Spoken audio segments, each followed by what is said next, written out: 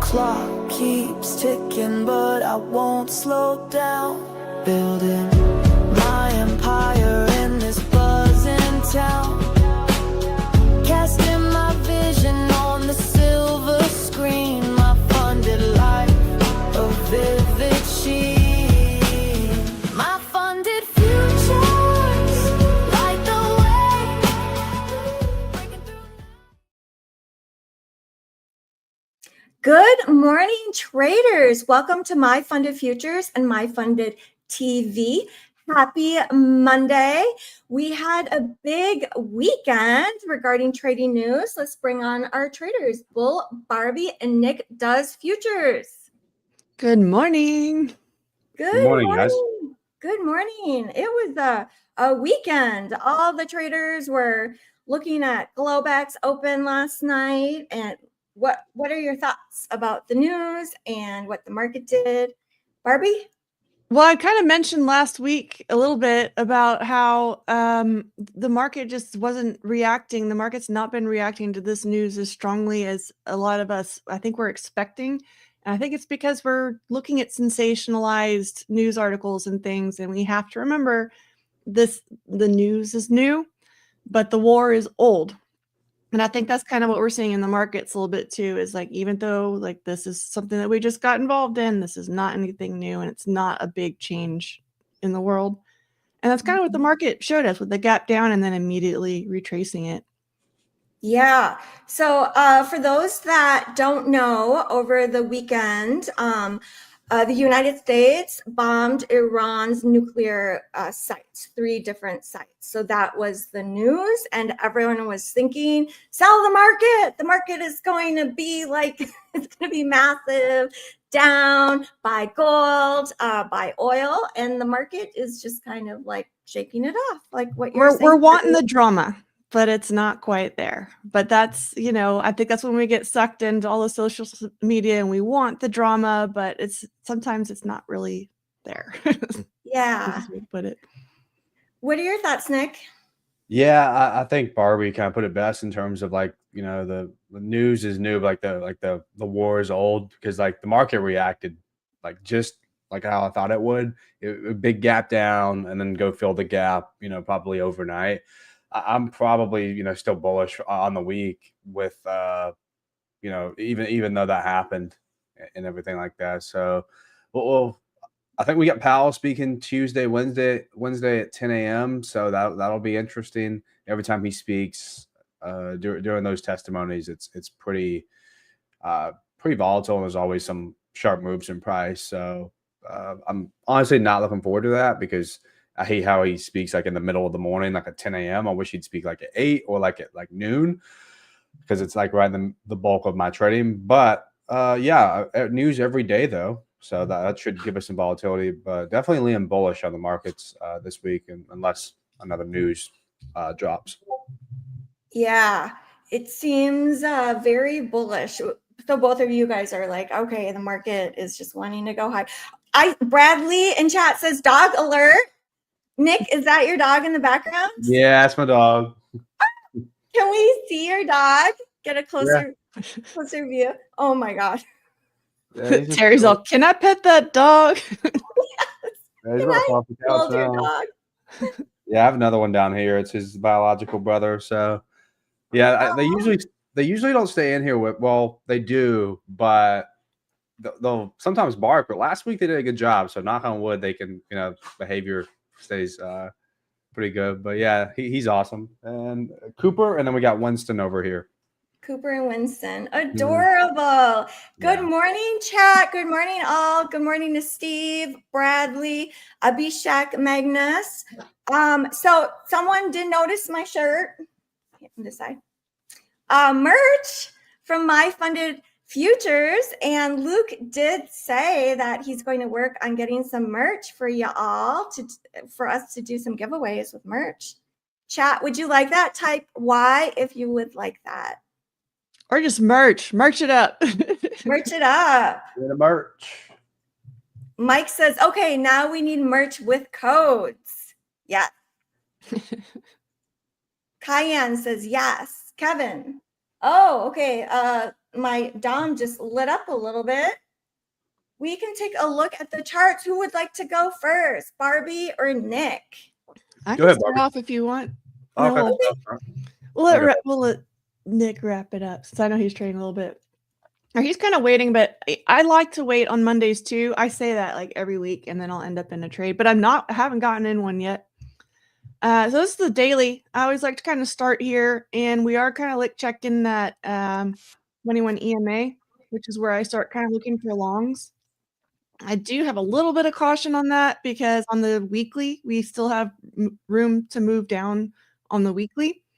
So a little bit cautious of that, and I want to kind of see what shakes out with the news this morning, because there are going to be some people that are still freaking out over the news, even though the market is not, because they don't understand kind of how all these markets work like y'all do, because you come here every day and talk to us. But I did mark these gaps. I marked both this gap overnight, and I still have the one from last week. These gaps are closed, but I'm kind of expecting these levels to continue. You can see this gap we had from last week is exactly where, when we had this gap down and then moved back up, that's exactly where we kind of retested. So these gap levels will be really important, including this gap. And I know everyone's like, oh, massive gap down. Have y'all looked at the charts lately? This is on ES. This is a 25-point gap. So yeah, I wasn't real impressed, honestly. The whole move down did go all the way down to 59.60, which is pretty decent, but still, that's what I'm talking about with if this was a big, major, actual World War III thing, there would be a much bigger reaction. This isn't a World War III thing. We don't have China and Russia and everybody involved. This was a crazy Iran thing that we've been dealing with for a long time. And if you go look back, every single president for the last 20 plus years has run on, we're not taking crap from Iran. So this is really it's not the sensationalized news event that we were looking for.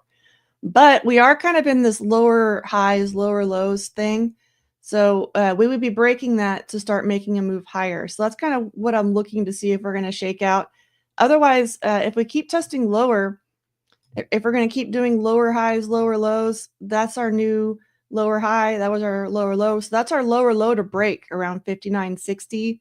And when I pulled out the daily charts and the higher time frame charts, I pulled out 59.40, and I marked that as a magnet level. It should have a target on it. That was clearly before caffeine hit, but that's kind of what I'm looking for. If we put in that new swing low, for it to be around that 59.40 area. If we start moving higher, this is the pattern that I want to see broken, where we have these lower highs, lower lows, lower high, lower low. If we're going to break this pattern, we need to put in a new higher high. So that would be getting over the 60.40 level and start testing into some of these other levels that we had from the previous weeks. And these are adjusted from the old contract. And especially when they're adjusted from the old contract, I'm looking at more of the zone than the precise level. But we've got the 60.63 from May, or end of May, and then the 60.70s up to 60.80. These would all be the little targets where I'm expecting orders to be resting to slow the market down if it does break the lower low, lower high pattern and start moving back up.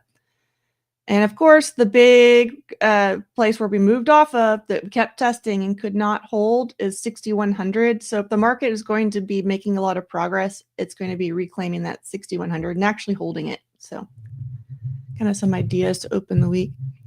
We do have news to start out with, though. I think Nick mentioned it a minute ago, but this is the news that I'm watching for the week. So we do have red folder news at 9:45 today. That's definitely worth noting. So it's a PMI number. That'll be a big one. And then we have a decent amount of news this week. So definitely Thanks, Barbie. Yeah, 9:45. Okay, we have to remember when that comes out and make sure we will get flat if that's what we need to do. Nick, what are you thinking? Yeah, here, I'll share my screen. Yeah, so unfortunately, I don't care like whether the market like goes like up or down, especially for intraday trading, but I don't really like this in terms of really we've been in the same range like all June. So I would like for us to get out of that range. And still remain bullish on the markets. This morning, there was a nice setup for longs. If some of you guys caught it, it involved filling this gap. And then on top of that, we had a fair value gap, price drop down into, this is like my A plus setup, but it was just a little early in the morning. I don't usually trade around this time. So we had a nice move up before the move down into this higher time frame level, and limit long would be right around in here. So right here, and target up to like 2R or something like that. So maybe you'd still be in. I know some people in my Discord took it, but I would actually probably think this high is going to go today. However, if we go back to the hourly chart, we are inside of a gap right here too. So could see like a trapped order flow scenario where price kind of bounces in between these 2 points of interest, but I don't think that's going to happen. This is a pretty strong close and actually inverse this gap 15 minutes ago. So I think this is probably what we're reaching for this morning. And I remember last Monday was a pretty big daily candle as well. So that's kind of what I'm watching to start. But I just want to get out of this daily range. This is just not very clean. But it makes sense, It's not a party zone. Yeah, I mean, we dropped what? Let's see here. We dropped 26% in what's that? A month and a half, and then we shot up 35% in a month and about 2 months. So it makes sense for the market to kind of consolidate and contract a little bit, but it's just been not very fun. And if you go look at the hourly chart, every sort of direction you trade, it eventually gets stopped out. If you're trying to go long on the hourly chart, you go long here, get stopped out, go short here, you get stopped. This is the past 3 weeks of price action, all on the hourly chart right here. So oof, look at that, such a range. So it could be potentially choppy Monday, maybe. The potential's there. Not sure. I don't know. I think this is the week we finally. I'm not gonna say anything. I think we can deliver this week. We have a lot of not super high impact news, but all red folder news, if that makes sense. So no CPI, no FOMC, no NFP, but I think we have enough news to move the market. And also we got to pay attention to the news that we're not kind of expecting. And last chart here I'll go over is gold. I know Terry wanted to talk about this one. I don't like this as much as I did last week, mainly due to the hourly chart. I was watching it right around in here on the hourly last Monday, and it's just kind of done some downwards consolidation. I probably wouldn't participate in gold until we broke above this high. And just had a nice hourly shift back up to the upside, because even if I wait to here, I can still target up to here. I mean, these are relative equal highs and then all-time highs up here. So I'll wait for the market to tip its hand and confirm to me. But other than that, I'm just gonna wait. I said that last week, like Barbie said, I'll wait on Monday, and then the best trade I took was on Monday. So it happens. Well, I'll never say never, right?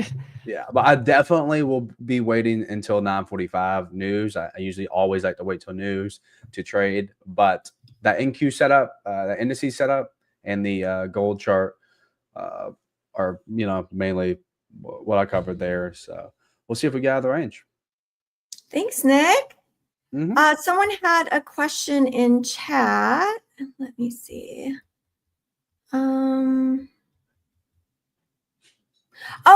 No Luck Pure Skill said, what do you guys think about seasonal tendencies?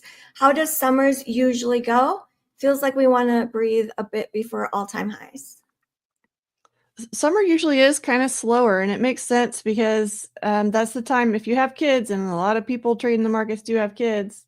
We're not all trading actively at the same time over the summer, so it does kind of end up being a little bit sluggish. It's not that we can't have the opportunities, but the volatility usually shrinks. Of course, we have higher volatility right now because of some of the news events, but we do kind of see things just get a little bit more sluggish. But then again, we had great volume last week, so there's a lot going on. The stock market does really like Trump. You don't have to, but you should recognize the stock market does like Trump and is very resilient under Trump. So that's kind of some of the things I look at when we do have a pullback like this. Is the market going to be taking advantage of it?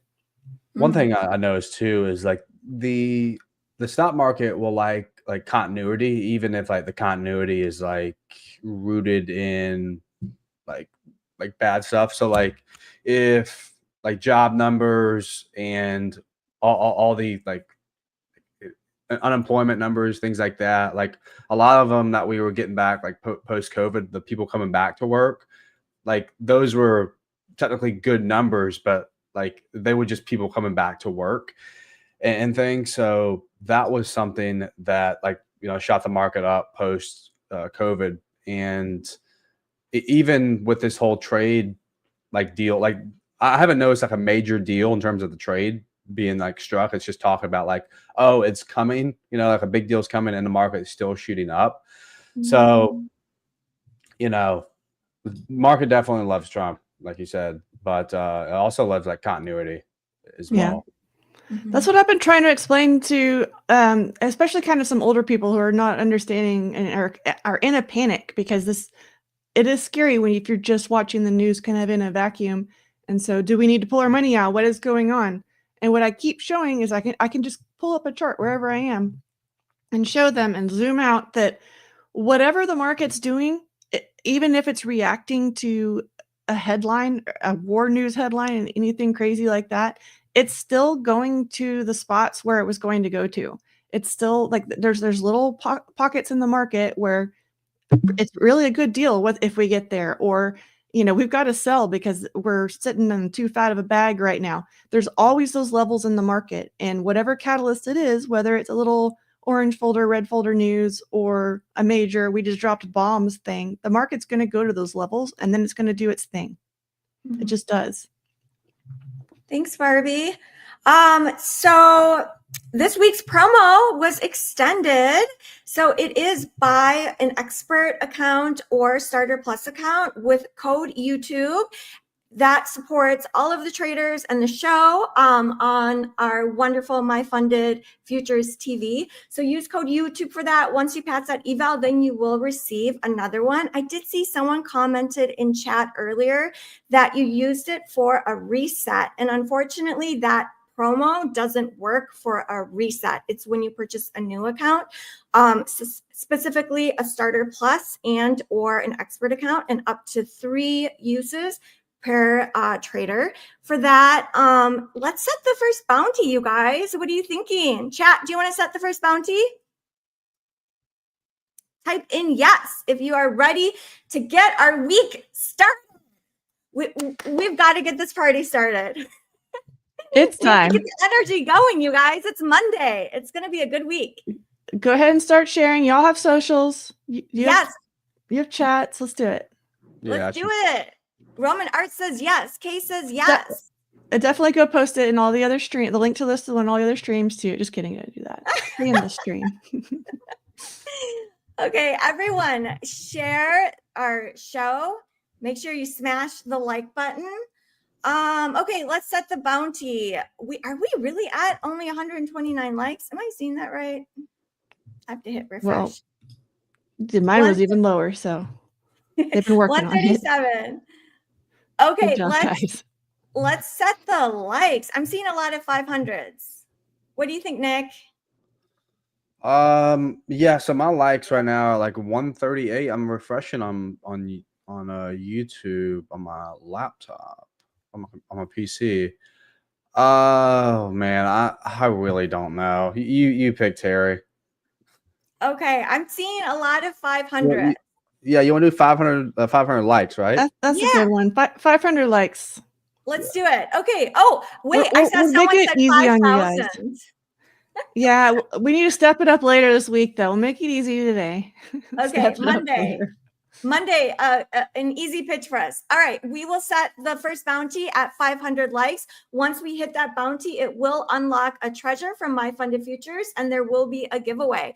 We don't know if it'll happen in the next few minutes after we hit that bounty, or if it'll happen in 20 minutes. So let's go, you guys. Share our show on all of your socials. Tell all your friends to come and join the party. Let's make some money today. Fingers crossed. Let's do it. Let's do it. Okay, so market is going to open in about 6 minutes. And NASDAQ is trading at about 41 points in the green from Friday's close. It really did just shake off that news. Yep. Magna says, come on, guys, you know what to do. Let's go. We did have the VIX shoot up too, and the VIX is kind of moving back down too. So I'm watching the VIX big time today because we have a reverse correlation with the VIX that has been very, very strong lately. It's been I can almost just take longs or shorts on the indexes off of the VIX some days, and I have. What is the VIX trading at, Barbie? It's in the mid 20s right now. So it hit 2188 this morning. That was the highest from this since it's opened up for the week, and it's just been coming back down off of that. Thank you. Someone just asked in chat, is there a promo for new traders? Yes. So use kickoff 50 for brand new traders with MyFundedFutures for 50% off any account. So go use that. Use code YouTube for that. Yeah. For everything, use code YouTube. Yeah, code YouTube gets you the 50% off too, by the way. Yes. Yeah, exactly. It is our show's code. Yeah, so you know that the different codes support the different traders. The code YouTube supports the traders here. So if you want to support us for doing an awesome job on air with y'all, use code YouTube. Thanks, Barbie. All right, market is still green, about 31 points. We have less than 5 minutes. Chat, what are you thinking, long or short today? Type in L if you're thinking long in chat, and type in short if you're thinking short. Long at the open, Mike says. After that, I don't know.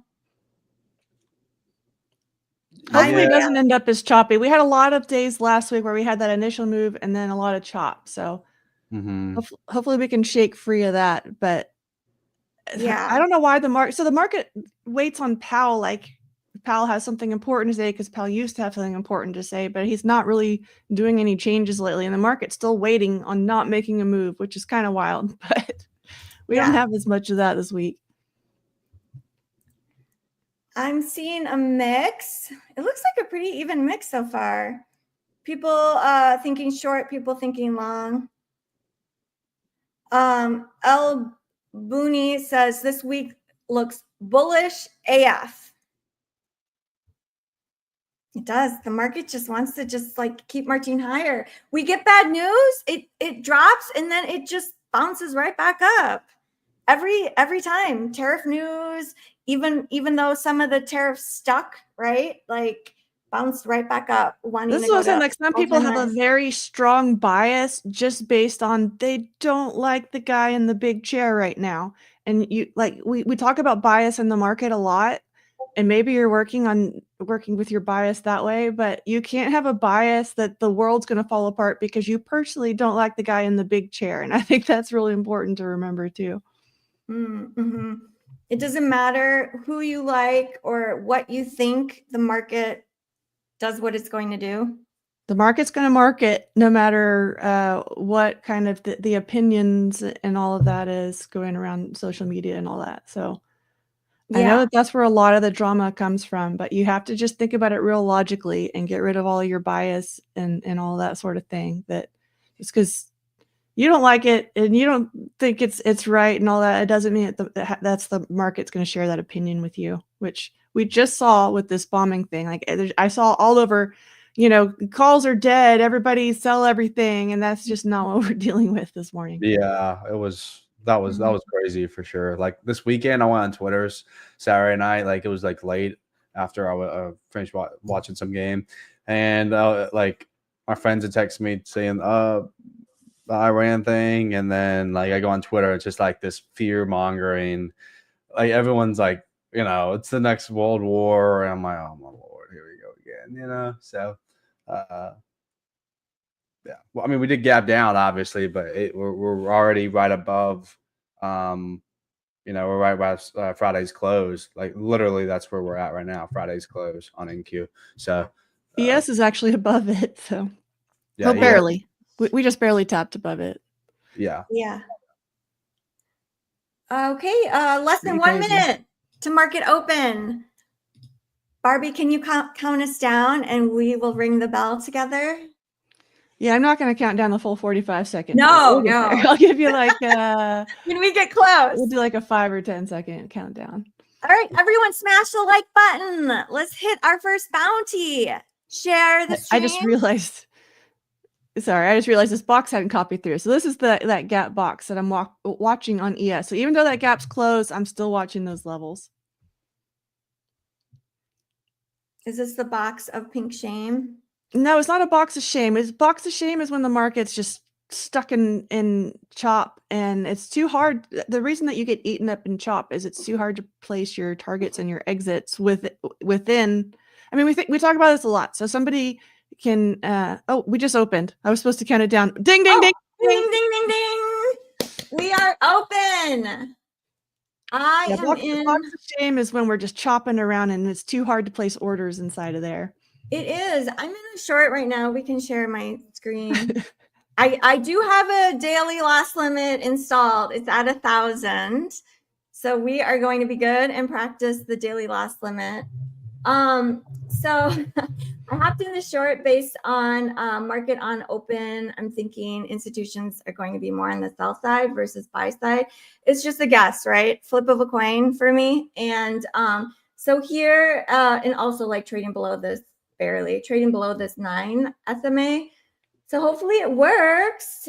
This is, I had it set, I always have it as a default, a $200, $500 bracket on NQ.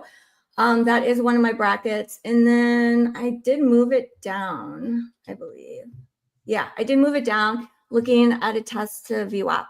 So we'll see if it works. I am going to trail my stop. There we go. Woo! First, let's go. That was good. Okay. You didn't hop on that, Nick. Oh yeah, there you go.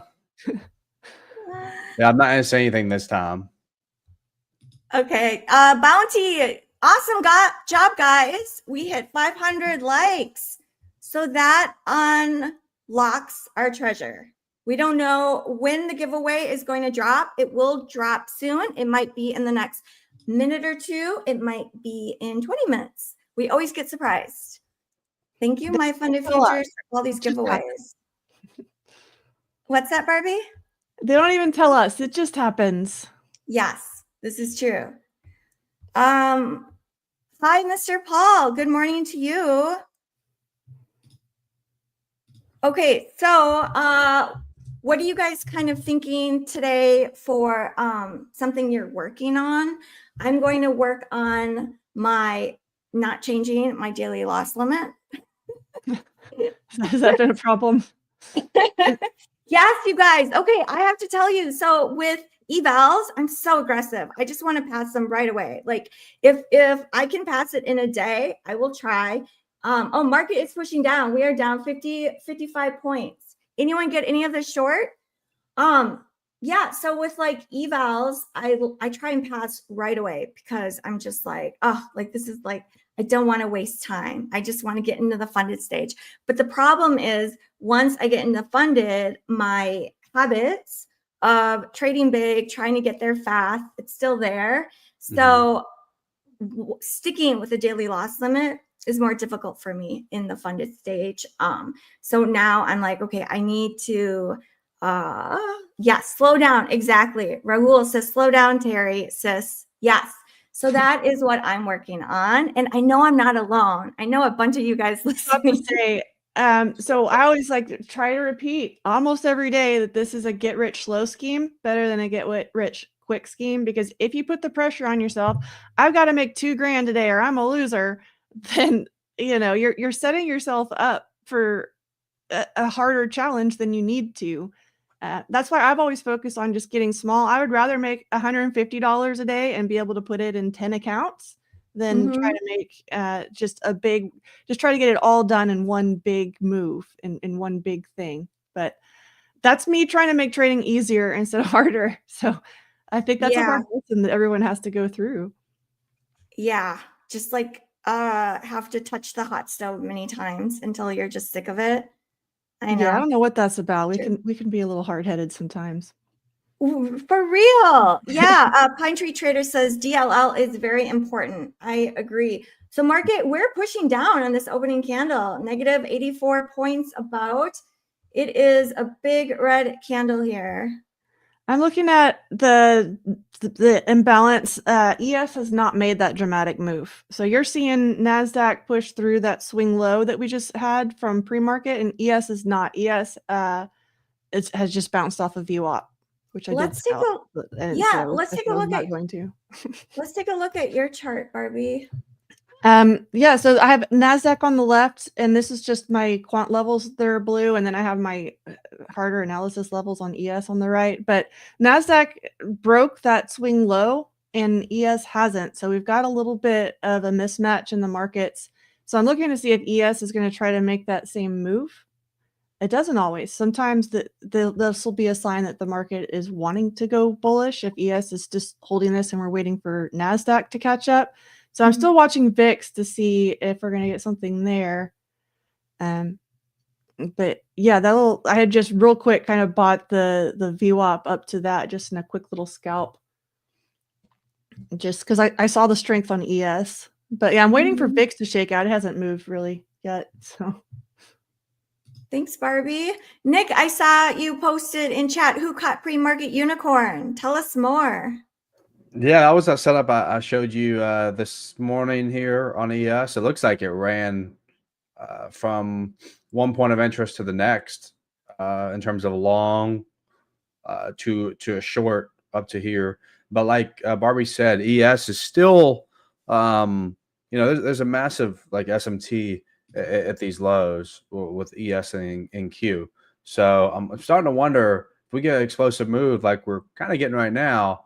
Is this like, was this move down like kind of like a fake move, and we're going to attack these highs? But yeah, I was going to add on that happening. Because of the news. Was that? I can see that happening because of the news and because of what we were talking about with that fear aspect being put in, but the market not having the fear, just having some participants being fed that fear, but the market's not supporting that. Right. And usually that's what kind of happens, especially when you get like these V-shape sort of recoveries on like the 1 minute, whereas like they just come down and then they just shoot higher like really, really quickly and they're already back.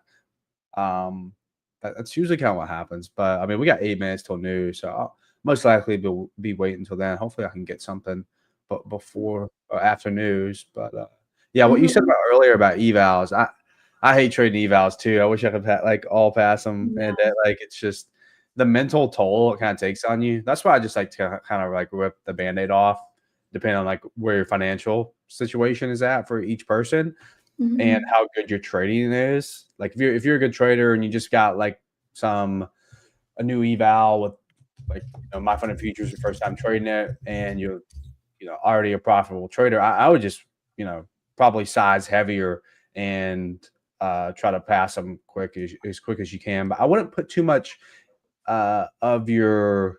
I wouldn't get too mad like if you failed them, because obviously you got resets on top of that. You most likely over leveraged because you're trying to pass them in one day.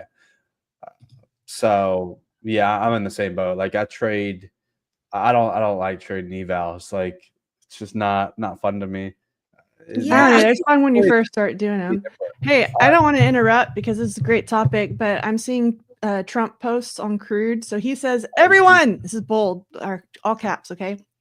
Everyone, keep oil prices down. I'm watching. You're playing right into the hands of the enemy. Don't do it. And then he's got another one.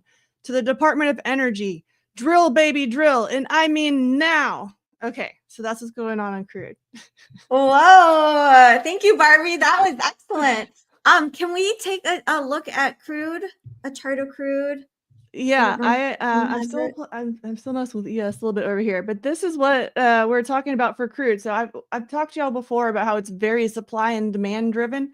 So Middle East conflicts, we're thinking, oh, supply is going to go down. That means price goes up. So that's what we had on crude. Big candle up last night, and now it's moving back down. There's a lot of stuff going on with the what is it, the Strait of Hormuz is that, I say that right, or I don't know, I probably said that wrong, but it's probably not going to get closed. I think that was the initial reaction. They thought that strait was going to get closed and that was going to help drive prices up, but it's not just the US that cares about that strait. It's China and everybody else. They're not going to screw China. That's the World War III thing I was talking about. Nobody wants to do that. So in general, like long term, the analysts are more bearish on crude, but short term, there's definitely a lot of people looking to buy it up. So that's what Trump's feeding into. He doesn't want the prices to go up because that fuels the Middle East a lot of it. That's kind of their main deal. So he wants everyone to not be fed into this big old daily candle here. I mean, hourly it is dropping back down too. So there's that gap up and then it's come back down. But it's yeah. That's what Trump's talking about. He don't want anybody involved in that. Kind of inverse of indices, you know. Like if you flip the indices charts, it looks just like the oil chart. I mean, on the hourly at least, you know. Yeah, so we'll get into a really good reverse correlation and then we'll lose it. But yeah, that's what it is. That's the situation on that one right now. Everyone loved your impersonation, Barbie. You must do this again. That's funny. I did a whole video like it's funny about Trump, and it wasn't very popular. Everyone just likes my trading videos. But oh, we love it. We love your impersonations. So market is right at about unchanged, 14, 15 points in the green. We have news in 5 minutes. So and ES is a little bit stronger. So again, like we're up 0.2% instead of like 0.5 in the ES. So that's I'm still watching that. And then now we have VIX moving lower. So this to me is supporting that move higher. Okay. We'll see what news comes in. So we've got 3.5 minutes until news right now. So that's a little dangery. Red folder news, guys. The PMI is a big one. We are just waiting to see what the market will do. While we're waiting, so reminder, the promo this week has been extended from last week. So when you purchase a starter plus account and or expert account and you pass that eval, you will receive a free one only if you use code YouTube. And also, if you're a brand new trader to MyFundedFutures, use code YouTube to get, use code KICKOFF50 to get 50% off your first account with MyFundedFutures off of any account. And then after that, oh, look, the code just dropped. 50 free resets. Use code CONFLICT50. Let us know if you got it. Let us know in chat. Someone typing in the reset code. No, that wasn't me. Lalia, got it. Bang, got it. Liam, oh, sorry, Liam, you didn't get it, but hang tight. We will be doing giveaways throughout the entire day. Coop got it. Oh, okay. I thought maybe the news dropped. Denny got it. Congratulations, guys. Kay, Ice, you guys all got it. Wow, that goes so quick. That's crazy. Yeah, it's 50 free resets. They do go quick. Bradley got it. Awesome job, guys. Good job, guys. Keep hanging out. We will be doing more giveaways throughout the day. Yeah, I think everyone's kind of just waiting. Yeah, 2 more minutes. If I would have guessed, I think we go up on indices. So Nick, do you have a daily loss limit that you stick with? Yeah, I think it's very important to have one because it's usually like when people tilt, Mhm. like the start of when they tilt to like the low isn't very long. Like if they start tilting on Tuesday, the account's either blown like Tuesday or at the latest like the end of that week. You know what I mean? That's what I kind of seen. You know, so it's like the equity curve can be it's the good way it stairs up, but the bad way is like an escalator, elevator down. So that's every like account like I used to blow like in the past like as a trader, and you know I could probably say the same for everyone else. Like usually when you tilt, it happens really quick, and you know it's so I think having a good parameter in terms of like a loss limit is very, very good to have, because if you just don't screw up and you protect the downside, it's, you know, equity curve can only go up. Mm-hmm.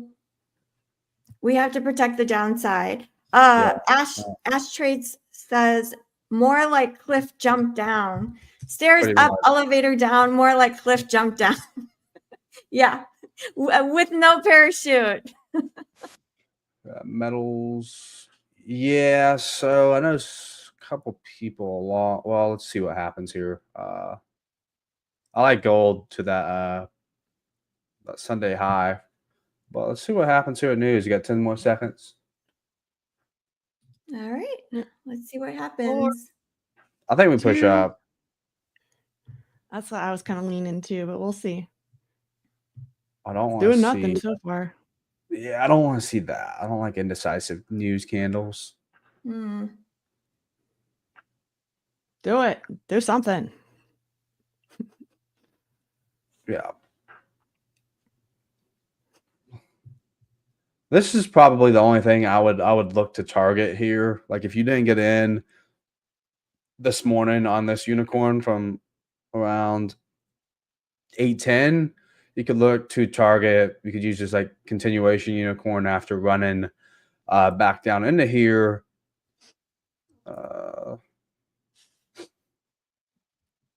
So like a retest right here.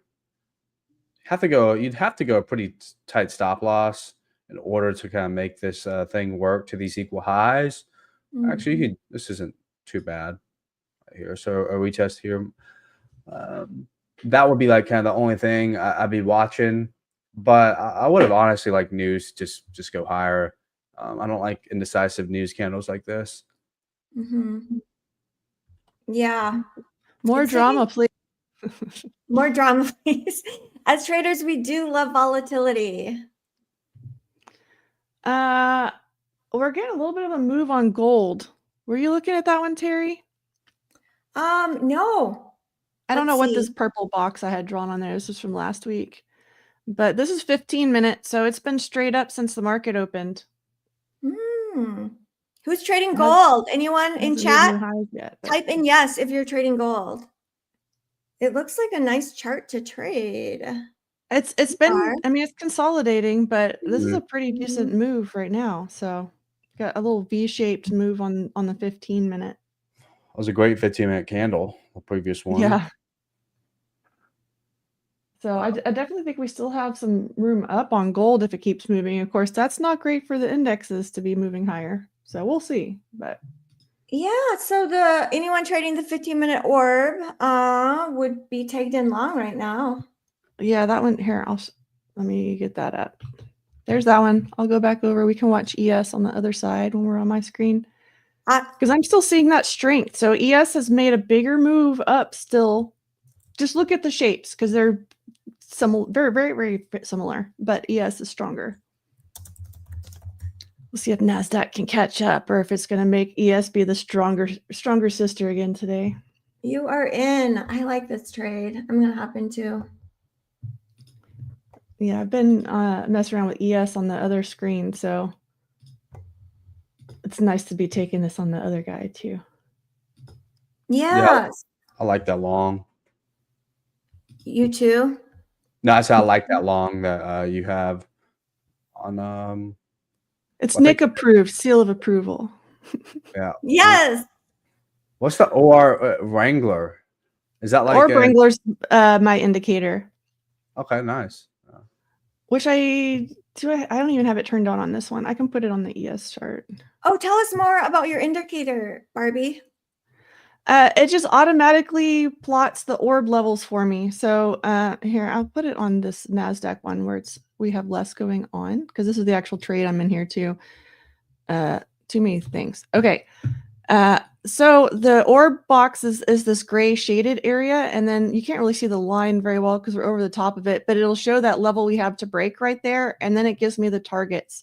So that's half of an orb distance, and that's a full orb distance. Then I'll have another one up here that's 1.5. It's actually hitting a magic level, so it's probably a really good level. And I used to just draw a box. You don't have to have an indicator to trade an orb. You can just draw the box. But when I do the same thing over and over and over again every day, I end up programming it. So that's what I did there. You can see it on ES over here a little bit too. And part of what I like about this is because the levels are already plotted for me, and so I can see where they're lining up with my other analysis too. So it's back to that method of trading smarter instead of harder. Yes. Can other people get this indicator of yours? Yeah, so it's on. I have it for TradingView, and I have it for NinjaTrader, but there's like a weirdness with it right now, so I'm still working on it. But it's on my website, bullbarbie.com, and I just do a bundle where all of my indicators. I don't try to say you can have this one, this guy gets that one, because that's a lot of hassle for everybody. So it's just like one price, you can try everything. Awesome. Thank you. At bullbarbie.com. Speaking of that, everyone go follow Bull Barbie on YouTube. Follow Nick Does Futures on YouTube, and follow me if you haven't followed us already. Yes. So I see that we are over 15,000 for subscribers on MyFundedFutures. Awesome job, guys. 15,200. Let's go. Good job. Let's go. They passed my channel. That's okay. Oh yeah, same here. Philip says, just ask ChatGPT to make it easy, please. Has anyone tried using ChatGPT to write scripts or backtests? I don't know why everyone says just have ChatGPT do it, because that's not how it works. But you can certainly ask it. I do it all the time. It's like, so I wrote this and I have this level forming. Can you add can you write a second function for me to do this, but do it at 1.5 times so I can add a second line that way? But if you're just like ChatGPT, copy Bull Barbie's orb and make it pretty, it's not going to do it. Sorry. But there are a lot of great ways that you can do it. So I've and there's different. If you use like Copilot with some of the other GPT models, you can get a little bit better results. But yeah, it's not actually spitting out full code for me. I don't know who thinks that's happening. It's a cool idea. We're not there yet. Yeah, I had it write a backtest for me for Ninja using the language that Ninja uses, and it was like the whole thing. But and then when I copy and pasted it, it had some errors, so I had to like try and fix it, and then I try and fix it, and then it wasn't fixed, and then I just like kept going back and forth. I couldn't quite get it right. If anyone has like coding experience, it seems like it would help a lot. So NinjaScript is it's built on C#. So if you understand C#, you can get your way through NinjaScript. Although there's random things that are special for NinjaScript that are not in C#, so you still have to use it. Like coding is not. If it was that easy, everyone would just do it. So. Yeah. 100%. Nick, have you used AI with trading? No, I actually just got Grok. Well, I got ChatGPT, and I was like, oh, well, I pay for Twitter Premium, and it comes with Grok, so I canceled ChatGPT. That was like February. So I just started using all this AI stuff, like even like the most basic stuff, like this year. You know what? Yeah, for someone that's like relatively young, I don't use it a whole lot. But it should be a tool. It's not going to do everything for you. It's going to be a tool. So the idea is you're still using your own ideas, but you're getting it to help shortcut. Like some of my code scripts are like 1,200 lines long. And if I want to make one change, I can have it quick make that change across multiple different sections of code that would take me an hour to go through and nitpick all those things. So that's the kind of thing that it's used for. But unless you also have to kind of think like a coder, because there's all of these little nuances. So like if you're going to automatically start trading the orb, you have to actually give it all those individual rules. So I've had a ton of questions about will you do this? Will you do that? And every single one of those little considerations you have to program in there, or something, crazy could potentially happen. So yeah, ES just ran those relative equal highs, so that was a nice move. Yeah, I had some take profits there, so I liked that. Very nice. NASDAQ is up 77 points, about in the green. And then I'm going to have another trim up here at ES 43, just below that 43 level. Oh, it's going. It's pushing. Everyone smash the like button. Share the show. Let's get our numbers up. And MyFundedFutures might just do another giveaway thing. That's the only problem I have with like news in like middle of the session, like 9:45. Because even that, like when you want to catch this move, when you want to catch this move up, the closure is at 9:40.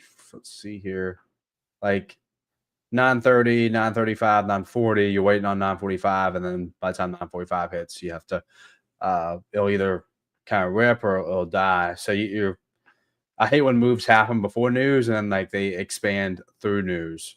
That's the one thing, but that's trading. That's why I try to not second guess myself, because there's so much 9:45 and 10 o'clock news, and I will second guess myself and stay out of perfectly good trades that are setting up. So I try to just still respect the same stop losses and everything, even though that stop loss could have terrible slippage on it. Because I'm trading ES or NASDAQ, which is just so liquid, especially ES, it's not something that I worry about a ton. Yeah. I will psych myself out. I went through a whole period where I was just psyching myself out. Like, okay, I've got this great setup, but okay, here's another great setup, but, and then I could never trade. So you have to kind of find that balance. Yeah, I don't do that, but like the news is, I can't do it before news. Like unless it's like 10 o'clock and there's like a really good setup like 9:35, 9:40. And I was like, okay, and my typical, like my best trades happen for like 15, 20 minutes. I'm in and out. So like 10 o'clock news, like I can enter around like 9:35, 9:40 and still be fine. But the 9:45 one, I don't like. And then we got Powell tomorrow and Wednesday. So that'll be fun. But yeah, no, longs are definitely the play. We call that all morning. Nice SMT down here at these lows. What's an SMT? So it's basically just like, so kind of like a divergence in the market. So when in Q, so this morning, oops, oh wow, it's not pulling up. I don't know why that's not plotting there, but anyway, so when you're looking at like multiple assets, like silver would be the one with gold, obviously. In Q, ES did not run this low while NQ did, and we had a big move. Like I wouldn't recommend just blindly buying, even though you're bullish, if one ran the low and the other one didn't. I like to see displacement and a big candle confirming that. Otherwise, like you're just in a way you're kind of guessing. But this big candle right here was very, very good, especially when we had the one on ES2. So very, very clean move on that. But yeah, that's kind of what it is. Basically, when one runs the low or the high and the other one doesn't. But and it sounds like it's like a reversal. Kind of, yeah. It's kind of a reversal signature. It's what happened on Friday. I don't know if you remember that. I think we were in previous day high on NQ or ES, and then we had the big move lower. There was a huge SMT there, and now we have one too. So in ES ran this high, and NQ has not ran this high. I wouldn't really pay attention. I like to use these with candle closures. So if we get a big candle closure down, that would be confirming that SMT for me. But if it just kind of, puts in like a small candle or even a green candle, I still think it's everyone to this high. But yeah, you kind of want to look for like my best trades have an SMT usually. And I like to look for my entry model around these levels, like a high or a low, and then combine it with SMT is usually my favorite setups that run the most. Thank you, Nick. People in chat said SMT, Smart Money Concepts, and Mr. Smith said, I personally use DMT, Dumb Money Trading Concepts. I also do that, Mr. Smith. All of us. Yeah, all of us. Nick, so you're going to take off and to go do your show? Yeah, I got about another minute here. I'll show you the one thing I'm watching on gold here. I would pay attention to the hourly. If we get a close above this high, like a strong one, I'd pay attention to that. That means we're probably going to break out of this consolidation, and you can target this high up to here, because all of this is like low resistance liquidity. There's not a whole lot of gaps in this range, so price should easily be able to cut through all this very quickly. Kind of something I'm watching. And then indices, I'm bullish on the week on indices. I think this Wednesday, June 11th high is the low-hanging fruit for that. But we'll see how we close. I usually do my weekly outlooks post Monday's candle, because I like to wait for it to kind of tip its hand. And then Tuesday through Friday are like my best trading days. So yeah, no, that's going to do it for me. But pretty bullish on the indices, even with all the news. I will see you guys back here tomorrow. It's been fun. Awesome. See you soon. That's my trim on ES too. Bye, Nick. But yeah, I just hit big trim. Awesome. Oh, and that's awesome trail trade, for the Courtney. NASDAQ trade too. It hit at the same time. Nice. Oh, it's pushing. We just took out the overnight highs in the NASDAQ. So I'm just trailing my ES since I've been in that one for a while, and then the NASDAQ I trailed to break even. That we're doing the orb rules that I did for my video on this one. So we hit the 50%. We hit halfway to target, so we're trailed to break even in the smidge. Great trade. Oh, the form just dropped. It out. Yeah, go get that form. Go get the free account, y'all. Win a free 50K starter plus account. Make sure you fill out the form in chat, or the form is in chat. Make sure you subscribe. You have to be a subscriber in order to win. And hopefully we'll do the wheel later. Maybe not during our show. Maybe, I don't know. It could be the next show. Yeah, it's one of my favorite highlights of the day when we get to do the wheel. So Terry, I've seen a lot, because we were talking about the daily loss limit. Yes. I don't actually use that. You don't? Tell me. Well, I think it's because I started trading options. I already have in my plan, like when I stopped trading. And I guess, I don't know. I don't know if my background in options, or just I don't understand blowing an account. I don't understand why you would let it get there. And so for me, it's just, I know when I stop. And I guess it helps having multiple accounts too, because I can say, okay, I'm done with this one, but I can still mess with this other one a little bit. And I just don't end up in those tilty situations. But I was wondering, I don't know if you can show this. Can you show how you set your loss limit in TradingView? Yeah, let me check. Like where are you setting that? I'm just wondering, because I don't. You go to risk settings. Oh, it's in Trade-Evade. So you go to risk settings, you go to daily loss limit right here. And then I also set a daily profit trigger if I am if there's any type of consistency rules. So to pass this account, it is a 50% consistency. It's a starter plus 50K account. So I just automatically have it set at 1,500 because I'm going for 3,000, just in case I go past that. So yeah, that is where we set it. Awesome. Yeah. Let's see. Ice says, I have a request. Please, can you make a video and upload to my Funded Future channel about how to set daily loss limit and profit limit in Quant Tower? Oh, Quant Tower. I don't use Quant Tower. Barbie, you don't use Quant Tower either? No, I have, but I use NinjaTrader, so you probably need someone who uses Quant Tower to do that. I have a bunch of NinjaTrader videos coming on my channel. I've actually been talking with NinjaTrader to make sure that I get all of this stuff that I want included properly. So you can watch my channel for NinjaTrader. And I don't know, do we have a trader that uses Quant, like Tom or anybody? I'm not sure, but we can work on that. Yeah. I'll see if I can find you a good resource on Quant Tower. Yes. And there you go. Forrest, Yeah, Tom. So Tom uses it. We should ask Tom. I will recommend Tom for this job. okay. Explaining Quant Yeah, Tower. Roman Art says Tom does.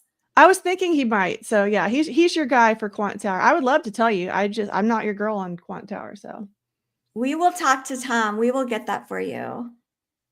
So market NQ is still pushing higher. We are up 112 points in the green. Yeah. ES is still more strong, so I'm glad I took that. But ooh, another good move on ES. My trailing just trailed. I love that sound. Like that's one of my favorite things. Every app should have that. When your trailing stop moves, it should go cha-ching. It does reinforce it's good to trail a stop. Yeah. So that's my ninja brackets. I do have a video on my ninja brackets, and I think it's the one I did the video on that I'm actually using today. I don't know. I have 3 versions of it, but it's the same idea where the meat of my trade doesn't trail. That gets taken off at the first profit target. But then I just let the rest of it go, because that way if I need to go move laundry and the market makes that big move, I'm still in on it, whatever it is. So that I can help you guys with. Thank you. Someone asked, Emilio asked, will MyFundedFutures ever have a way to lock your account out? I do believe we will, because of Trade Century, which will be launching soon. I'm not sure when that's coming, but it's coming soon. And that is a trading platform. It has all kinds of features on it. So I'm very excited about that. Once that launches, we will definitely be sharing that with you guys. G says, I was up 13K on expert, blew at revenge trading before. Ugh, it sucks. It sucks. I think when you're trading prop, you just think of it as, oh, this is just a chance and I can kind of gamble it. But like you were saying, you want to trade, you may not want to trade as super aggressively. I'm just trailing this based on my second rules that I was trying to explain to y'all last week. But you know, you don't want to be trading the evals that crazy aggressive where you can't replicate it later. Yeah, I think that's what a lot of y'all are doing. Like that's why blowing the account is an option.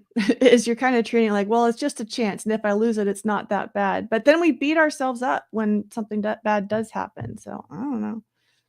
I wonder too, Barbie, if like your experience when you were first learning, like how you were trading options, and it sounds like it was very controlled, and also, you've shared with us that you have a lot of responsibilities at home. So YOLOing accounts was not an option at all. And so I wonder if all of those elements really help to set up like your path as far as not needing a daily loss limit, right? But for other people, it might be a different experience, like where it's like, I wanted to do this as like a big professional trader. I wanted to trade like the professional traders, and the professional traders don't add more money to their accounts. They don't. They're only money's only coming out. You don't put money into a trading account. So that was my thing, is I'm not putting money in.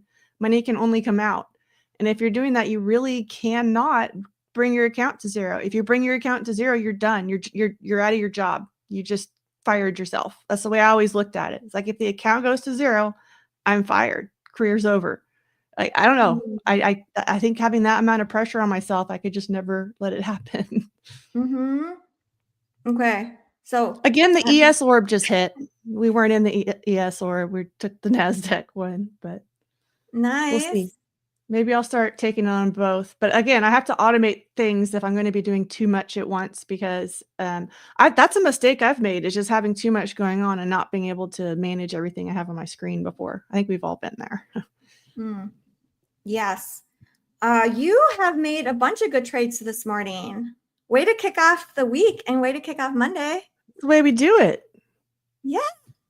Good trades only. Everyone smash the like button, share the stream. We are at almost 1,000 people watching live. You guys are all awesome. Thank you for joining us and starting the week together. Let me know what questions you have in chat.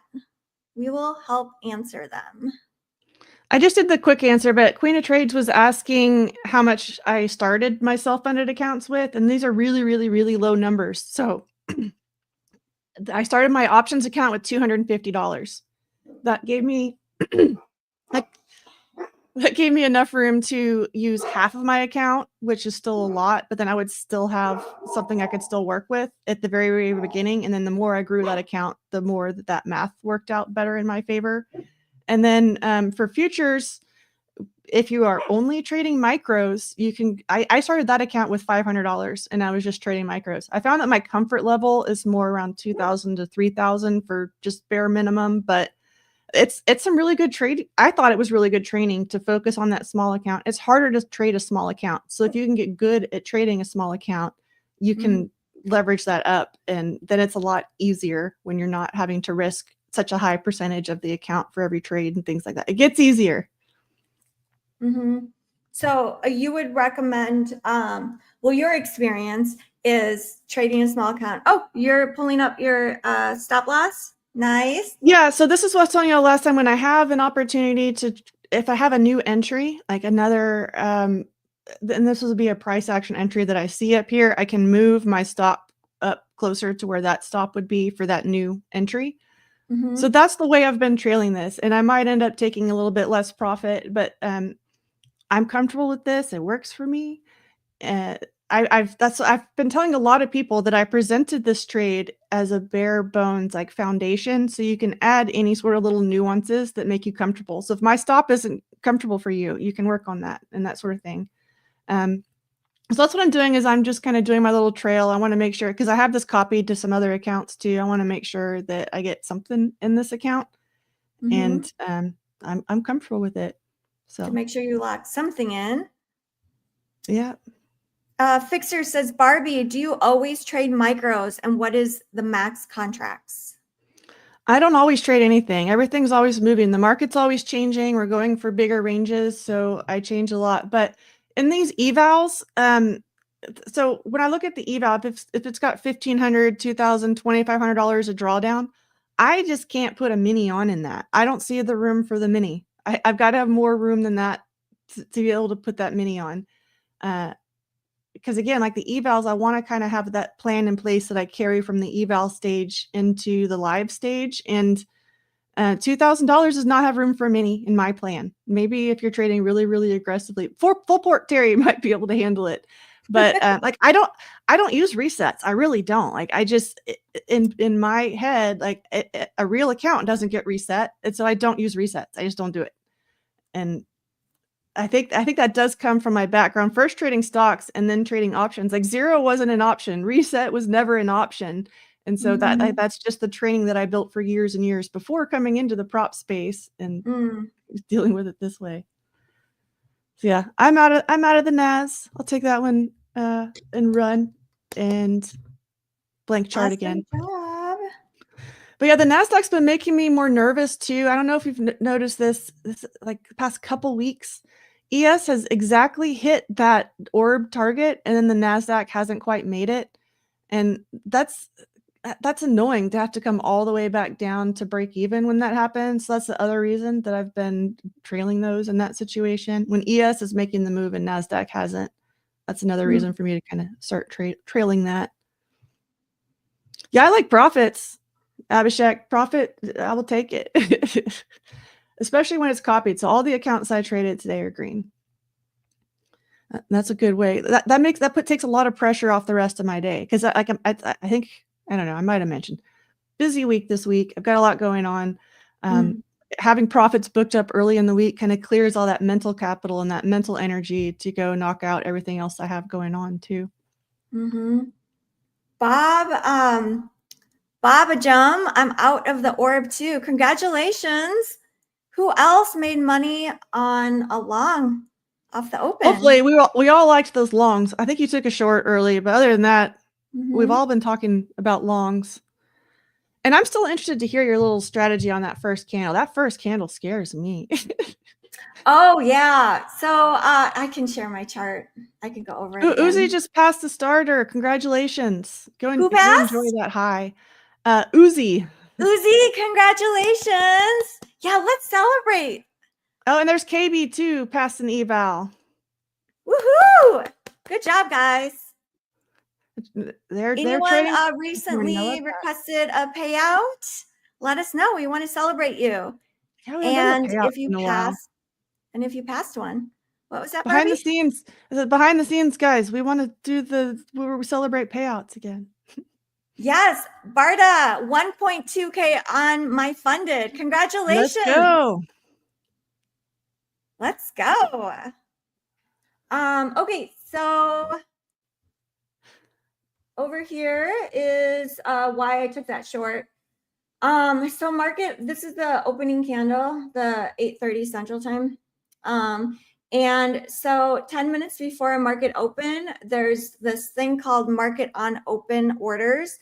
And basically, institutions typically use that order form. It's a type of order. And what it does is, if people use it, it's basically saying whatever price the market opens at, that's the price that I want. Either you buy or sell. And so what can happen is there can be an imbalance. Like if there's a ton of people wanting to buy with that same order versus selling, then we will get an imbalance. So the demand to buy or sell will be greater. And so what happens is that information is actually shared. I think you do have to pay a certain amount of money to have access to it. It used to be for free on some of the bigger brokerages. But so what happens is when people see that number, people kind of try and front run it. So if they see, oh, there's a sell side imbalance, then people try and sell ahead of that. And so I was thinking, more bearish just based on the news over this weekend. So then when I saw this, that we were coming down, it was pushing red, I just hopped in. And with a $200, $500 bracket, I did move the 500 a little bit more to take more profit because I was thinking that we would go test view up. So that is why I hopped in that short. And those are all really, really quick trades for you, right? It's just a quick little scalp. You want to get it done inside that first candle. Yes, exactly. I actually tend to get in trouble if I try and like intraday swing. It's like the shining object. It just gets me so excited to think, oh, I can hodl this for 300 points. So you cannot let FOMO get you on that one. It's got to be speedy. So that might be a good one if you just really like in out, really good quick scalper, but not if you like to hold and you like to do but maybe, then that's not a good entry for you. No, exactly. Yeah. So that type of trade is really quick. Put it on, hands off. Let's see if it works. If it works, great. If it doesn't, it doesn't. And with those types of trades, it's like that risk reward for me that makes me feel confident to be able to jump into it. So with a bracket of 200, 500, I'm risking $200 for a take profit of 500. I can get 2 wrong out of 3. As long as I get 1 right, I still walk away with $100. So that's what helps me just like jump in, not think about it. Jump first, think later on that. Full Port Terry style. Yeah. Don't copy me. Don't copy anyone on YouTube, you guys. I know people do. Don't do it though. Don't do it. Do you trade the afternoon one? We've been calling it the murder candle lately, but we used to call it the algo candle at 350. Yeah, I have before. I don't know. That one is a lot trickier to me. I've made money on that one. I've lost a ton of money on that one. So yeah, that one is tricky because we have a trader who's used Bollinger Bands on the low time frames, and he just literally plays it if they're at an extreme on the Bollinger Bands, go the opposite direction. But I don't know, that the power hour just time period is not my favorite. if you're talking about like what you make per hour, for me, it's not going to be in power hour. It's not going to be very impressive. So I just kind of avoid it. But we have some traders who actually are really, really good at that, just based on kind of oversold stuff in the Bollinger Bands. Yeah, and you really have to know yourself. Like what you're saying, that in power hour, that it really isn't your hour, but for other traders, it is their hour. And yeah, you really have to know yourself, learn about yourself. Like, okay, trading the open isn't my thing, because it tends to, for some people, it tends to send them on tilt, like, because price is moving so quickly, and then it's easy if you lose and then keep on trying to like chase that. While for other people, like, trading the open is totally their jam. Like, that is, Yeah, that's my jam. I like it. yeah. But we have some traders in our group who don't like that big scary candles, and they'd rather wait until things kind of shake out and the trends kind of set in around the London close. And that's great too. I actually really like that trade. Sometimes we get a really great reversal at that time.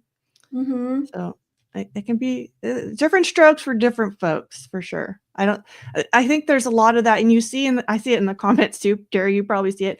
A lot of people are trying to see this really black and white, where we're either trading right or wrong. Everything's either right or wrong.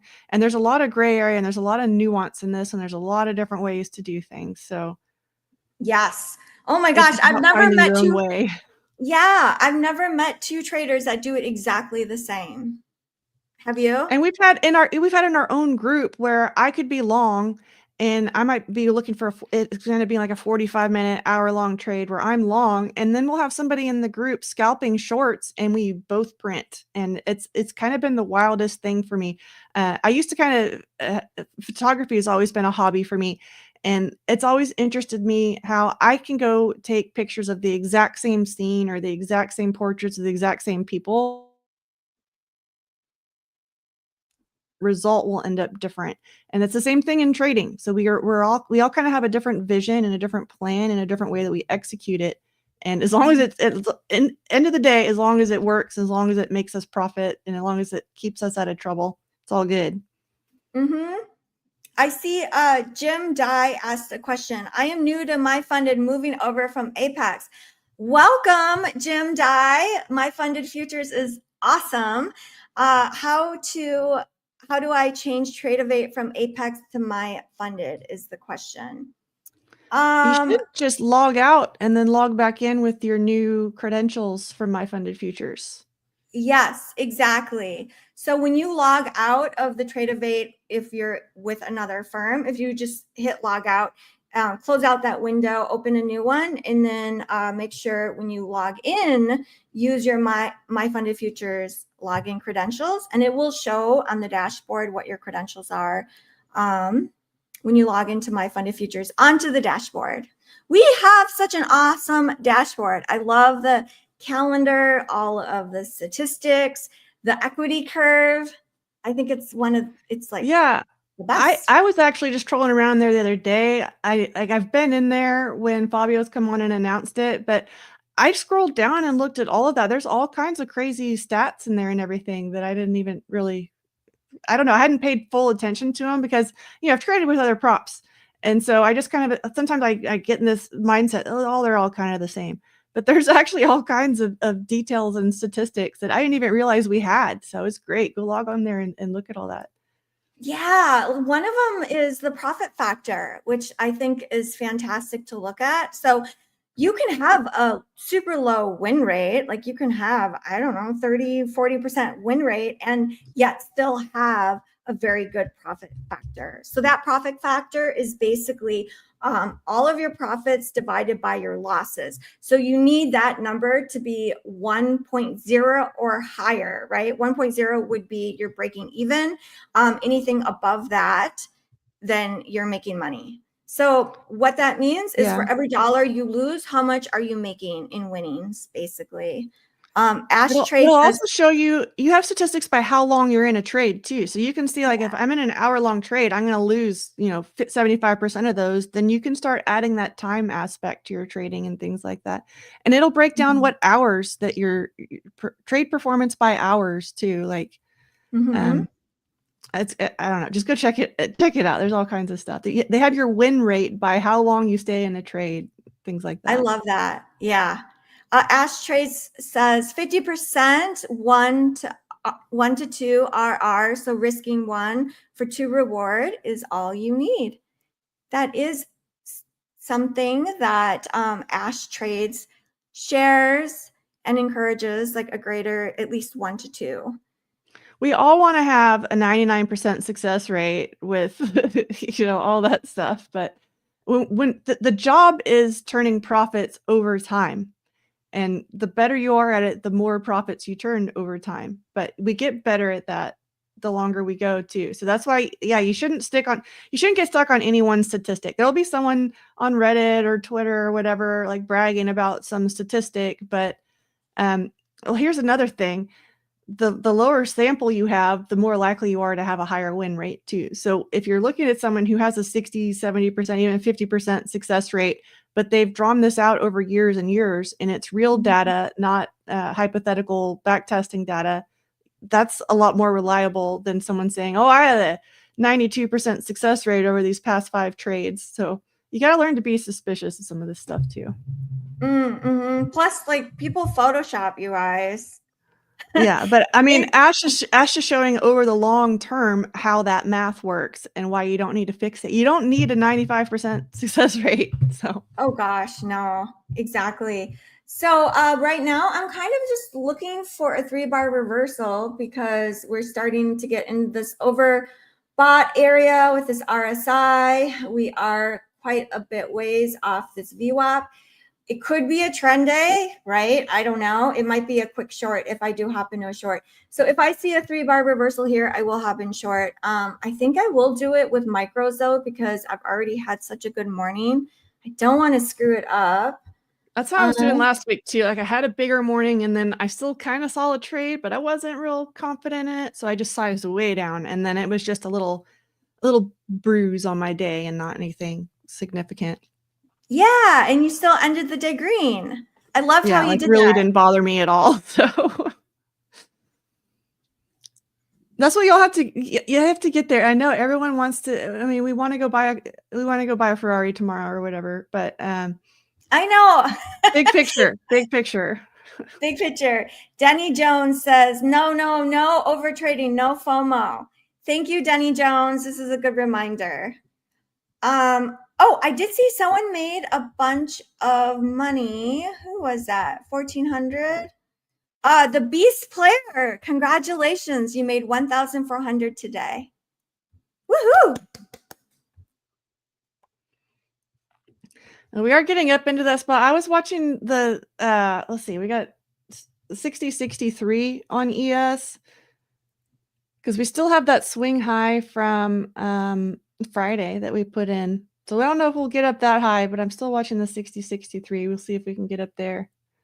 Because that would line up kind of with my quant on the NASDAQ over here around the 22 and 75 level. The orb indicator, this one is on my website. I have a whole little page about it. So bullbarbie.com, and you can get all the infos. There's Magnus just dropped the form again too. So it doesn't look like we're doing the wheel, but the wheel's coming soon. So get your name on it with that form. Yes, to win a free 50K starter plus account. It will be coming up soon. We don't know when, but likely they will spin the wheel. It's one of our favorite things to do. Wheel spin time, I guess. Kushik K says. So what are you thinking for the rest of the day, Barbie? Will you keep trading, or are you? I probably won't, just because I've got life going on and it is summer. So we trade for freedom, right? I don't want to be tied to the computer when there's fun stuff in summer to be had. But we'll see. I've got some things I'm kind of watching for on the macro level. So I have some alerts set and I can kind of see what's going on there and I'll pop in. But I do like to focus the bulk of my trade kind of in the open. So if I'm successful in the open, we don't need to keep messing with it. So there's that. Yeah, you've already had such a great day. Great morning. It's like I think we can fall into that. It's like, I'm gonna keep going. Like, okay, well, I already had a great morning. I made 2,000, but what if I keep going? Can I make 6,000? It's like, no, be happy with your 2,000. Like, If you had a Mhm. $2,000 loss, you'd be beating yourself up. So if you have a $2,000 win, you need to be celebrating that at the same level that you would be criticizing yourself over the loss. Yeah. And like maybe it's $200 on the day. Whatever it is. I'm Whatever just, it is. I'm just throwing numbers out there, but whatever it is to you, you know where that hurt point is, and you know where that enthusiasm or the euphoria point is. Euphoria is dangerous too. You got to be careful It of that. is. Yes, exactly. It can be equally as dangerous. So we have 2 minutes left before Fantastic Ash Trades comes on. Let us know in chat if you have a quick question before Bull Barbie and I sign off. I do see some questions about giveaways. So we did do one, and I do know there are more coming. So watch for that. The form is the next one. So I just saw our mods post the link. So just scroll just a little bit for that link. That'll be the next one. And I'm interested to see what Ash has, because there's a lot of good perspective from what's going on. I think you'll hear a lot of different perspectives on the how we're reacting to the news, but hopefully there's kind of a general theme that you can get from everybody today that hopefully at least puts you at ease, so you're not getting sucked into the hype and all and everything on social media and everywhere. That would be a good. Roman has a good idea for a giveaway. We should do a signed cowboy hat. Oh my gosh, speaking of cowboy hats, so I was on Matt's show and he wore a cowboy hat and I got a new cowboy hat. And we were talking about your collection, Barbie, and how you have the best collection of cowboy hats. I've got more. This is just a couple that I pulled for in here. I got my closet has a whole stack. So can't wait to see. We have to do Cowboy Hat Friday. Fridays. Yeah. Although the aluminum foil one's always a favorite. The tin, well, it's aluminum foil because I didn't have tin, but y'all get it. It's my tin foil cowboy hat. Did you make it? I did make it. That's a good one. I made it for a video that I'd never even finished editing, but okay, Barbie, I have to show you my really fun.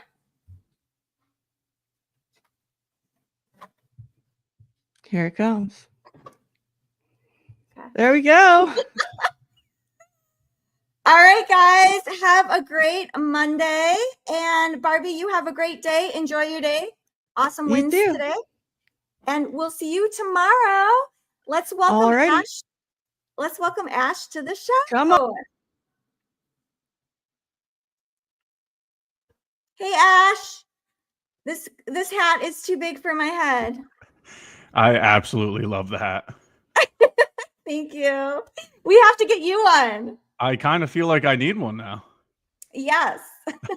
I think I need a different one, a smaller one. How was your weekend?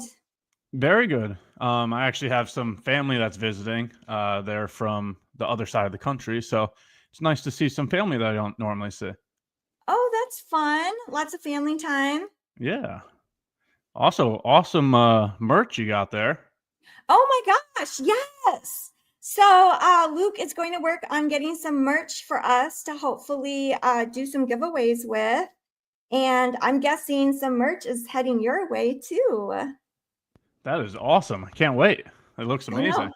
Right? Yeah, I love it. It's super soft. It's such high quality. I love it. Very nice. So what are you thinking this morning for the market? Did you take any trades? Yeah, so we're going to talk about this trade here. We're also going to talk about the news. I heard your guys' perspective on the news and whatnot, so I also want to give my opinion, along with some price action with it.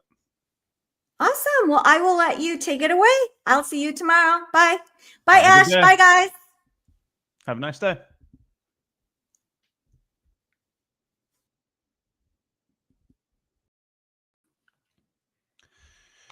Good morning, good morning, good morning.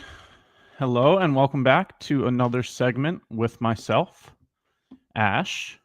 Call me Matt, call me Ash. Matt is my real name, so whether you want to call me Ash or Matt, doesn't matter.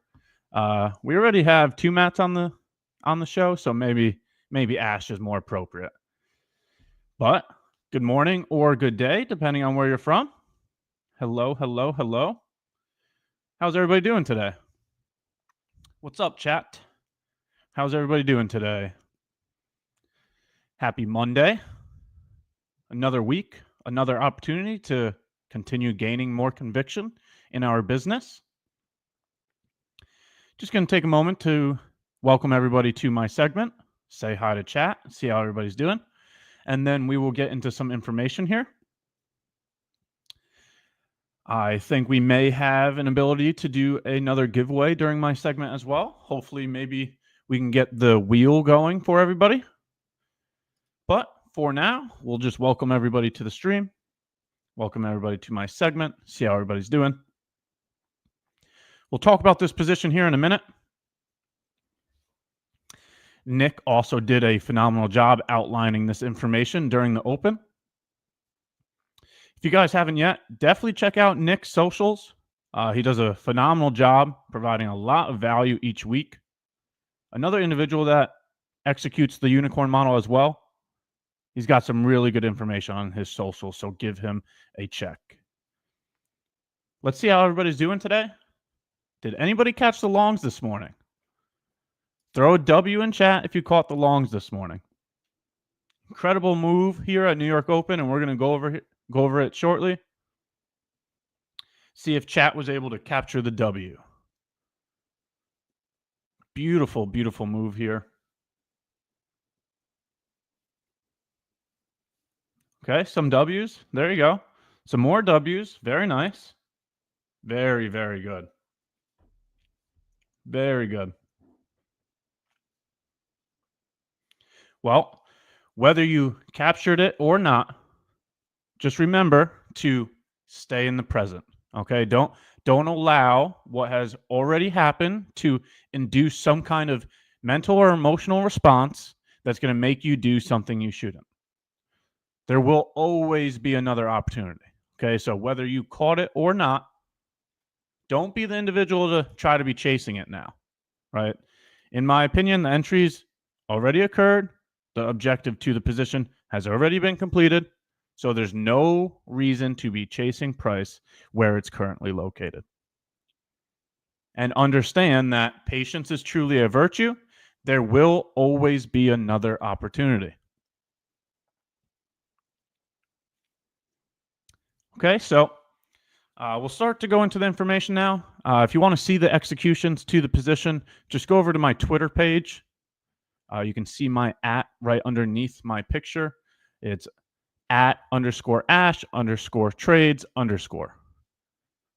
That is my @ for all of my socials across Instagram, YouTube, Twitter, Discord.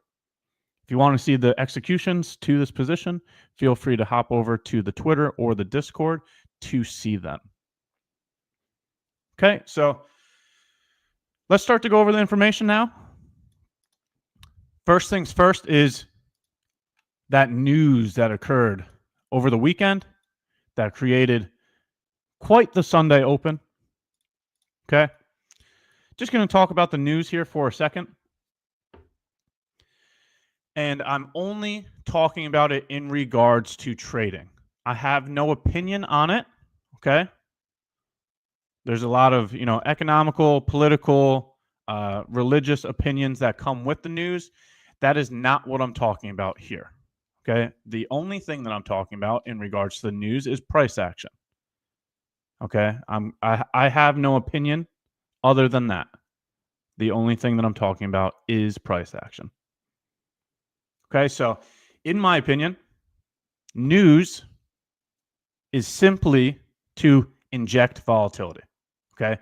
It does not provide direction of price. And that's the only opinion that I have about it. Right. So let's take a look at the gap real quick that occurred. Right. So, a lot of people may think that news provides direction of price and, seeing this very large gap lower, they'd probably think, oh, the news was horrible. Price is going lower. There's a lot of momentum to the downside. If this war continues, that price action is going to get worse. When in reality, Price is still doing the same thing, right? So if we go out here to the daily, right, what do we look for in terms of a bias for price action? When price is below a swing low, we have a bullish bias, right? So notice how the news increases the volatility of what price is already doing, right? We already, in regards to our system, look for longs below old lows, right? Some people might think that war is horrible and that it's doing, bad things to people, and, that's going to make the market go down because it's such a negative thing. But that's what I'm trying to say is I have no opinion in terms of the economy, religion, what the effects that war will have. The only thing that I have to say is that it's going to provide volatility in the market, right? So price can and will do whatever it wants whenever it wants to.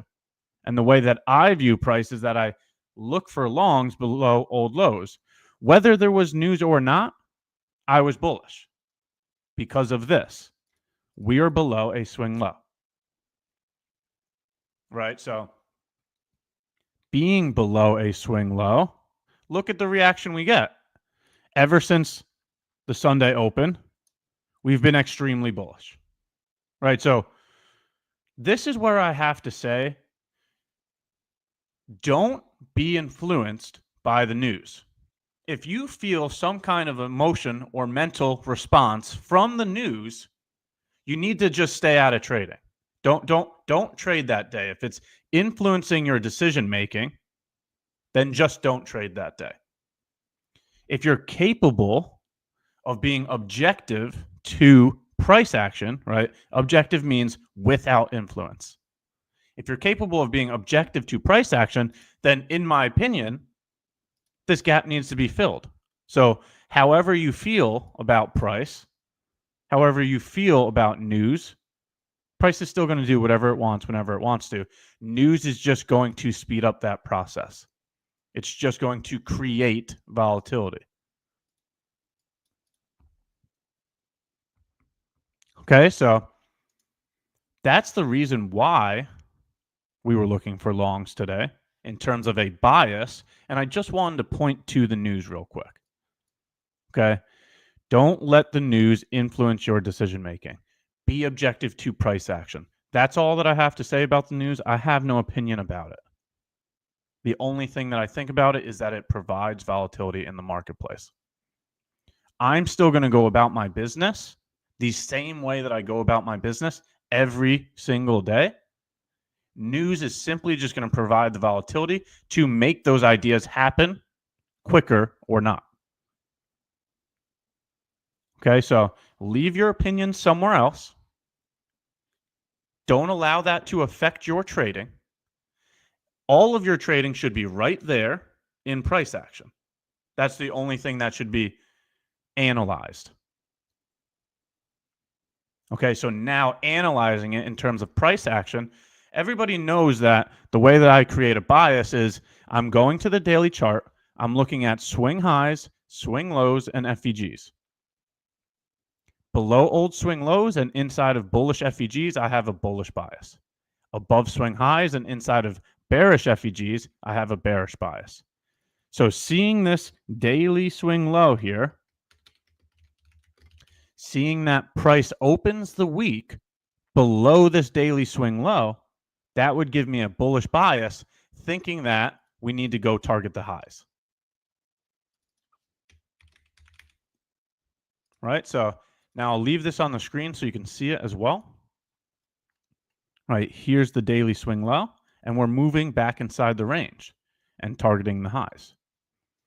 So that's the first thing in terms of creating a game plan, right? I always develop a bias heading into my session. That way I know what type of position that I'm looking for. And then once I understand what type of position I'm looking for, that's when I look for positions during New York Open using the unicorn model. So now knowing that we had a bullish bias, Let's take a look at what we get heading into New York Open. Bullish bias means look for long positions. When looking for long positions, what do we want as a target? Equal highs. We spoke about equal highs many, many times. You can see very clearly that you have 1, 2, 3. Multiple equal highs to aim at as a target. And very important in terms of equal highs. When dealing with equal highs, you want the right side to be failure swings, right? So a failure swing, meaning this high did not take out the previous high, meaning this high did not take out the previous high. You always want the right side to be a failure swing when dealing with equal highs. Okay, so now we have a bullish bias. Now we have a target. Everything's starting to align here. Now we have our entry function that we use, right? A bullish unicorn, swing low, swing high, new low, new high. Bullish breaker has an FVG aligned with it. Right? Here's your breaker block right here, the 7:35 a.m. candle. And then you also have an FVG that's aligned with it. So now you have a bullish unicorn. You have an entry function that aligns with your bias. You have a target that aligns with your bias. Now let's go in during our hunting hours and execute that idea. You have an entire game plan. Wait until the time is right to execute that game plan. Now, what do we use as a confirmation to that idea? Throw it in chat. Instead of just handing everything out, let's ask some questions as well. Throw it in chat. What do we use to confirm that idea? What's a confirmation to an idea? Throw it in chat if you know the answer.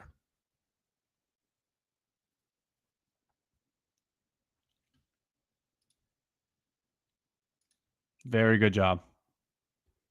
Very good job. A crack in correlation, right? A divergence, an SMT, whatever you want to call it. I don't care what you call it. A divergence between two correlated assets, right? So we have an idea being the bias. We have a draw on liquidity being the equal highs. We have an entry function being the bullish unicorn. Now to confirm that idea, you can go in looking for SMT.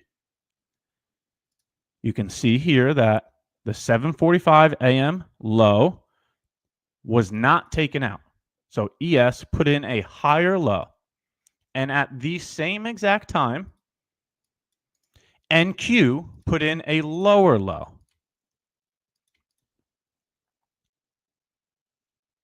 You see the bullish SMT here?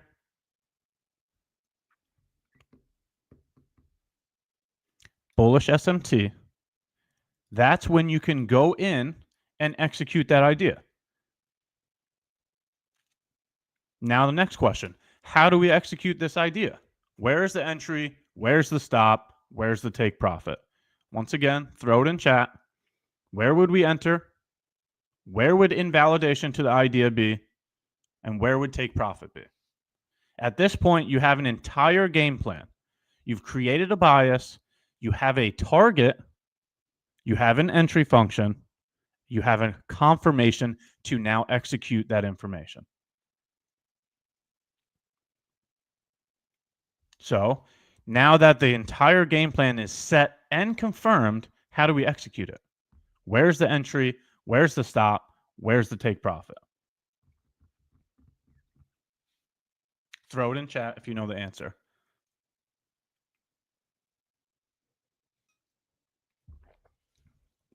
Take a sip of coffee while you guys do that.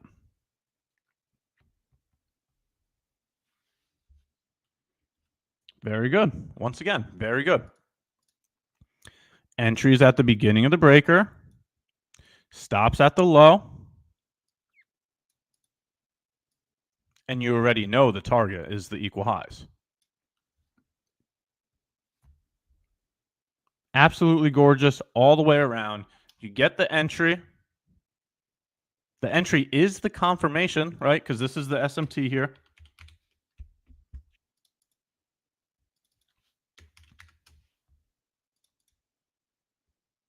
We have it all here. This is when you're dealing with higher probabilities, and this is when you want to be trading, okay? Less is truly more, quality over quantity. You do not need to be trading every single day, but when you can clearly identify a game plan, when you can clearly define your risk, when you have confirmations to that idea, that's when you want to be executing. That's when you want to be executing. And the times in between now and the next execution is what is going to make or break you as a trader. During the downtimes, what are you doing in between those positions? That's going to make you or break you as a trader. Are you overtrading? Are you oversizing? Or do you have the ability to be patient and wait until this occurs again? Right? Whether you get 1 trade a week, 3 trades a week, 5 trades a week, that's not what I care about. What I'm asking is, during the downtimes, what are you doing? Are you overtrading? Because that's going to ruin your accounts. Or are you being patient and waiting, and you can clearly identify probabilities and wait until you get higher probabilities to execute again?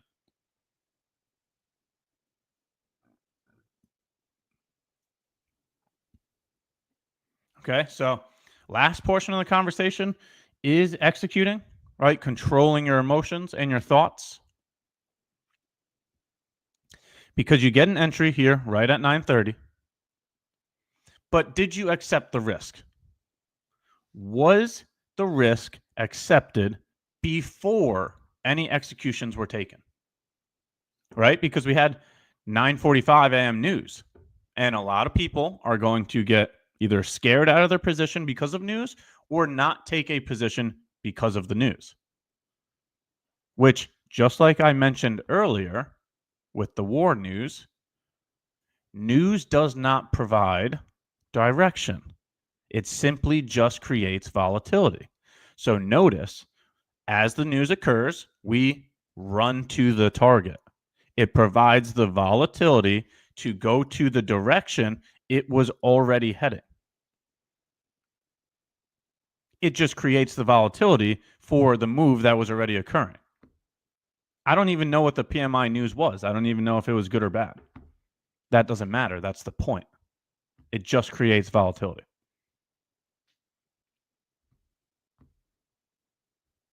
Okay, so now it's a matter of, did you hold your position long enough to the target?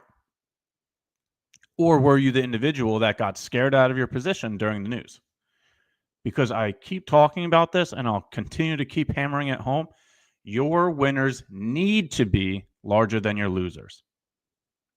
If you are closing your winners so early that you're only hitting, 0.5 R, it's going to be really hard to make progress. Your winners need to be 2 R of your losers. You need to be extremely patient with your winners. You need to be overly impatient with your losers.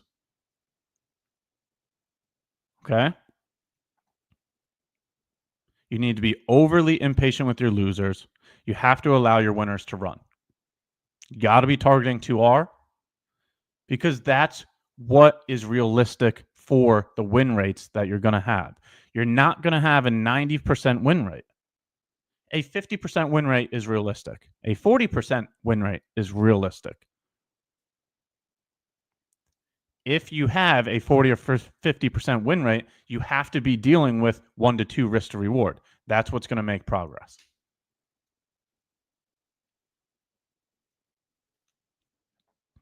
Okay, so that's the entire position.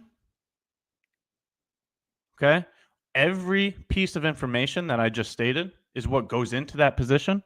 It's creating the game plan, executing the game plan, having strictly defined risk management, having the mental or emotional intelligence to carry out that game plan, and being objective to price action, not allowing the news to scare you out of that. Okay, so if you want to see the executions, go over to my Twitter page. My Discord also has it as well.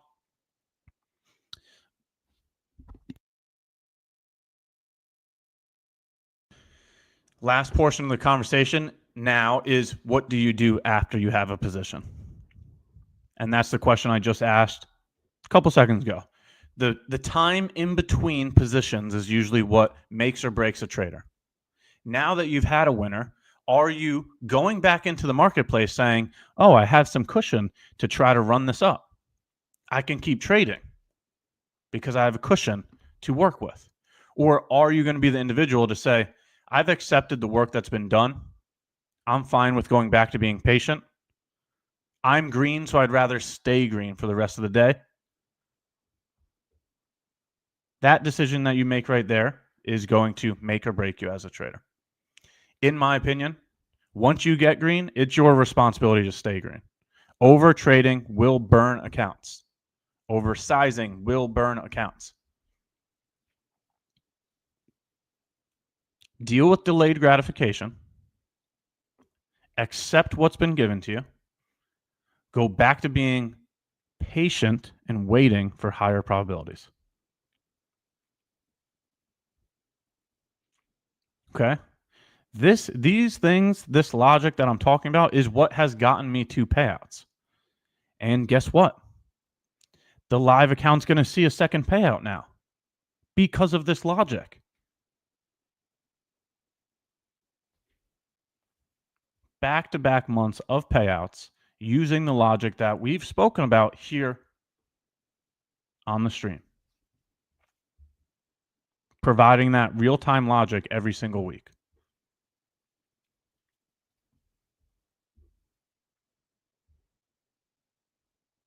Okay, so very good job for everybody that caught the longs this morning.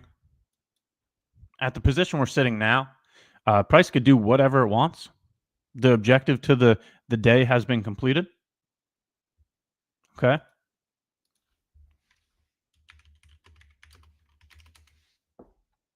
The objective to today has been completed. We've gotten green. Now it's time to stay green. At this point, the only conversation I'm having with myself is submitting that payout request. So we'll be submitting another payout, second live payout for the live account.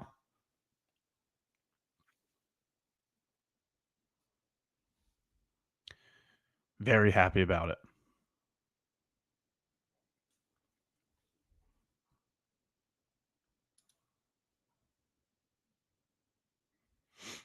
I do have to say, just a quick thank you to MyFundedFutures. The payout process is the best in the industry. I have not seen such a quick payout process anywhere else. I mean, within seconds, even minutes, these things are getting approved and sent out. It's absolutely astonishing. The team that MyFundedFutures has, the processes they have in place, it makes payout requests so efficient. I've also yet to be denied. So that's a whole different conversation that, you don't, after doing all this work, you don't even want to think about getting denied. I've yet to be denied. So thank you to MyFundedFutures and their team. They've built something incredible here, and I am overly grateful for the opportunity. I will be posting that payout certificate once again on my socials. So go ahead and, fact check that information there when it gets posted. Very, very good way to start the week. Couldn't be any happier, to be honest. Now it's time to be patient. Now it's time to go right back to being patient, waiting for higher probabilities again, and controlling that patience, being able to wait until the next time.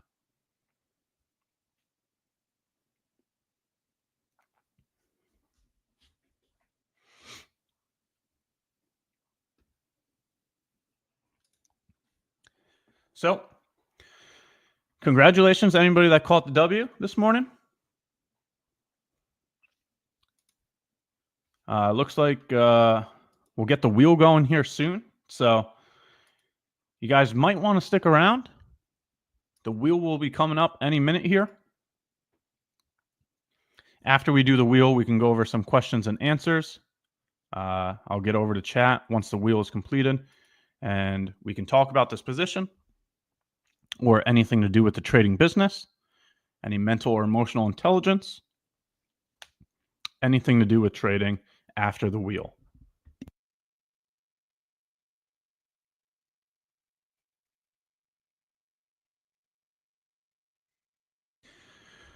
While you're at it, do us a favor, like the video, sub to the channel, turn the notifications on. We have some phenomenal hosts providing a lot of value every single week. The amount of giveaways that we're doing is incredible. It's every single week. Talking about trades, going over levels, talking education, doing giveaways. And here you go, chat.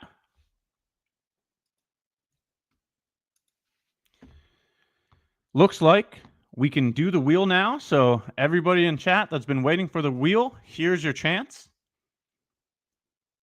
We are going to do 10 50K starter plus accounts. Here's the first winner, Ray. Congratulations. We got 10 50K starter plus accounts.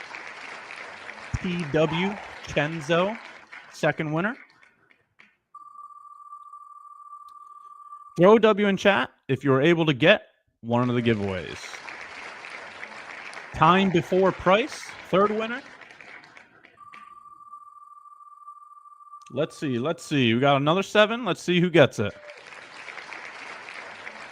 BANQ it. Bank it? Maybe?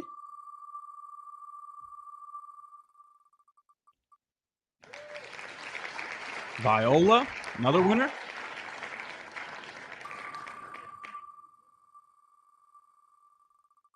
Let's see what we got here. Don't know how to say that second name. I do know ICT, so ICT something. Don't know how to say that second name.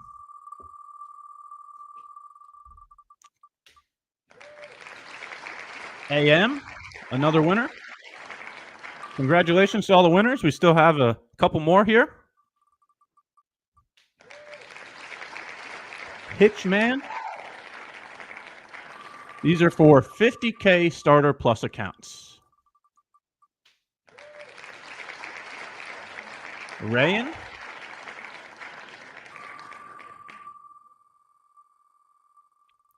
And let's see. Hildaz. Congratulations to all the winners. Another day, another wheel spin. If you were able to get one of the giveaway accounts, throw W in chat. Another opportunity for 50K starter plus accounts. Amazing. Just the amount of value being provided through giveaways, through expert guests, through hosts, through trades, through the live stream logic that we're providing. Absolutely incredible. Another day, another opportunity. Very, very good. All right. Now that the wheel's been done, congratulations. You guys got another giveaway. Now we'll do a question and answer segment for the last 25 minutes of my segment. If you guys want to go over any portion of this trading business, feel free to throw any type of question or information in the chat, and I will head over to chat and we'll go over it now. Congratulations to all the winners there.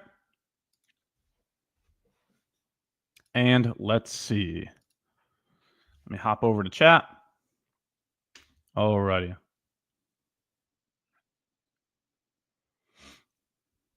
Let's see. So now we're going to do a question and answer segment. Got about 25 minutes until our next host. So throw any type of question or information in the chat and we'll go over it.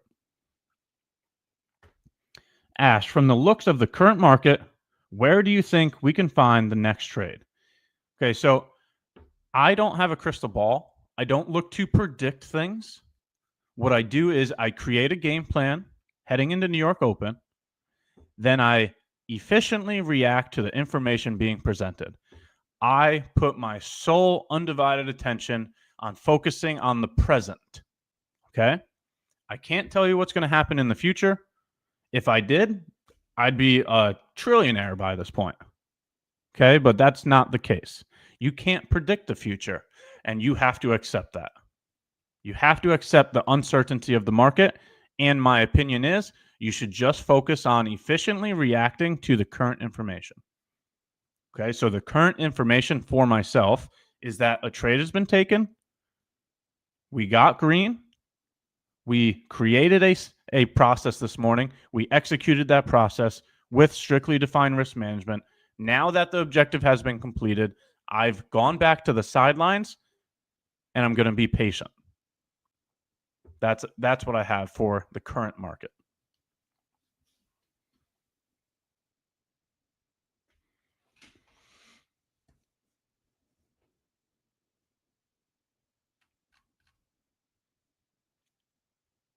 Hi, Ash. What strategy, if any, did you trade before setting on the unicorn model?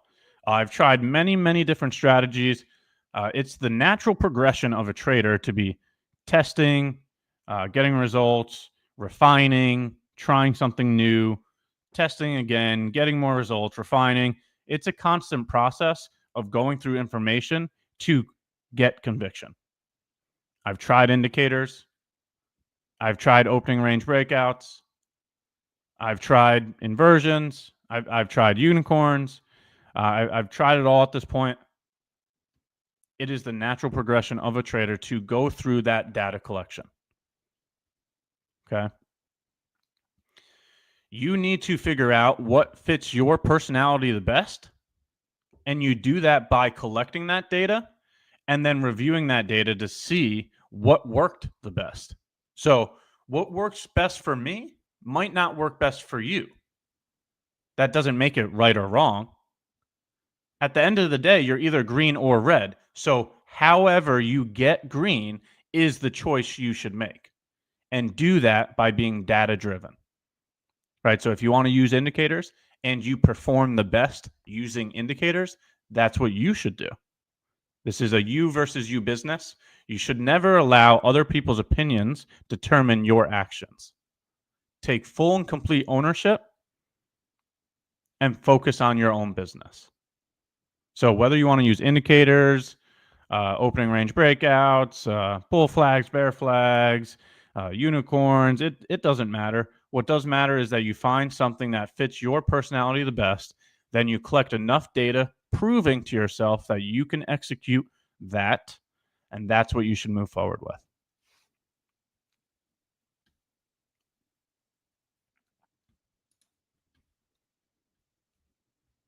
Okay, so very good question. Hey, Ash, is there an ugly unicorn setup on the 1 minute? I'm just going to take a random guess and think that you're talking about ES. I'm not sure what chart you're talking about. I would not call that a unicorn. We can go over to NQ. This would be a bullish unicorn here. You do have a swing low here, a swing high here, a new low here, and a new high. But ask yourself, are you providing clear logic to your decision making? It's not about simply finding a unicorn.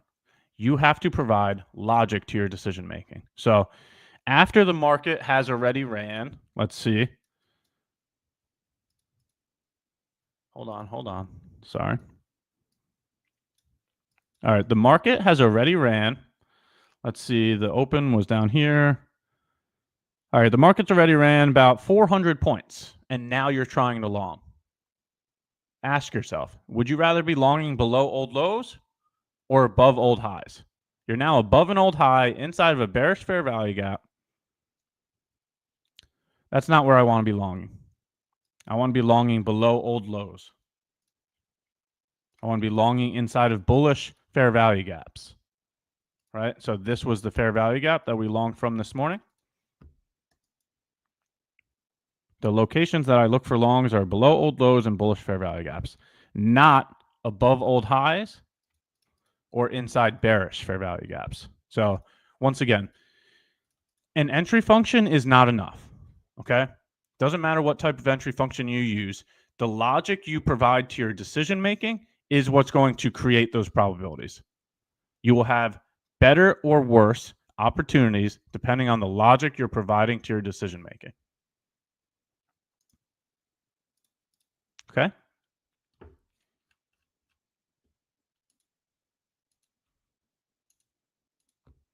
Why did I draw the bearish FVG there? It's the whole thing. Okay, I'm trying to talk to chat and analyze at the same time, so it is hard multitasking. I'm a human as well. I'm not perfect, so sometimes I make mistakes. Yes, obviously, the bearish fair value gap is the entire gap.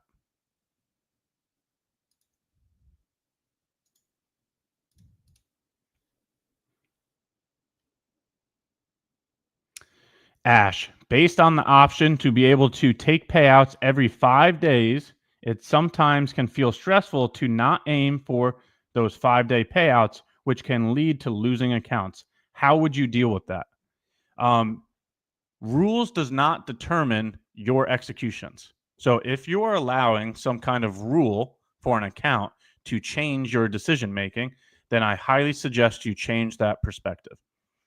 Your trading should remain the same at all times. It doesn't matter what the rules are. You should be trading the same exact way each day. And then when you're available for a payout, that's when you take a payout. Don't allow some kind of rule to instill some kind of emotional or mental response that's going to change the way you do things. You should fall in love with the process, allow the results to be a byproduct of that. Be process driven. Okay?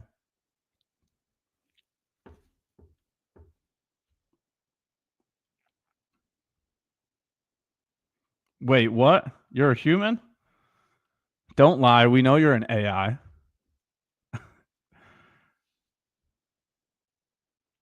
I think that might be the new over and under as well. We now have the over and under for the piano, which we already hit the over. We smashed the over. Before I even got on stream, we had some piano comments. And then the next one's now going to be AI. Do I not smile enough? Is that what's going on here? Everybody knows I'm an AI because I'm just sounding like a robot, I guess. Maybe I need to smile some more or something. Crack some jokes. Well, you got me. I am actually AI. Just do me a favor. Upload me to the hard drive. That way I can last forever. I'll be here in another 1,000 years. Upload me to the hard drive and just keep my systems up to date. Please and thank you.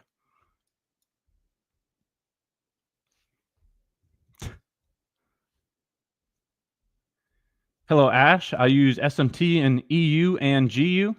As EU has a daily bias, but GU has a... Excuse me. My systems aren't up to date, so I can't read properly. Hello, Ash. I use SMT in EU and GU. EU has a daily bullish bias, but GU has a daily bearish bias. Let's take a look.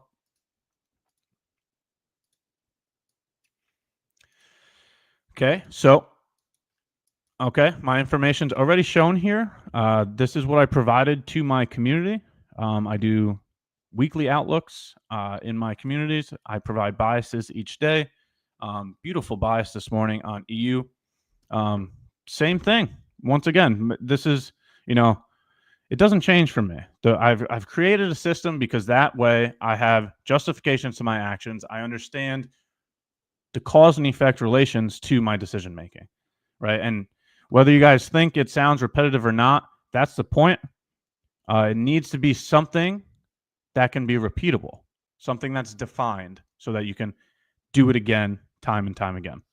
So you'll hear me say it time and time again, whether that's, fun or boring. It is what it is. On the daily chart, I'm looking at swing highs, swing lows, and FVGs. Today, EU was inside of a bullish FVG. Therefore, I had a bullish bias, right? And it's shown on the screen, right? So now let's take a look at GU. GU, what did it do? It swept a swing low. In my opinion, this is also a bullish bias. So I'm not trying to play devil's advocate, but I disagree with that statement. They both have bullish biases. And now what do we use as a confirmation to that idea? What's our confirmation? What's the technique that we use for confirmations here?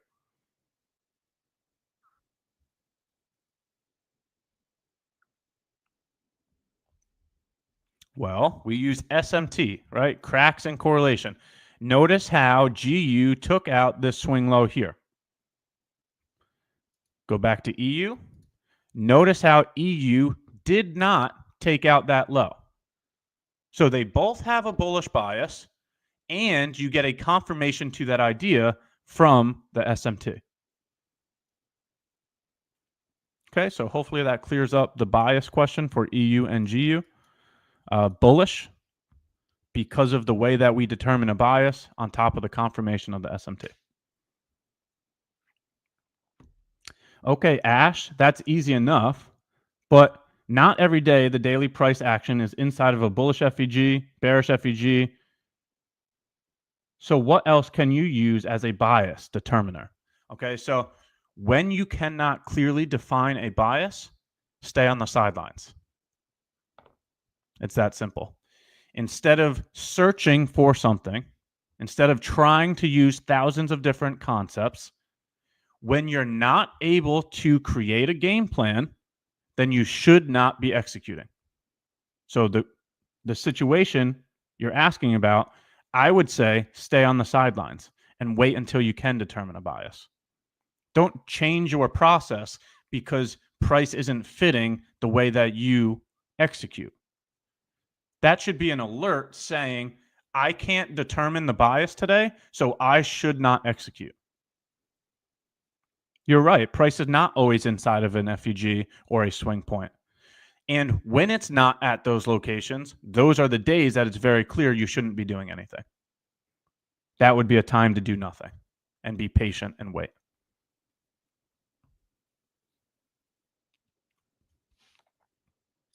Very good question, though. Very good question.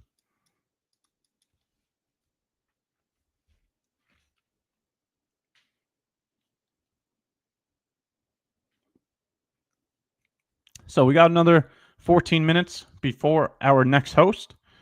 I highly suggest everybody sticks around for the next host. We have some very valuable information that happens during the next segments that come up on the stream. While we're at it, do us a favor, like the video, sub to the channel, turn the notifications on. That way you can be notified for when we go live again. We got Tom coming up next. I really appreciate Tom's information. I've really been enjoying his segment. You guys are definitely going to want to stick around for it. Ash, could you go over how you identify a seek and destroy day yourself? Yeah, so there's two different things that I look for in terms of a search and destroy type of day. Here are the two things here, and then we'll point to some price action showing that.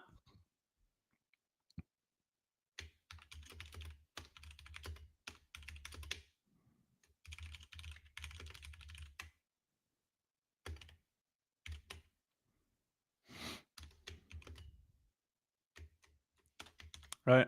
how to identify a consolidation profile, or some people call it search and destroy. First thing is when London session takes out Asia sessions high and low during London session.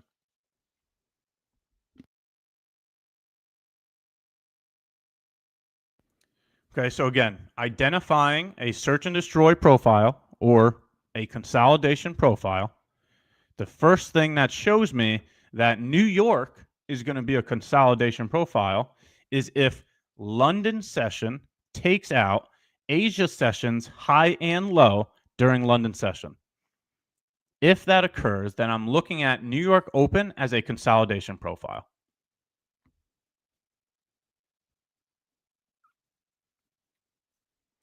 Second one.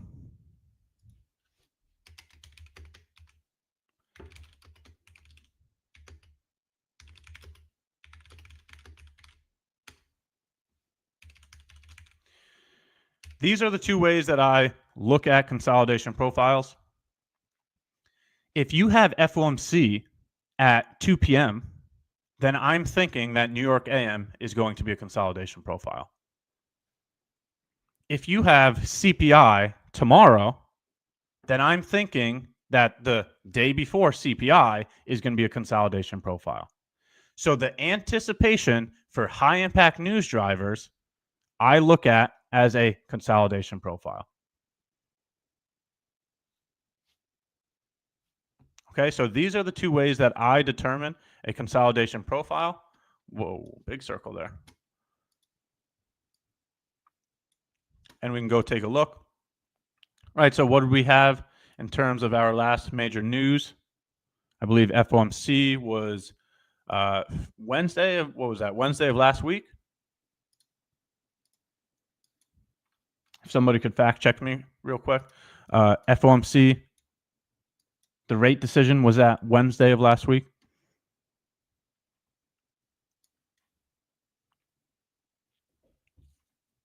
Wednesday of last week.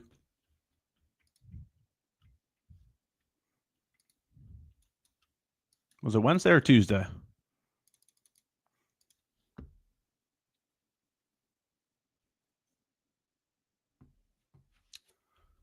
All right, we'll just take a look either way. Thought chat was going to be on that one.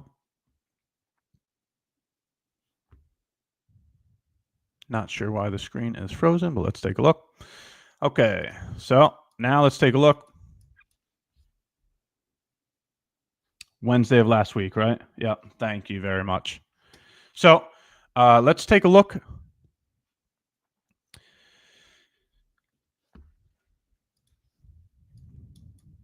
All right.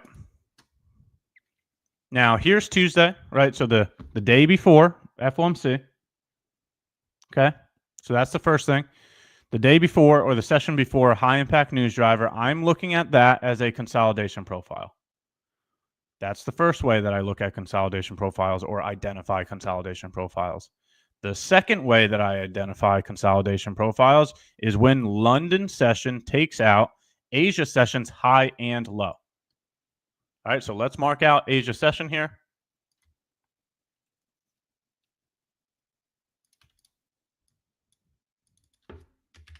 Here's Asia. Here's London.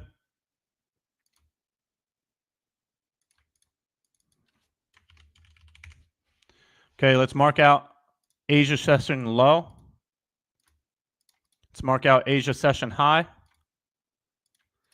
Okay, notice how during London session, London takes out Asia sessions high. London takes out Asia sessions low. That's insight that New York Open is going to be a consolidation profile. Look at what we get. Look at this 930 open. This is ugly. There's your consolidation that I'm talking about, right? You get this information here first, right? So you can get information beforehand. This is not hindsight. You can get the information that New York is going to be a consolidation profile because London took out Asia sessions high and low before New York opened. So those are the two key points.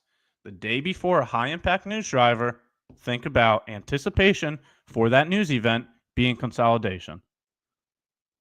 Or take a look at London session. If London took out Asia sessions high and low during London session, you can think that New York is going to be a consolidation profile. Now, you can still trade a consolidation profile. You just have to understand how to. In a consolidation profile, the best way to trade a consolidation profile is looking for a move from the extreme of the range back to equilibrium of the range. Right? So during New York, you mark out the extremes. Here's your two extremes, the high and low. You wait for price to engage the extreme of the range, then you target equilibrium of the range. So this would be equilibrium here, right? Mark from the high to the low. What would be 50% of that range would be right here.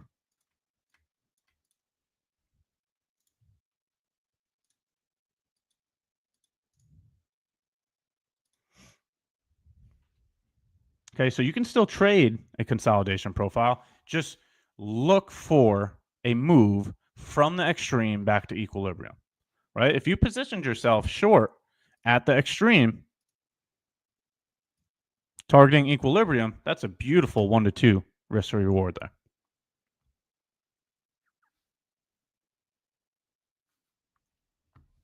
Amazing question.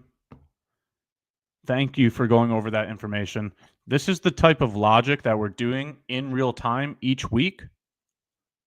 And look, the results show the probability. So don't take me for what I'm saying. I highly suggest you collect your own data. But the logic that you provide to your decision making is what creates those probabilities for your trades.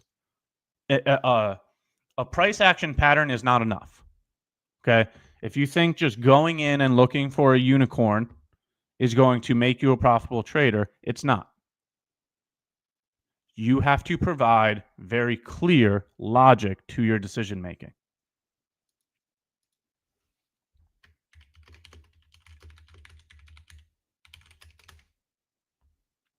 Okay, so these are the logics that we go over each week. Buy below old lows, sell above old highs, creating a bias from the higher time frames, using confirmations like divergences, consolidation profiles, using consolidation profiles correctly. All of these different logic is what creates the probabilities. That's what's going to make the difference. And then you got to be able to control your mental to be able to execute these ideas.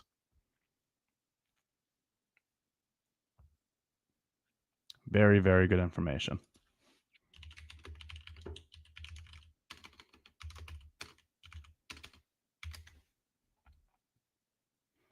So last couple minutes of my segment.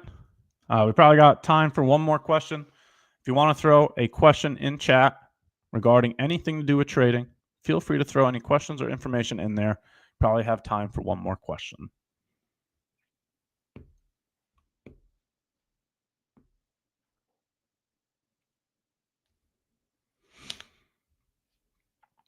Amazing segment. Happy Monday. Very, very happy to be back. Another chance to gain more conviction in our business.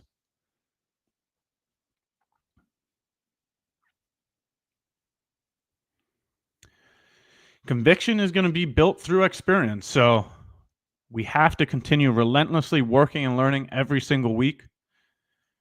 You will build that muscle memory if you keep showing up. You have to fail forward. Okay? Continue to keep trying no matter what. Who taught me trading? Right here. This is what taught me trading. price action, staring at the screen for the past decade. Again, this is going to be a you versus you business. So the time that you put into your business is going to show in that results. Okay? Nobody clicks the button for you. You have to show up. You have to collect the data. You have to review your data. You have to efficiently react. You have to control your mind. You have to execute your positions. Take extreme ownership of your business, and you'll see that in your results. Put the time in. Work more. Collect more data. Continue to keep showing up no matter how you feel. Have the ability to relentlessly work and learn every single week.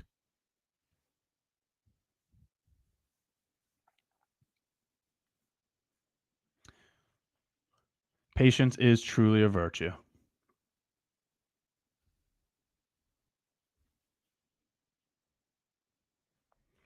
Do we keep a buffer in? That's a personal decision. In my opinion, when you're available for a payout, take the payout. It is not profit until it hits your bank account. Take the payout every time you're available for a payout.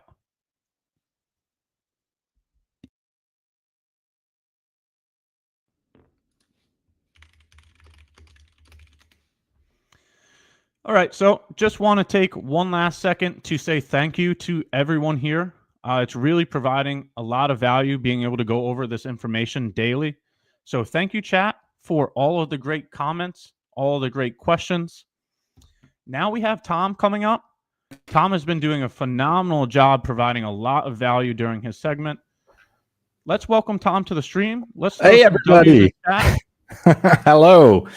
Hello there, Ash. As always, it was awesome to hear all these things that you guys were talking about, like everything, especially about the game plan and everything. Like these topics are really the most important ones, like every single day, especially showing up every day. So awesome. I really enjoy it. We're going to keep working and learning every single chance we can. So exactly. Thanks for joining, and happy Monday. Oh, yeah, definitely. Happy Monday. All righty. I'll pass the stream over to you. All right. I'm excited to see what you have for us today. So have a good segment. All right. Thanks.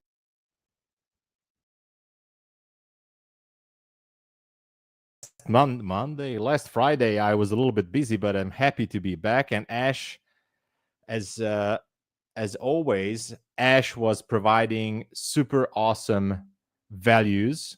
I really enjoy listening to his segment. And Ivan, hello, cheese, everybody. And so all these topics are crucial, and we just need to talk about it every single day.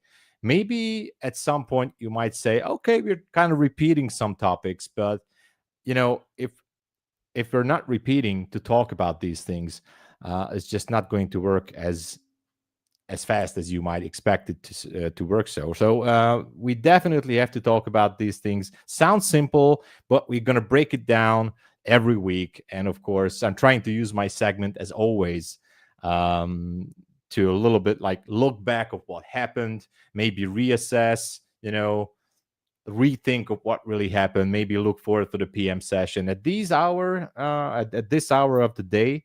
It's a little bit difficult to force yourself into any kind of setup, and I would not advise to do so. But I'm going to break down of what happened from my point of view, and obviously I would be happy to answer the questions as well. I have some new topics too, so I'm going to be talking about that as well. Let's just go over real quick of what happened, and I try to be as fast as possible. You guys know I do love these zones, order blocks, supply and demand zones. And for some of you who might not know, I also started out started with the supply demand. I dived into ICT or smart money concepts. Like I'm pretty much turned away nowadays from smart money concepts. I'm not completely, but I narrowed down the things I'm looking for. So I'm trying to not get all that analysis paralysis. And partially, this is what we're going to talk about today. like not to overcomplicate your setup, but that's for later. And so I'm trading these zones. I stream every day on YouTube. And by the way, here is my YouTube handle. I think I can put it out here. So we had the London stream today. We had the New York stream. And we had some pretty good trades so far. To be honest, I'm still holding a long position on one of my other accounts. I'm up on my MyFundedFutures funded accounts as well, ready to take the second payout. But I think I want to build a little bit more buffer, because I always act like I'm saying cheese. Like, hey, look at this smile. That's why. Cheese. All right. Let's just go through what happened. Obviously, the way I'm explaining these things is it might going to be from a different view, a different standpoint of some other hosts are explaining, but that's the beauty of it, right? Because everybody sees the market a little bit differently. So my takeaway is going to be as follows. So everybody was waiting for the end of the world over the weekend. And I think most of the retail markets were definitely aiming for, oh my God, we're going to have to buy toilet paper and all that stuff. And we just got to prepare for everything. And obviously we opened up with this huge gap, but we slowly grind back up there. I also put out a tweet that in the past couple of months, especially in this Trump market, even the tariff wars, like, market just doesn't care anymore. If you look at the bigger time frames, like daily, weekly, whatever, it's always the same thing, keeps repeating. And market goes down, sweeps all the orders and stops and everything, then starts to do it again and again. And what happened over the weekend, obviously it's not a good thing, but I'm not going to comment on politics and war stuff. So anyway, the market, everybody was waiting for a huge crash, which yet did not happen.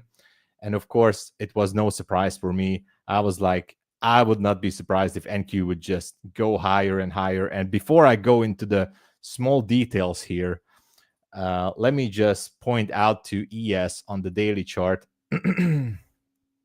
And on the daily chart, there's nothing. I usually don't trade ES in the past couple of months. Not that I think it's bad or anything. I just pretty much focused on NQ. And yes, there's a serious question. Sure, aren't you afraid of having an atomic bomb dropped on what? No, there's no such things that's going to happen. So don't worry about that. Maybe, and I know comment again, but I'm not afraid of that. So look at ES. We have a daily fair value gap from February 21. It's still there. And if you look at it at a little bit higher standpoint, if I zoom out, pretty much relative equal highs.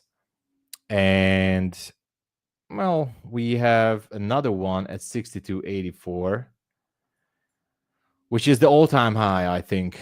Yeah, pretty much. And I stand by the same explanation that I had last week, that I think ES is the one that's really driving NQ right now. So NQ is pretty much riding shotgun, and ES is pulling NQ higher and higher. Maybe it's a slow process, but it's still happening. So anyway, going back to what happened, we talked about this during the London stream, and last Friday, I saw these levels when I checked the market in the PM session. I was like pretty sure that this one should be, like, during the PM session, we should be breaking somewhere above the 21,900s, but we didn't. So anyway, I'm going to zoom in on the 5-minute chart for Friday, and then you will know what I want to explain here. There was a fair value gap on Friday AM session right here. And then we had 3 bullish candles on the 5-minute, pretty much created a valid supply zone, which then shifted market structure here and here. And then, as much as, I mean, the more validation came after this one, this huge push down. But as far as market wanted to push higher, it just failed. So this situation here made this supply zone high pretty much significant at 922. So as we approached this London session, we also had a 1 hour fair value gap higher. And I was pretty much onto the idea that we should be getting into a long position. So we did in the London session, and it played out perfectly. And now, as the 7 a.m. Eastern Standard Time started the kill zone, we went down into this 5-minute BC, buy side imbalance, sell side inefficiency, swept that level. I was actually thinking after this drop that we might going to go down to a small demand zone down there. So I was in a short position with a small, I think it was just 1 or 2 micro, 1 micro. I was holding a small position to go down all the way to the 720s. But then as the reversal happened, it pretty much became clear that we might be going higher into that 1 hour fair value gap or sell side imbalance, buy side inefficiency. So I reversed my position, took a scalp trade as we broke that 889. And so far, we still have a level up there, a 50-minute fair value gap at 22,030. And we have a 3-minute bearish order block / supply zone. So what I want to say by that is so far, I think the drawn liquidity could be still higher above 30. I'd like to see price making a push up there, and that's it. That's where we are right now. On the downside, if we see this shift continuing lower, because the 5-minute just shifted, as you can see right here, boom. So we might just go down and take the elevator, use this momentum if it starts to take the elevator, and then maybe take out this whole level. Why? Because this drop, even by sweeping this level, well, some of this level, not everything, sweeping the fair value gap and this swing low, this created a demand zone or bullish order block starting at 881 all the way down to around, what's the low of this candle on the micro, 758.50. Okay, so we might go down there, take that level out, and the final target would be the 1-minute demands. I don't know. It could be pretty much the case. It seems like buyers are stepping out of the picture. And I'm the kind of trader who likes to hold these trades, not just for a few points, but for longer. That requires smaller positions, right? Okay, so this is my technical view. For now, at this moment, even though we shifted to the downside, I would like to see price being delivered up to 22,030. Even if it turns around, I would like to see the turnaround from there, not from here. But, you know, because we're approaching the lunch hour, we might just see consolidation. That's what used to happen, right?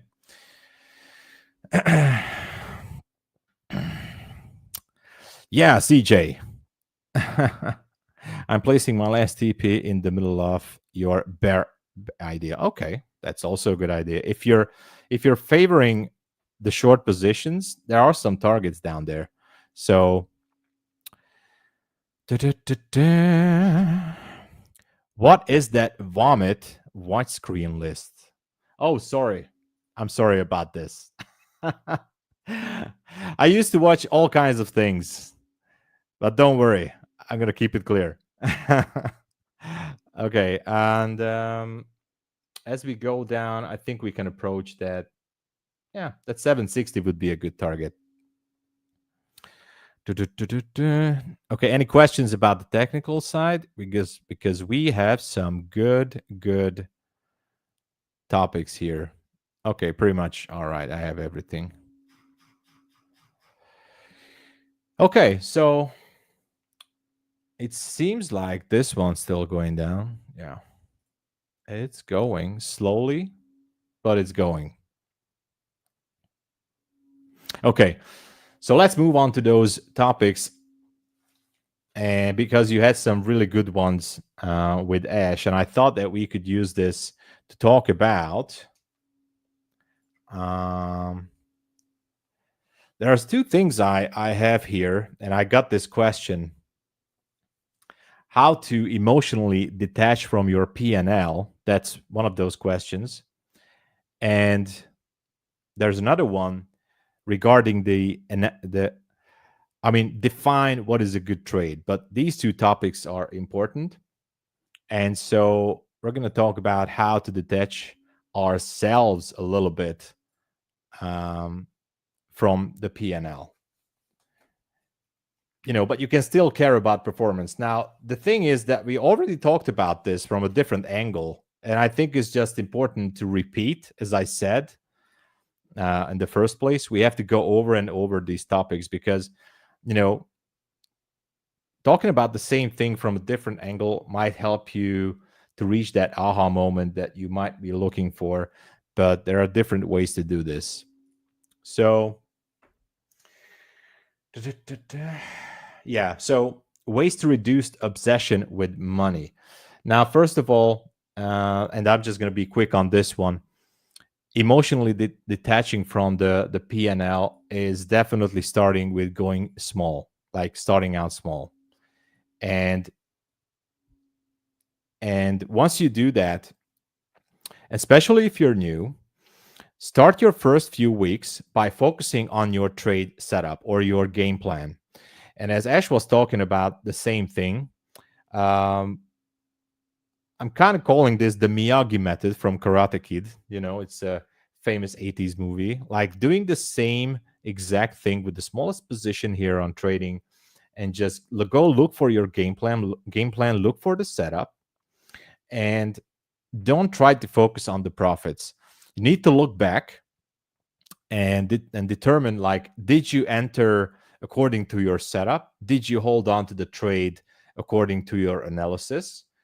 And the game plan, what Ash was also talking about, is super important, not just because of the exact entry model that you're using, but if you're talking about game plan, you must have a predetermined target once you approach the market, because let it be, it doesn't really matter which market you trade. It could be currency futures, it could be gold, whatever. But you have to do that. It just takes a few minutes, like before you sit down. Obviously, you sit down and you do your analysis by lining out those levels that you're really looking for. Without that, you cannot have a real game plan, right? So repeat that every single day. Put on your levels. It could be an order block. It could be that swing high or low, whatever you're looking for.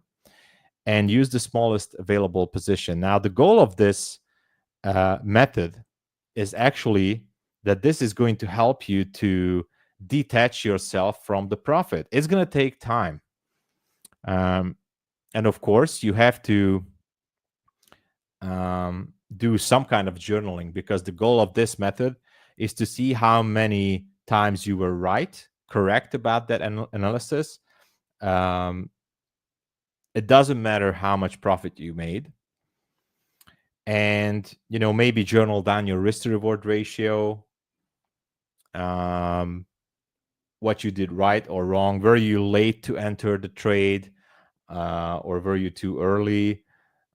If you're just sticking to one single micro, or it can be 2 micro, 3 micro, it depends on your evaluation account size, maybe, or funded account size. But if you're just looking to get funded, then just stick to these small trades and forget about the profit. And again, this is for those ones who are looking for the first payout. Okay. There is no plan B. Exactly, Abhishek. Exactly. And by the way, I forgot to say hello to all the MyFundedFutures hosts and mods there. Hello. Terry, hello. Good to see you. I'm kind of like diving into the chart here and forgot to say hello to everybody. And so that's one step you need to do. No full porting, no full porting. And so that's just the first step. And I wrote down something which I think is an excellent expression, like focus on execution score. Like, how good were your entries? So again, forget about the profit. How good were your entries? Don't focus on the dollar amount, just the position. What was your risk to reward ratio? Obviously win ratio also matters. You can go with 1-to-1 risk to reward ratio, no problem with that. All you have to do is keep it above 50%, right? Then you have a winning edge. So just like Ash was saying, if you do this every day and show up every day, and he was saying an excellent thing. I really love that sentence when you guys were talking about even if you have a losing day, you got to show up the next day. So once you committed into trading, I think it's super important not to lick your wounds for too long. Okay. And by the way, we have to stop here for a few seconds or maybe a minute, because this sentence alone is super important. Like, if you have a losing day, don't lick your wounds for too much. I mean, for too many days. Like, maybe you blew up your funded account, or maybe 2 funded accounts, evaluation accounts, whatever. If you're committed to be successful in trading, if you have the passion for this, the strength and everything, sheer will, like John Wick, but if you want to do this, you just don't have time to do that. You just don't have time to cry and, like, quote unquote cry all over the place, like, oh my God, what's going to happen? No. Next day is the new day. Okay. This is business. You don't have time to do that. Yes, it's good to talk about the losses. And that's why we're here in the community. And that's why MyFunded TV is such a good place, because we're here to share information, and the chat is sharing information, losses, wins. This is super great. That's why it's good to have a trading buddy, of course. That's why it's good to be part of the community.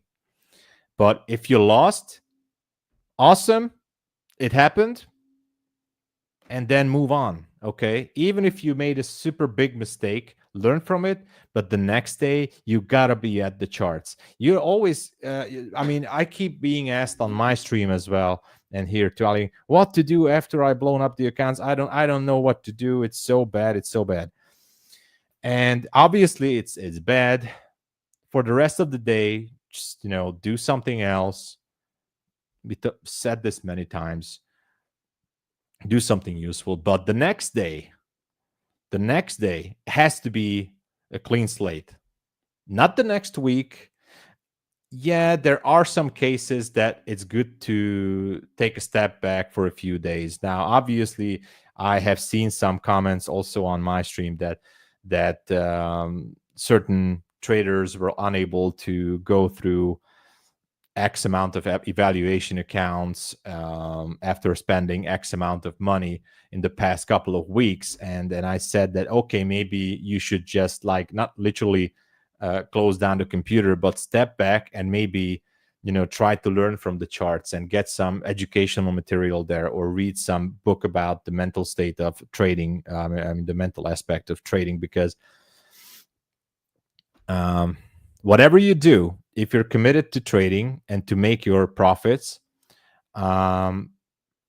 just don't leave it alone for too much time. Like, even if you're away from day trading for a few weeks, and I know we have the vacation time, and I know there's family and everything, but I would say lots of things can happen in the market during just a few weeks. So just continue after a bad day, show up the next session, and worst case scenario, just trade on a demo account. That's what I would say. Okay. And when Ash was talking about this, I said super W on this topic, because, repeatable setups, showing up every day, I think those 2 things are very, very crucial to be a successful day trader, because we are day trading here. We could be swing trading, of course, but 98% of us are day trading, right? Looking at the 1 minute, 5 minute charts, which is cool. And back to the game plan, and to the main topic, by detaching ourselves away from the profit itself and focusing on the on the trades, I would say have a game plan with a pattern that repeats every day. Like, not just smart money concepts are repeating every day. A single trend line entry is repeating like every hour, depending on when you trade or what kind of setup you're looking for. But there's so many entry models that are actually showing up, like not just once, but multiple times every single session during London, New York, Asia session, right? Don't overcomplicate things. And I wrote it down to myself. Don't overcomplicate, because analysis paralysis can be a crucial one if you fall into that trap. So you guys were talking about SMT and maybe first fair value gap is the new thing now, and there's so many concepts regarding ICT, and not just ICT. But if there's too many things going on the chart, you're gonna get lost, and then you're gonna do strategy hopping. Base player, thank you so much. You're gonna do strategy hopping, and then it's just gonna be no good. Yeah, don't spam. Stop spamming. So chill. So then you're gonna join the dark side, and that's not good. You know how is it in Star Wars? Fear becomes anger. Anger becomes, I don't know, rage, whatever. I don't know. It was a long time ago. And then you're gonna join the Sith, and obviously we have to stay on the bright side. Okay, so keep it simple. Find a repeatable pattern. No, not for the dark side. And find repeatable pattern, and you have to write down that game plan. Now, once you have that and keep showing up every single day, then one last thing to do to gain a lot of confidence is to trade small size. And I'm saying this to the ones who are not yet at those first payouts, or you're just still grinding on your evaluation accounts. If you're still there, I know it's going to take time, but please take your time. Okay. And trade the smallest position, 1 micro. If you don't have the patience to do it for 30 days, try it out for 2 weeks. Trust me, it's going to work out. You're going to win, because once you journal down what happened, and if you did everything correctly, there's a good chance that you did not blow up your account in 2 weeks or 4 weeks, right? And even if you're not ending the month in profit, I think you're going to feel good. Obviously, like if you're saying, oh, but I'm not going to feel good because I didn't make money. I mean, if you're solely attached to trading and that's your only source of income right now, that's not a good approach, okay? So if some of you right now are heavily depending to make some kind of profit from your funded account, because that could be, maybe you're in a specific, I mean, how should I say this? How should I put this? If you're right now in a tight financial situation and you're definitely counting on that money, that's going to make it 5 times harder for you to be successful in trading. I'm sorry to say it like this, but this is the truth. Trading at the first place should be considered as a secondary income or a part-time income. It's going to make it much, much more easier to walk through the road and gain that confidence. And by the way, I just went into the next thing when we're talking about how to detach ourselves from the P&L, okay? And I obviously know that not everybody has a main job or a main business to run, and I know that maybe some of you are right now in a situation that maybe prop firm trading is the only solution for you to get some money, right? Yeah, I get it. I was technically, well, I was not in the situation like that, but yeah, I can feel it. And it's going to make you 5 times harder to do it, okay? I could tell you stories about this because I know a guy here in my country as well who, and actually I'm not going to tell that story. It's a sad story.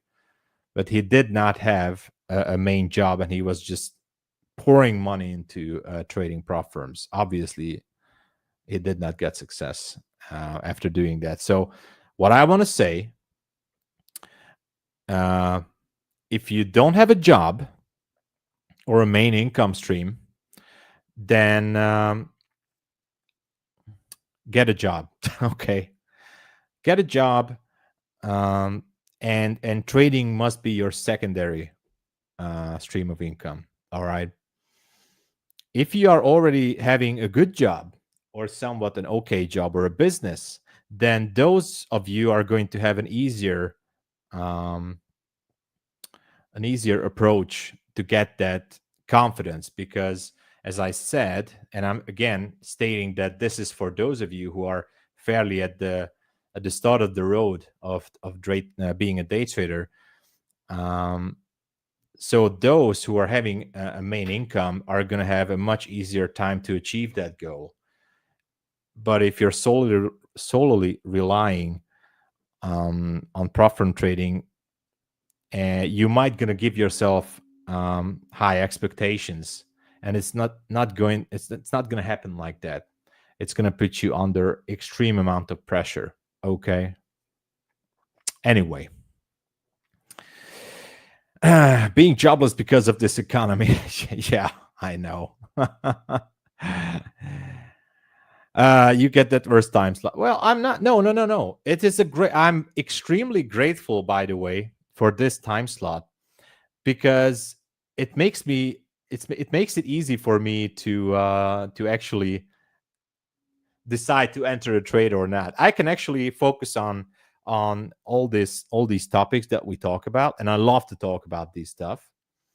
And I'm grateful to be taking the 11:30 segment because statistically speaking, as I said, nothing is really moving around these hours, right? Around this hour. So I would just use this time, and you should do it as well, to focus. Maybe if you're in profit, as usual, I always say that if you're in profit, walk away. I mean, why do you want to keep continuing? Let's say, for example, you have 2 funded accounts. Okay, you're in green on both of the accounts, a fairly good green, right? Why do you want to keep continuing to trade other than being here on MyFundedFutures and share some information? Yamil is here. Hello. Yeah, you get enough from me in London session. Yeah, I know Yamil used to be there. Yeah. So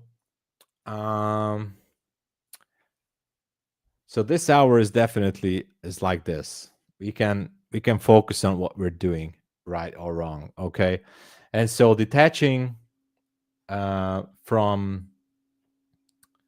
that P&L, having a full-time job or some other source of income is definitely going to help you big time. Okay, so don't push yourself into that tight situation.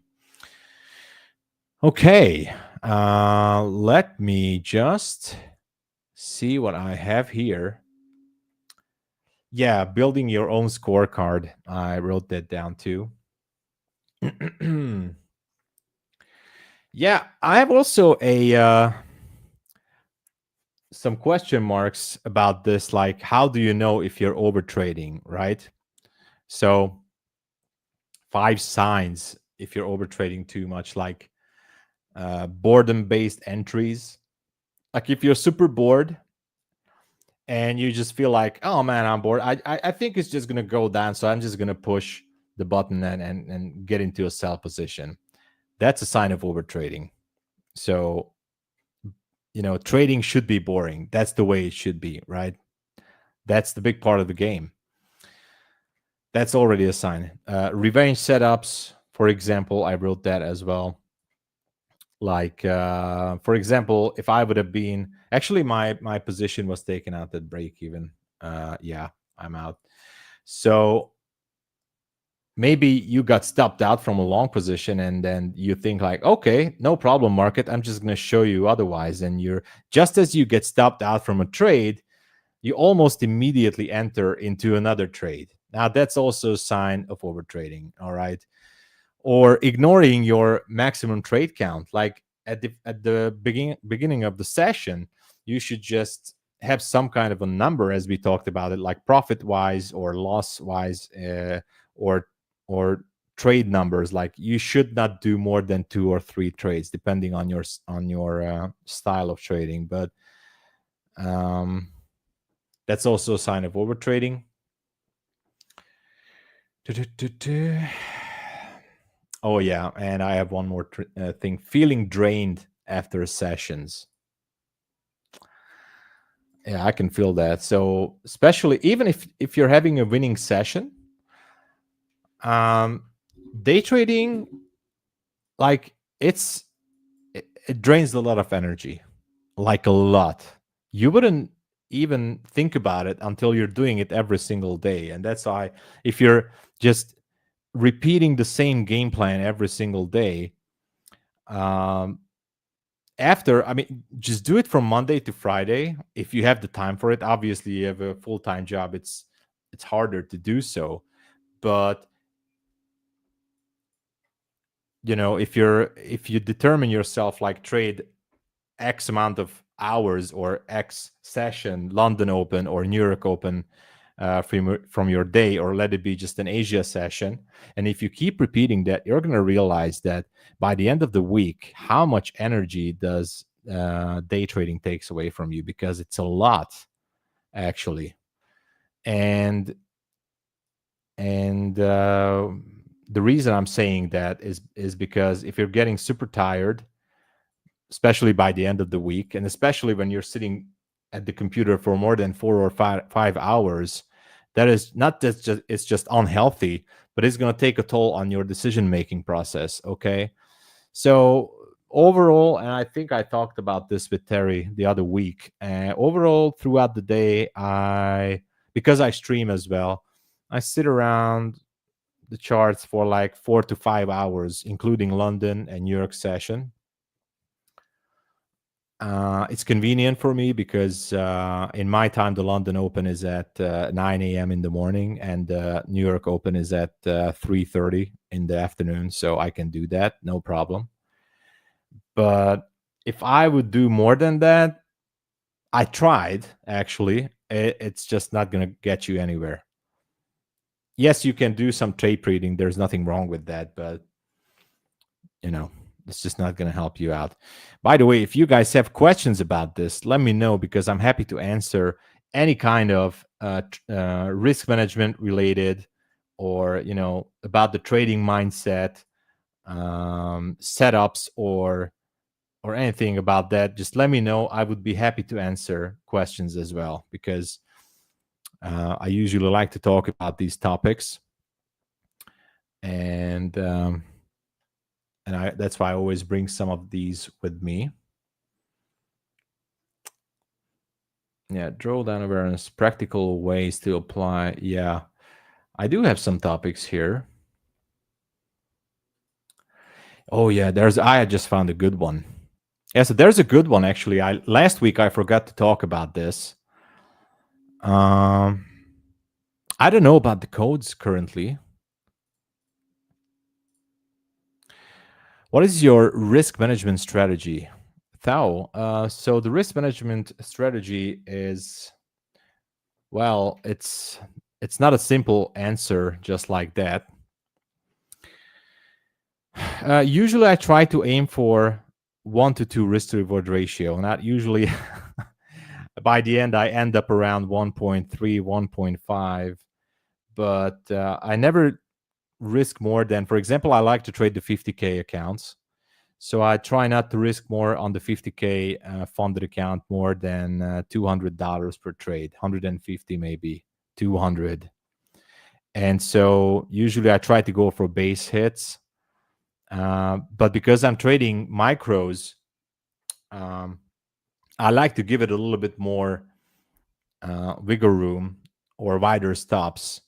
So there's many of you who are actually almost like into scalping, like looking for just 10 points, 12 points. But because I'm looking usually for like 40, 50 or 60 points, like at least 60% of the time I'm looking for those kind of trades. Now you might say, oh Mike, that's a lot. Yeah, but the way I do it is I trade very small size, anywhere between 1 to 6 or 8 micros, maybe, depending on the stop. Risk to reward ratio, yeah, I aim for 1 to 2, but because once you start messing around with your stop, which I try not to do, but I do it as well, and breaking my own small rules there. If you mess around with your stop, or you take early profits, or do a partial profit, especially when you take partials, then your risk to reward ratio is changing rapidly, right? So I would say try to keep it anywhere above 1.2, 1.3, at least to cover commissions. And at least if you have a 55 to 60% win ratio, which you have to know about back testing and forward testing as well. If you know your edge, if you have at least a 55 to 60% win ratio, you have to keep it above 1.2 or 1.3 risk to reward, right? And again, it's not really being told too many times, but once you take a partial profit, mathematically speaking, it's going to change. It's going to definitely change the whole the edge, the risk to reward ratio. The numbers are going to change rapidly. Okay.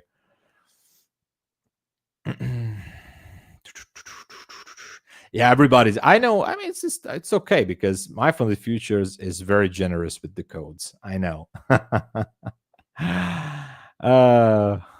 Yeah. So, how many trades do you take per day, especially when in drawdown? Trading mindset. Excellent question. Thank you. How many trades? If I'm in a drawdown, I'm still having a fight with my demons. You know, when you have that gambler sitting on your shoulder like this, and it keeps telling you to come on, just one more trade, one more, just push the button, just one more trade. You got to do it, man. It's so simple, you know. And so when that gambler is sitting on your shoulder, once you're in a drawdown, the devil, then it's very, very, very hard to say no to the temptation. So when I'm in the drawdown, I trade differently, and that's why it's a good question. When I'm in a drawdown, I trade differently when I'm in a winning streak. It's still the hardest part for me in trading, to walk away from a drawdown. It's still it's the biggest obstacle to walk away from a drawdown, even to switching to a different account. So I would say, if I'm in a drawdown, so the plan is to take like 2 trades in a session, right? It could be London session, New York session. Currently, I'm looking for around 2 trades. Now, if both of those trades are going into a stop, well, that's when Mr. Gambler comes into the picture and tells me to put on another trade, maybe 2 more trades. And so usually that's when I make my mistakes. Obviously, I don't do that all the time, but I would say if I have 4 losses and I'm in a drawdown, I'm done. I have to finish up, and that's it. So when I'm very patient with the market, and I don't have like my next profit goal is still way ahead. I don't have to do it in one day. I know that I have time throughout the week, especially on a Monday, by the way. Then I say, okay, I don't have to hurry.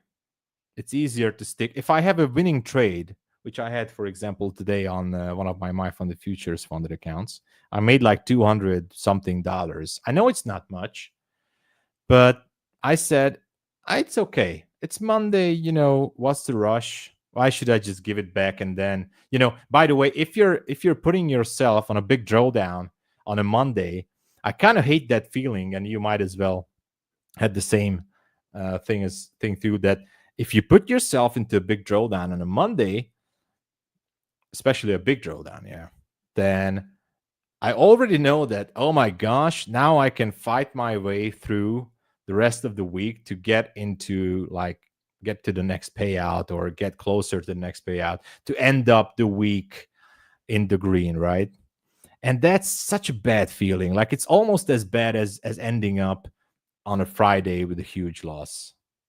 So be careful on Monday and Fridays, but I would say almost the same logic goes to a Monday as to a Friday. If you end up with a small green, it's cool. Keep that phase, small baby steps forward. That's how I used to trade, by the way, always. Making $200 here, $300 there. Okay, moving to the next one. And that's it. So that's what we do. That's how I do it, actually.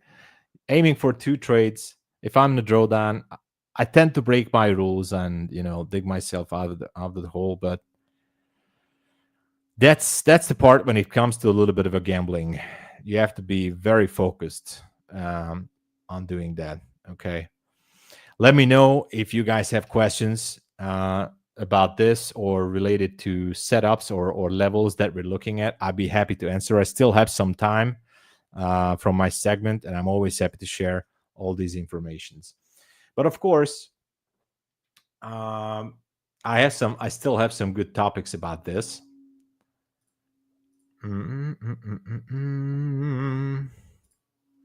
I have a good topic here. Fear of losing versus fear of missing out. Which one controls you? Now, that's an interesting question. I would be actually curious which controls you guys. Which is a stronger emotion? Fear of missing out or fear of losing? Which one is causing the bigger effect? That's all that matters. Anyway. Oh, we had the code maybe. Okay. I hope you guys get the code. Fear of losing. Okay, fear of losing. I get it. It's a strong feeling. It's a very, very strong feeling. I know. Fear of losing. That's the thing. That was driving me for a long time emotionally in a negative way. But then it changed. In my personal perspective, the FOMO is now taking a bigger toll on me emotionally, especially when I mess around with an open position. For example, I would be sitting in a long position here from down there, for example, from the 860s or 70s. I would be holding a nice long position and it goes back down. And I was like, I want to close it down. And then the trade would go into my original TP. Now, that kind of FOMO, I think it's way worse than losing. So I would rather lose than having FOMO. I just shared my personal opinion, but anyway. Oh, some of you guys didn't get the code. Come on. You missed the code. What is your goal in number of accounts to replicate? 10, 20, 40? I don't believe in having 40 accounts.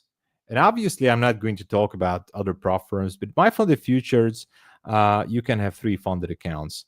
I believe in the opposite concept. Obviously, there are people who saying, yeah, let's have 40 funded accounts. I don't think it's quite manageable in the long run. At the end goal would be, by trading with the preference, for example, here in MyFundedFutures, you have your 3 funded accounts. You move to a live account. The end goal would be to get to be a better trader, to be a day trader who can actually, you can pile up that profit on your account and grow that account to be bigger and trade that one single account. I think it takes a much bigger skill to trade on one single account and nourish that account, work on that account throughout the year.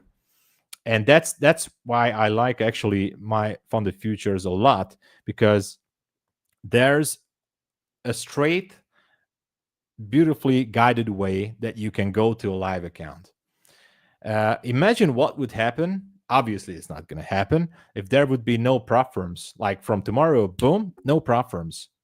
Like you have to trade your own capital. Now, as I said, we are spoon-fed by having all these great opportunities to be able to trade with MyFundedFutures, all the backup that they give you. But the goal is, you have to think long-term in trading. You want to be a kind of trader who gets the first payout and then blows up the account and then go for the next round of accounts and then blows up the account again at the first payout, because you can do that. And obviously in the big picture, in the long run, you can be profitable by doing that. I get it. The numbers are showing some results online in social media. Yeah. But if I see someone posting something, and I know some of you guys are going to hate me for this. I get it. I'm going to get the heat. I know. When I see some people posting social media like, oh, I just blew up 10 evaluation accounts, or I just blew up 5 or 10 or 20 funded accounts. But no problem. Tomorrow, next day, moving on. Awesome. I love the enthusiasm. I like the dedication. That's cool. But it's just building up bad habits, right? I'm sorry to say that. It's just building up bad habits. For me, it's much more satisfying to take multiple payouts from the same account. If you guys are with me on my streams, I used to show it in details of how much payouts I take from one single account.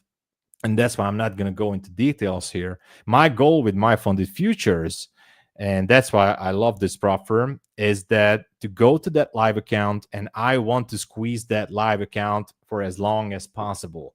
So you don't really need 20 accounts, 40 accounts. You have to think long term and build up that reset evaluations, yeah, or build up that account and just go from there. That's what's going to make you a long-time profitable, consistently profitable trader. The goal is to make a living solely from maybe 1 or 2 trading accounts. You don't really need more. I think even if you were trading on your personal account, like having 2 or 3 personal cash account for trading, maybe separate them from different strategies or different risk management scenarios, that's more than enough, and that's it. So my 2 cents on the dollar, and I know some of you guys don't agree with me. That's fine. But,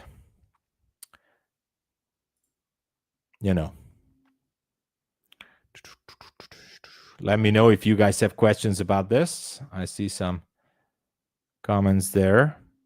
Okay.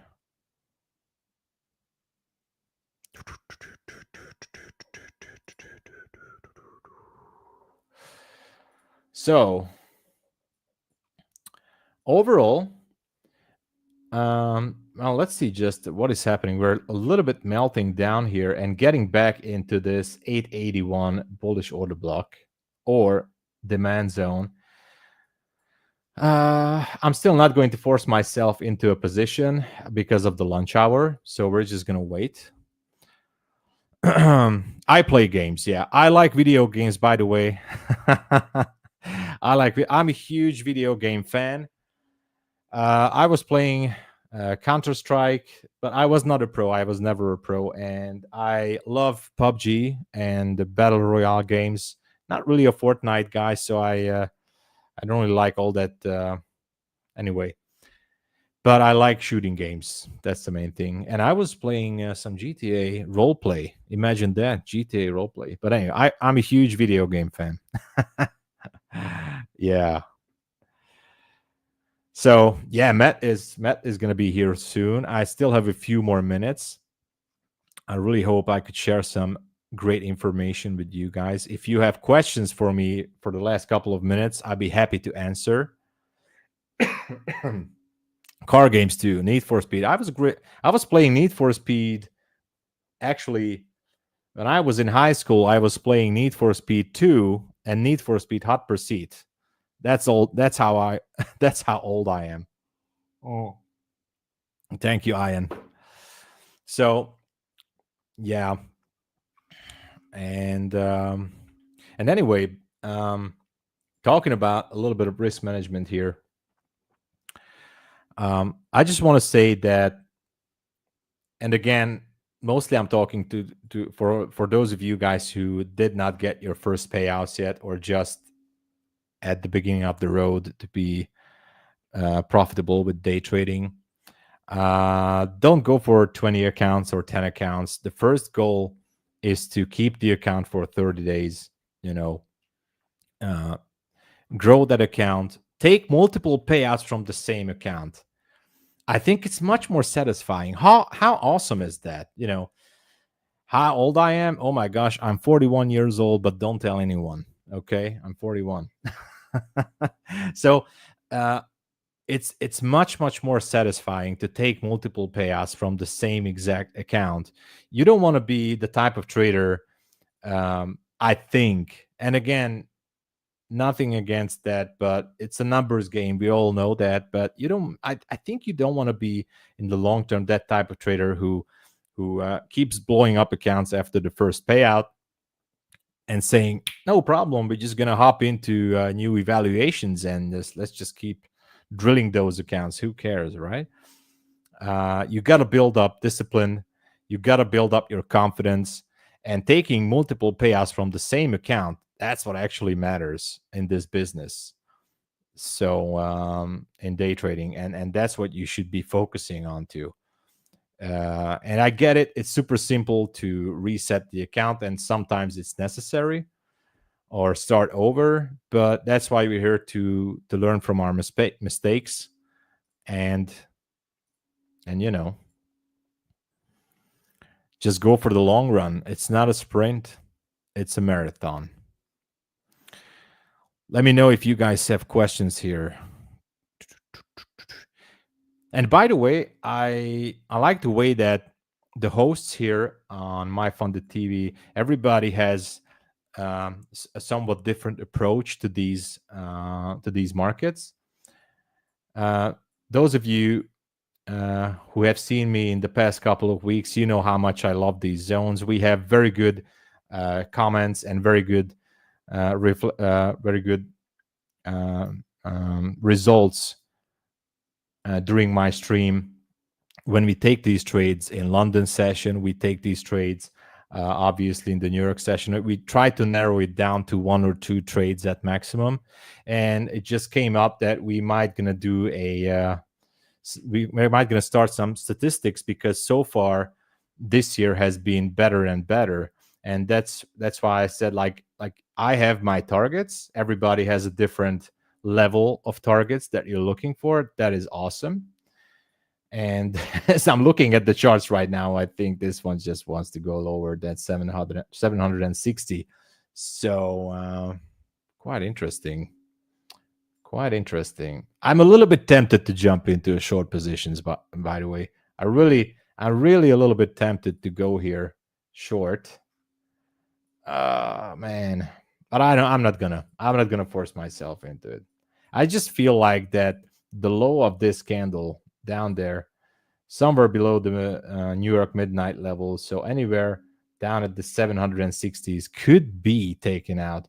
I don't have any comments. I mean, on the news feeds, that war-related stuff, or Trump is not doing any comments right now. So obviously, got to be careful in these markets. But I still say that what I said earlier in the session, like this is how I started with, like this market is just doesn't care about any kind of negative thing. Like it just goes up nonstop. And as long as ES is driving, I think this is just gonna keep on going. Obviously, let's hope that nothing serious is gonna happen, but I just saw that this year it's just nonstop bull market, and there's no way it's gonna go down. Very interesting. Okay, let me know if you guys have questions. I have maybe a minute or so. If I'm looking to get funded, what micro size would you suggest? Depending on your trading style, it's not a simple answer like 5 micro or 10 micro or whatever. Depending on your account size, depending on your risk management. So depends on a lot. I would not go for big risk to rewards. Actually, I can't say. There's no yes and no answer to this, or to do this and do that. Go for base hits. Maybe you can go for bigger risk. I mean, on the evaluation accounts, I'm going to stick with the 50K example. Go with like $300 to $400 maybe, I would say. But it's like not an advice, because I don't know how you trade. I don't know what's your experience so far, how many accounts you passed so far. So it's not a simple answer. But I'm happy to answer to these questions next time as well, or come join my stream. I'll be next on London session tomorrow, by the way. Yeah, sure. Quick question. Abel, fellow Hungarian trader. I've seen someone have a question about how to set daily profit and loss limit on Quant Hour, and this question just means a lot. Honestly, Abel, I have really no idea how to set it up with Quant Hour. So I'm basically a dinosaur. I don't know too much stuff about these technical things in Quant Hour. I'm just using for basic things. One thing I know is that with MyFundedFutures, once you log into the dashboard, you can set up a daily profit goal or daily lockout if you're using DX feed. So log into MyFundedFutures dashboard, and you'll be able to set up a daily goal or daily loss limit. I think that's something you can do there. Definitely that you can do there. I'm going to show you in a minute. Hold on. I tried to log in, and I think it's an awesome feature, mainly for DX feed. But let me just show it to you guys. Where is it? Daily lockout. Here it is. I'm going to show this real quick before Matt comes here. Okay. So here's one of my accounts. Let's see. Do you guys see it? Do you guys see it? I'm not sure if you guys see it. Oh, you don't see it. Now you see it. Okay. So this is one of my accounts, and you click here. You go to dashboard. Okay. You go to dashboard. Today I made $212 on this account, and you go to daily lockout, or you can go to edit risk. So you go to edit risk, you can set up a daily loss limit. You can set up a daily profit target, weekly loss, weekly. This is awesome, by the way, that MyFundedFutures enables you to do this. This is just awesome. For example, I'm going to lock myself out for the day. Confirm, locking myself out from this account because I made $200. Why should I risk more, right? So that's how simple it is. Boom. And my God, we're going down. I'm going to feel the FOMO real soon. I'm going to feel the FOMO. Yeah. And that's a cool feature. Yeah, that's a very cool feature. So I just locked myself out. Yeah, look at this. We're just going down. I know. You're welcome, Kay. Absolutely. I know everybody's waiting for Matt. So I'll be I'll be here until he arrives. Don't worry. He's here. I know. He's just setting up the stream, so he's here. You're welcome, John. Yeah, risk management is the king of all. That's like the alpha and the omega of trading. We can talk all about these levels and all these entries and all the zones and we can talk about fundamentals and options and whatever. There's so many, like I said, thousands of ways to do this. At the end, it all comes down to super simple risk management and discipline, of course. How did you finish today? Well, small green. As you guys just saw, I made $200 something on one of my MyFundedFutures accounts. Overall, I made, I think, about maybe $1,500, nearly $2,000 today. $1,700, I don't know, something like that. Throughout the London session, the New York session, I was scalping pre-New York session, so it was quite a long day for me, to be honest. Long day. So, but I enjoy to be here, by the way. I think the community is just awesome. Positive vibes all around. And look at that, we're still going down. I don't know what the heck is going on. I just don't know. But it just keeps going down. Keeps going down. But anyway. How much is the distance here? Oh my God, it's 50 points. For an NQ, it's nothing. I'm kind of feeling a bit of a FOMO here. If I would be not on stream, I would be maybe jumping into a small position. But but I'm gonna behave. Matt is coming, don't worry. I'm not sure. I think he had to reboot his computer, or I don't know. Yeah, he was writing in the chat here that he needed to reboot. So sorry. He'll be here in a minute or so. Don't worry, guys. I keep you company. I can stay here all day long. I can keep this up all day like Captain America. Don't worry. I'll do trade in London session. NQ, most likely. I tried to pick up gold as well, by the way. Like 98% of the time I trade NQ. 5% of the time, maybe I try my luck on gold. I realized that in London session, if NQ is not really moving, we can still find some trades on gold, but time flies. Exactly, Abhishek. Yeah, so it's a good example to trade something else. And I think we have Matt. Hello, welcome. Hey, what's up, Tom? How's it going, man? Hey. All is good. Everybody is chanting your name. You're like, where is Matt? Right? I said, don't worry, guys. He's going to come. Don't worry. So he's here. All right. Guys, I would like to say thank you to everybody. This was a great session. The pro is here. Okay, listen to him.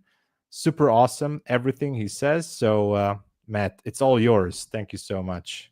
Appreciate it, buddy. Hope you had a good show, man. All right. Thanks. See you. Cheers, everyone.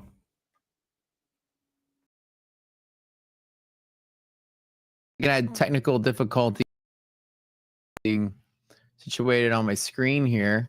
Hold on one second. All right. Looks like market is just midday collapsing, selling off. I don't know. Is there any news or something I might be missing out? I got to get everything set up here. Can you guys see my screen? I don't see it on the StreamYard here. There we go. Awesome. Okay. Trying to get everything situated here. All right. So I had to reboot my computer. Windows was like forcing an update. That's what I was dealing with. So give me like 2 seconds to get situated here. Market's crashing out, so I'm not going to do any trade on this one. I'm just going to wait and see what's going on here. I have no idea what's going on. Let me get this all loaded up here. All right, so you guys can see my screen. Explosions guitar. Oh, is that what it is? Oh, okay. So essentially, like possible terrorist attacks or something.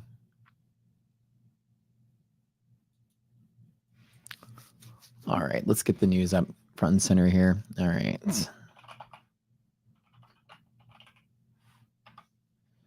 What a sad state of what we're living in right now. Explosions heard over Qatar capital, Doha.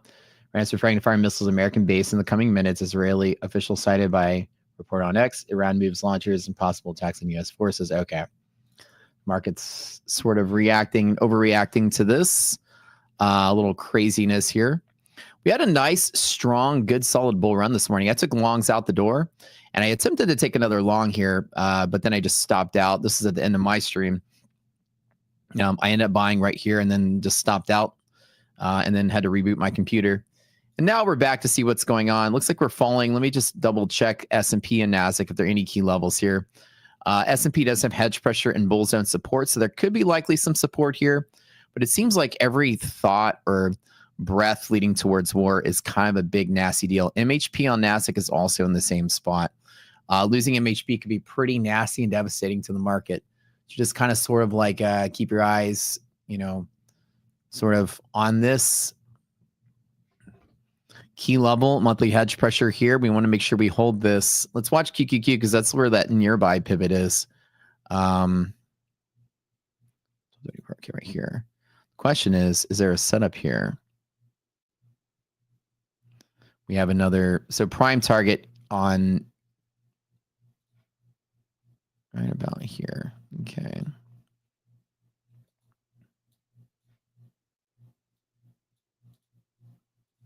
So this is futures hedge pressure and this is equity hedge pressure. So there's targets, there's like basically supports at both of these things. This big nasty sell-off, if it can recover from here, there is actually possible long potential off of this. Like I said, I'd hate to catch a falling knife. Market is overreacting, but this is really strong support. The question is, do I want to maybe try to tap it with the play? I could try for one. Let's try for one. One contract S&P. SPY is bull zone support and hedge pressure. Like I said, I'll take $500 of risk on this one just to basically buy the dip. I know market is obviously going to panic every single time there is something like this going on, but it might be, again, this is, if it draws us into conflict, there's probably going to be a problem there for the stock market. Stock market's not going to like hearing that kind of stuff.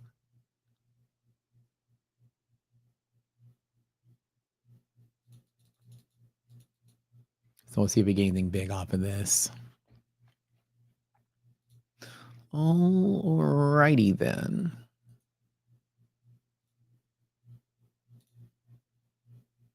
Getting some quick movement there. Just trading to support. My one contract long right there on the side. This is to talking about. I'm trying to like monitor all this at once. Okay, through liquidity pocket again. It's a little $400 scalp I took there. I can take another. Where my notes were here. So when I get serious business mode, guys, I get a little quiet.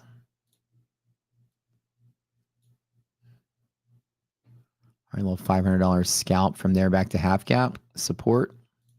I'll take that really quick. Let me just pocket that because I need to kind of get situated here. That's a pretty good scalp for $500. I like it. By the way, I'm up I was up about $9,000 something this morning on my stream, by the way. Guys, don't forget, thank you for joining the stream. Smash that like button really quick. I would really enjoy seeing you guys show your support for the stream here. Let me load this up here. You guys got to believe this photo finish of me like running in here, resetting my computer, getting everything going just in time to jump on the stream here. All right, we are good. Okay, let me tweet this out as well. It's like a testament to my ability to micromanage like a freaking champ. Oh my God.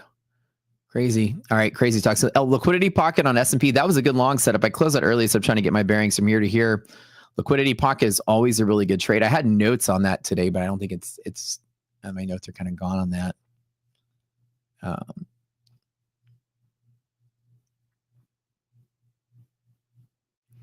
Looking pretty solid. Markets freaks out and we should be okay. So pocket to pocket trade was really good.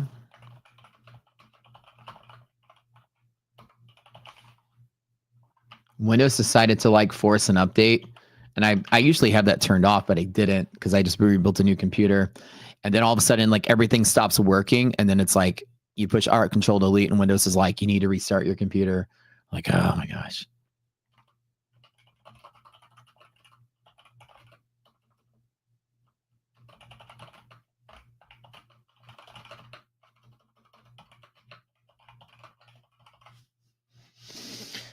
All right.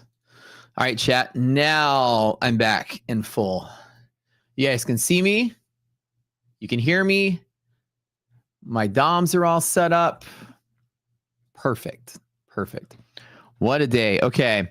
Now, when things like this happen, I tend to not have, other than catching that swing off of those key pivots like I just saw me do, I don't really have a lot of determination trying to predict direction of the market. I just know I can play the volatility pretty well. On QQQ, we have what's called a liquidity pocket, which is bear zone, bull zone. We always teach you guys here on my setup. That's a 90% probable setup. I take it all the time. I took it earlier. It failed. I took it again. It passed. So that's pretty good. And I'm waiting to see, if we touch it again, I'll take it one more time. Pretty sort of simple textbook, by the book sort of day. Yeah.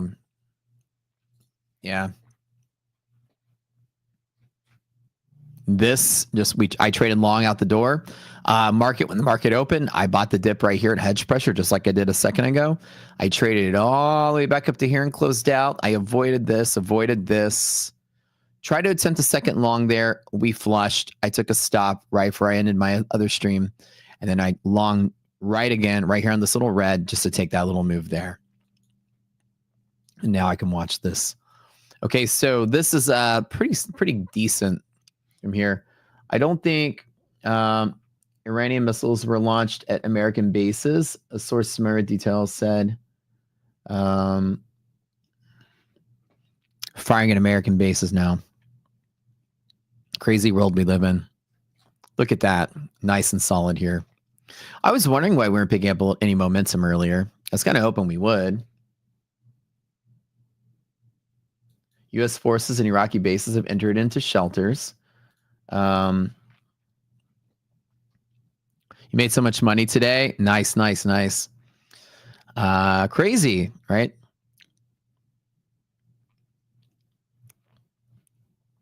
All right. So let's see how we get this going forward here.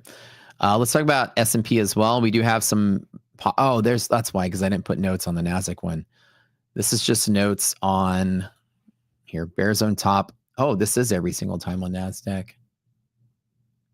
Okay, so I might be able, or this is S&P, sorry. I might be able to take one S&P trade right here off of the pocket, 26 all the way back up the top. Let me just do one. Just one. So liquidity pockets are some of my favorite setups here. And I don't have my drawing tool. Let me open it up really quick.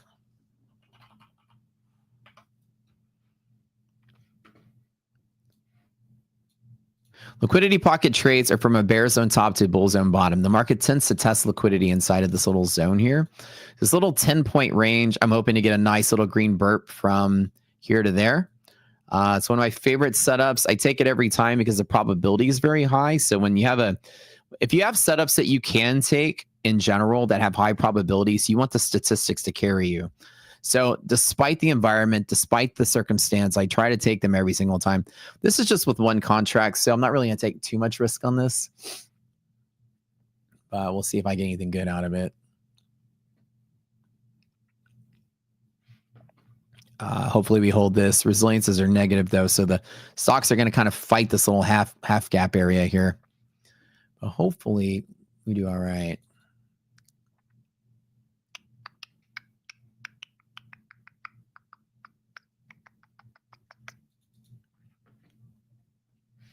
All right. So in S&P, I have a 10-point stop on 60.15, give or take. I am not super convinced that we get a big rally, though. But I'm going to test the pocket one more time. This half gap is now resistance, though, because this resilience number is dropping. So resilience is telling me the nature of the stocks are doing inside of this redistribution zone, which is this white area. The majority of stocks are kind of just sitting right here in the middle. And that's what I'm staring at. So I have basically just a scalp on this with one contract. And we'll see if this turns back. About 10-point stop on this. Just one. I'm not playing with any more than a $500 to $1,000 range here. I definitely don't want to see this happen. But it's a little extra volatility right now. And I don't like seeing that volatility. But we'll see what happens. Like any threat or hint of direct U.S. involvement over there is going to send the market spiraling around because, basically this is just similar to any terrorist attack or any attack on American base or something. People are going to respond. We talked about it on the stream this morning. Somebody said, what happens if there's a threat of a terrorist attack and retaliation, maybe a sleeper cell in the United States or something? Was that the market would flush out really quick and play that volatile range and then likely continue to sell. So this is what I am worried about. But I'm just kind of hoping that the market still stabilizes. But if not, then I can get out of the way of this.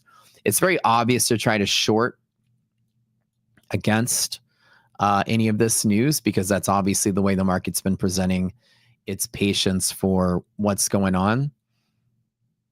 It's very little, right? There we go. So yeah, I'm chilling. Yeah, trap a bunch of longs, flush them out. And then as we fall to like these key areas, then myself, I'm like positioned to say, okay, let me see if I can't find any opportunities here.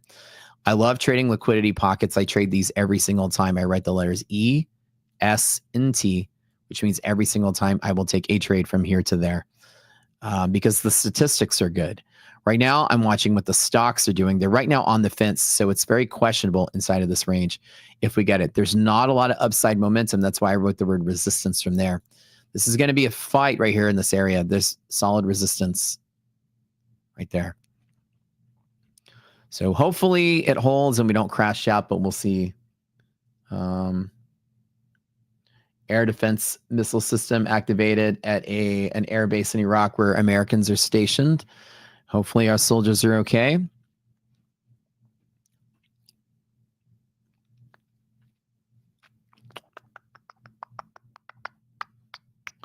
This kind of market mover news should be displayed somewhere on the screen on the show. That's not a terrible idea. Those of you showrunners here, to have like a little ticker feed at the bottom of the screen that shows breaking news as it's happening. That'd be a good idea. Now we're kind of just waiting. I did engage in a small long position from here. Again, I bought at the liquidity pocket like I do every time. This is about where I'll be cutting this out if it doesn't hold. So hopefully it should be okay, but we'll see.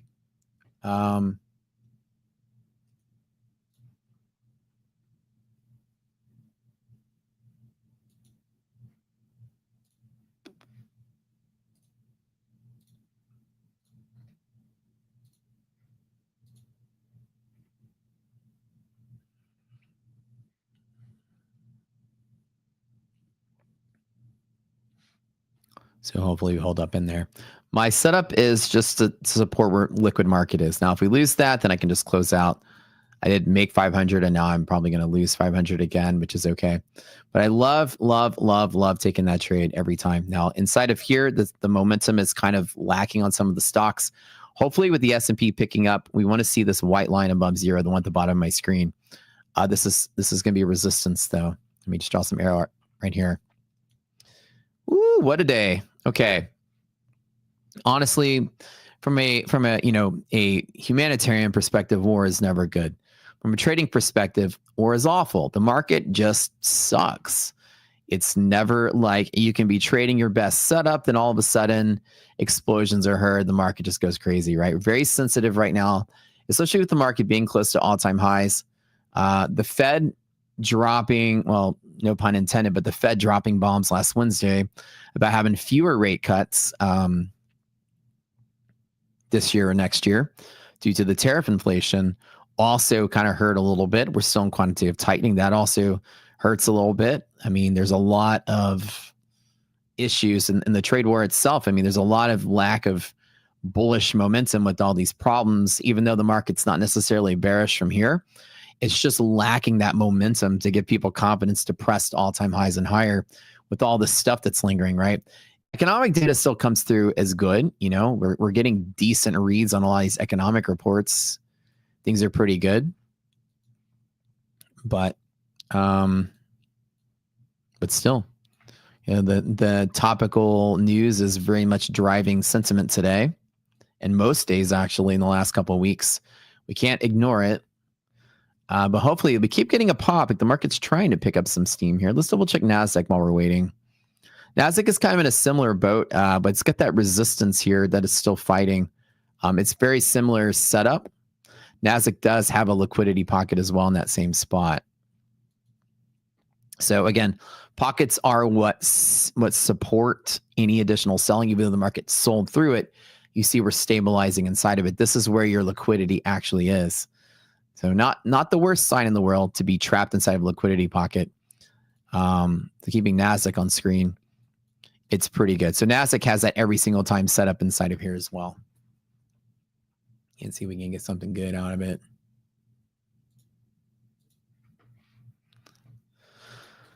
Would be super awesome for this to recover and then keep rallying. Again, we have resistance at this yellow line at 21,985. It's called margin buffer limit. It is a resistance pivot. There's the every single time play on NASDAQ and the liquidity pockets looking really solid there. Hopefully this trade turns around and gets green. I'd like to see it run up at least back to where we started, at least just to test this area. My faith in this is very low, though. I don't have a lot of confidence. The Wall Street selling pressure was a big deal. But again, like I try to scalp and play this momentum as much as I can. S&P, I'd like to see that move there as well. Clear out some of this. Boy, oh boy. All right. And here's another rule of thumb. You know, when things are crazy like this, you don't actually have to do anything. There's no reason you have to even enter a trade, much less, you know, try to figure out what's going on. Sitting out's always a good policy. And, you know, if I wasn't on the stream demonstrating a setup, I probably would have just taken my $9,000 I made today and chilled and not really forced anything. You know, if when in doubt, just sit out. It's a good rule of thumb. And where we are right now, I'm just watching to see if there's any kind of potential play that I take statistically. I like to take it. I had some room to move in one of my accounts, which should be good setup. So we'll see if I can't get anything good off of this little liquidity pocket here. But we'll see. Breaking through monthly hedge pressure is really bad. This can cause a gamma squeeze, which can crash the market today. So kind of like, you know, keep your eyes open. Make sure we hold this area here. This is a very, very, very, very key area that we hopefully doesn't break. Now, again, like I said, the volatility is a little high, so I traded my position a little. I said I'll play with plus or minus 1,000 today on this one. If I do fall another, let's see, 30 points in NASDAQ to key support, which is roughly about 6-7 points in ES. That's just another maybe $200 or $300 of drawdown. I can take the MHP. I'll be willing to hold another $200 or $300 just to hang into there. Iran says missile operation called Annunciation of Victory launched against U.S. bases. Okay. Iran launched 10 missiles towards U.S. bases in Qatar. Airspace is closed in the UAE. All right. Well, I hope everyone's okay over there.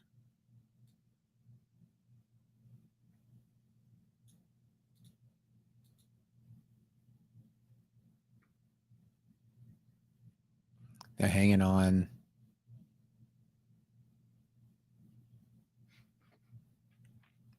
Trade's starting to pick up a lot of momentum here. Market's chopping a lot more. Like I said, we'll see if anything comes out of this. I don't know. All right, you guys, this morning, did you long? Did you short? I'm curious what the public did today. Did you guys make any awesome trades? Let me know in the comments. Or let me know in chat. I want to see if you guys did any kind of longing out the door, shorting midday. Short at the top. There you go. Both long and short. Very cool. Very cool. Come on, hang in here, though. You guys are shorting now?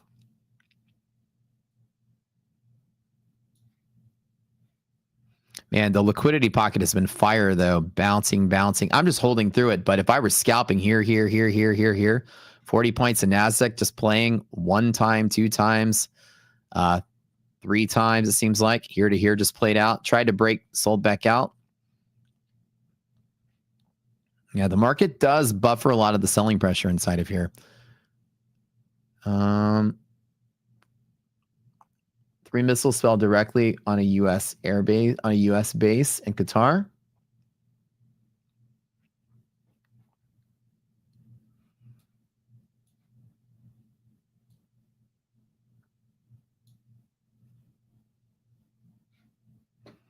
Well, so the idea now that you must have in your head is, as a trader, that Wall Street is sensing that as, you know, similar to anything else that has been an attack against the U.S. always, you know, has that thought of, is that going to draw us into a further conflict? You know, Pearl Harbor, you know, 9/11, things like this have caused. And so when you see these kind of things, the Wall Street's response is, we may be going to war. But I don't think that, you know, that's a preemptive assumption. We'll have to hear what the president has to say, obviously. But Wall Street is certainly acting like that. And the same thing happened at 9/11. You know, markets get very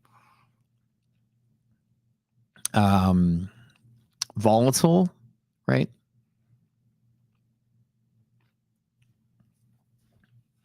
As he said, there's a code. There's no code yet. No code yet. I'd say that probably in a couple minutes, they'll be ready to do it.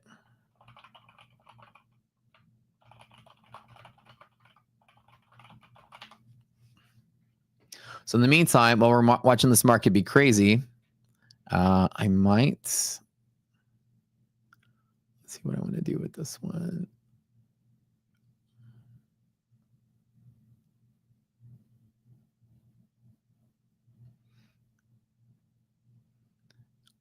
I'll give you guys a hint. You guys want a hint? It's 50K starter plus. Here's a hint. Here's a hint. To give you guys a head start. I did my best. Whenever the code pops in. Oh, there it is. Ayo, no FOMO 25. Boom. All right. Let's see if this market, you guys are welcome. Yeah, I'm glad you guys like it. Ayo, the goat. That was sneaky. That was sneaky.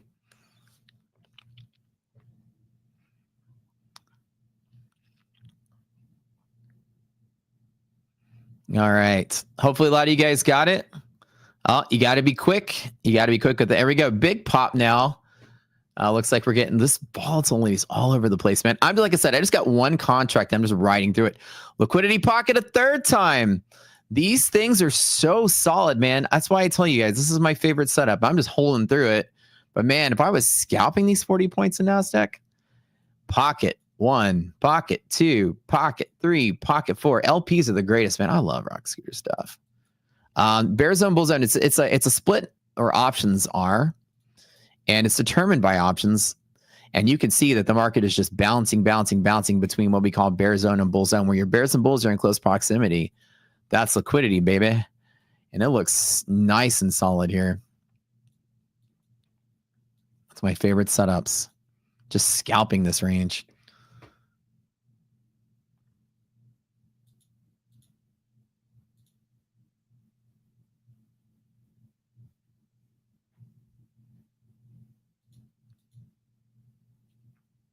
It's pretty solid now. It's moving.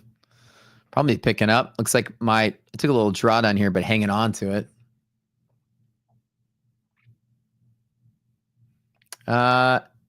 Iran will respond to any repeated U.S. mischief.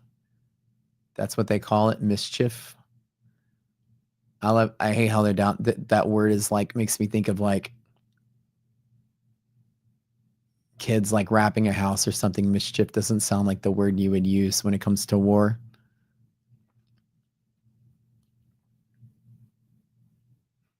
I hope it dies down. We don't want to see a big thing going on over there. No missiles hit the base in Qatar. Iraq, repeat, no missiles hit the bases. What is your source, Denny?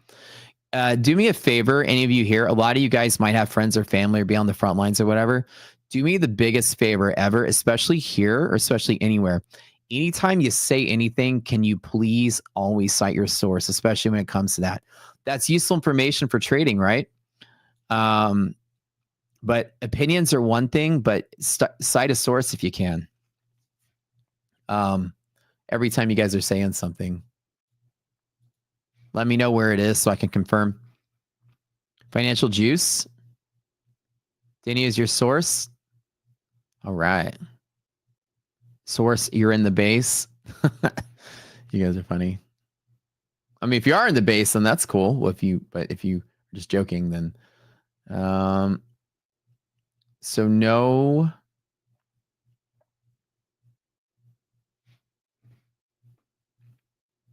You're the Circus says source, I'm the missile. You guys are a bunch of fucking shitheads. I love it. Y'all like my favorite people in the world. I always have fun with y'all. Source, I'm the missile. I love it. What's up, Denny? Trust me, bro. That's a good source always. I love it. I love my degen trading friends. Y'all are my favorite in the world. Danny's friends are there in the base. Well, yeah, that's what I'm saying. So this is what whenever you guys are reporting any kind of news, especially for me, because we want everybody to get the information, make sure you type it and then also cite your source with it. So that we understand, because a lot of people would know that you're there or whatever. So kind of say like, hey, this and this and this, because I have people that are friends in the base. It usually is helpful because it's hard to distinguish a news source from somebody's opinion, not usually. So it'd be helpful to me if you do that, and I'll let everybody else know as well. So apparently Denny has friends in the base that told him that none of the bases got hit. That's amazing. That's good to hear, right? Looks like we're chopping all over the place. You know, this account is up $2,400. I don't even need to be in a trade, to be honest. I have pulled a 10K day today, which is good. I'm still sitting here watching all of this. Crazy market. Yeah, I just bought the LP on S&P. Back into it right here. Resilience is still bad. We're not getting momentum in stocks. The market's just sort of resetting some of this volatility. But entering LP and S&P might not be a terrible idea.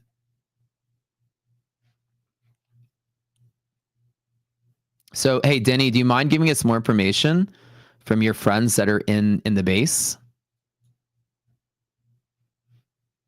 I love y'all's memes, by the way. I'm the base. I'm the missile. The stuff that you guys say is hilarious. Source, trust me, bro. That's always most people's source on the internet. Trust me, bro. You know, last night, it's so great that I was giving I can show you guys this. I love traders, and we can always like rub past each other. It's so fun. Everyone trolls each other and has fun. It's the Wall Street mentality. Get out thick skin to be here in Wall Street, though. So I made this post that was basically talking about. I wrote this thing. Let me show you guys a picture. I won't show you the whole tweet, but you know, I do a lot of fact checking before I say anything. Sources are very important to me. I quoted somebody that was saying that, we're going to have $120 event. They say that basically closing the Strait of Hormuz was going to be a $120 a barrel event. And I was like, well, it's probably going to be like a $3 to $5 barrel event. And there's all these reasons for that. But basically, I was basically saying, there are only 20 million barrels a day, and we take about 700K of that. It's about a fifth of the globe's oil supply, all this and that, this and that. And there's a reason it won't go to 120 barrels. I'll talk about that in a second. But when I say that, and then one of the funny things is somebody goes like, Grok fact check this, and then I love whenever I'm so right with the facts that Grok just comes in and says, yeah, he's right. There's always people spreading opinions, and I understand somebody want to fact check this, but it's like, yep, the claim, they wrote that to what I said, the claim that the Strait of Hormuz handles 20 million barrels a day, about 20% of the global demand, is accurate pre-AI data. U.S. imports are roughly 700K, I nailed all the facts, right? The idea is that, sources are important. People should fact check everything. And somebody fact checked me. And of course, all I do is spit fire and facts. I don't like opinions. I like numbers. And Grok was like, yeah, he's right. And so the idea is that, you got to make sure you trust the source. Anybody can say anything they want. AI can help you with it. Sources are very important, especially in the middle of trading. It's good to know where your ammo is, right? And when it comes to news sources sometimes are pretty credible, but also like Denny has somebody that he knows that's in the base that's even more credible than the news. That's faster. It's very important that, we hear from as much information as we can, especially as traders. The real juice in trading is being first as much as you can. So really appreciate it and the help. They shot them down with Patriot interceptors. Look at Patriot launchers and you'll see what I'm talking about. Bro, I was in 3rd grade when we used to use the Patriot missiles to shoot down the stuff in Kuwait. All right, I remember Desert Storm Part 1. I know what the Patriot missiles are. I remember us talking about that when I was 8 years old. We actually, our elementary school, got together and we made cookies. We made cookies and we decorated cookies to send to the troops. And I used to remember Patriots and Scud missiles back in the day. So liquidity pockets are something that the Rockscooter platform is designed to find. It has everything to do with where options are distributed. This is locating where market maker options are, hedging against bull and bear sides of the market. And a liquidity pocket is where bulls and bears are closest proximity to each other, the space in the middle. And then, of course, just watch me on the stream here or watch my stream. If you don't use this platform, I always kind of show the information. Denny, that was your job when you were in the military. They don't use Scud missiles anymore. I remember that was the Iraqi missile was the Scud, I think is what it's called. So basically, when I was 8, so they bombed the dinosaurs. You shut up, okay? All right, I am that old. But they had, like that. That was, I remember, that was the whole thing, and I remember watching it on television, them talking about how the missiles intercepted. I was always fascinated by that as a kid. And our teachers were like, yes, the troops are very safe because we have a missile that can shoot their missiles out of the sky. And we were like, oh, that's so cool. So everybody's safe. Just remember that when I was a kid. But I think that's good. Qatar just reported no casualties from the attack on U.S. military base. That's good. All right. So Denny, since you have friends over there, we really appreciate you talking to your friends, making sure they're safe and everything, but also giving us some information that's really helpful to hear. Now my liquidity pocket trade on the S&P, even through all that drawdown, I'm still good. I was taking pocket to pocket. I had kind of a bad entry on that, but let me take another, take profit on that. We're good. Okay. Oh crap. I don't have my other, I had to reset everything. So none of my other browser tabs are open, but this is my haul today. I have 5 other accounts I've been trading that also was there, but this is basically what I hauled from this one firm I've been trading here. This is all my funded accounts. So this is all, When you add this to the other, it's about 11K today. So that's actually not a bad day today. And I'm flat. I hit the pocket. I closed out pocket to pocket trade S&P. Pretty simple. I did take a lot of heat on the drawdown, but once I completed the move, I closed out. I did take a little bit more drawdown than I wanted. I don't like that I got 1,000 to make 500. But in that particular case, I didn't expect us to draw down that long anyways. Normally, I would have stopped out anyways and got back in. But the R&R on that was 1-to-1. I took a little bit more drawdown than I wanted to. But trading the news, you have to anticipate that's going to be like that. Yeah. But we did okay. A little better than I anticipated. Will I get back in? Oh, no. I made 11K today. I'm good. I shouldn't even be trading right now, to be honest.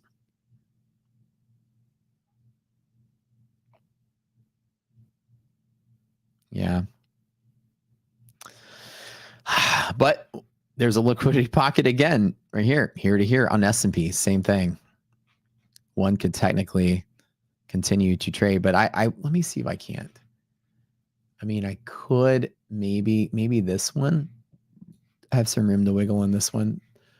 I can't make too much because of consistency rules, but this one I could try one more time.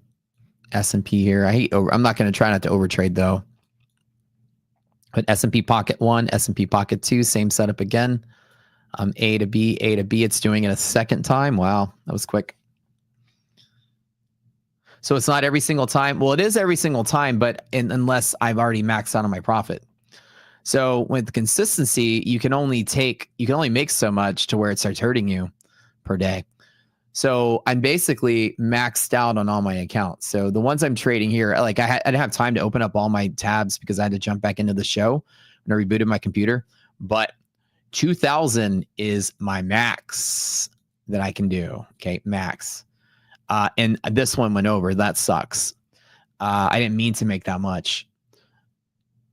These accounts are 1,000 max. It's just the payout schedule that they're on. So I have a little bit of room to play in here and barely any room to play in this one. This one is right here. So yeah, so I basically can't make any more money in these accounts. It's a good problem to have, right? But I can't go over for consistency reasons. Otherwise, on my personal accounts or any room that I have, I continue to be trading. Yeah. You guys want a lesson?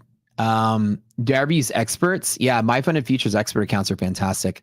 I'm live with MyFundedFutures right now, so I don't have any of their sim funded accounts anymore since I've gone live. But the experts are the best account in the business, and all prop firms is literally the best prop firm account that there is, period. Just the rules are great. No consistency and no daily loss limit. I mean, that's like the golden setup right there. Liquidity pocket. All right, and give you guys a little lesson really quick. You guys want to learn what a liquidity pocket is? It's so solid. In fact, let me show you guys some of my setups, and I'll start showing you guys some of the things I do. Let me show really quick. Okay. I have a setup sheet that I do. And actually, quick little plug, I teach a boot camp for $1 a class. It's basically a charity. And it starts today. So we're doing this huge boot camp today. And it starts as for 20 days, and it's only $20 to do it. We do this so I can teach live. If you guys want to learn what I do on this stream and learn a little bit from us for $1 a class, is pretty cool. You learn all this. Is one of the handouts from it. Liquidity pocket is what you'll see me talk about pockets all the time, which is this right here. Okay.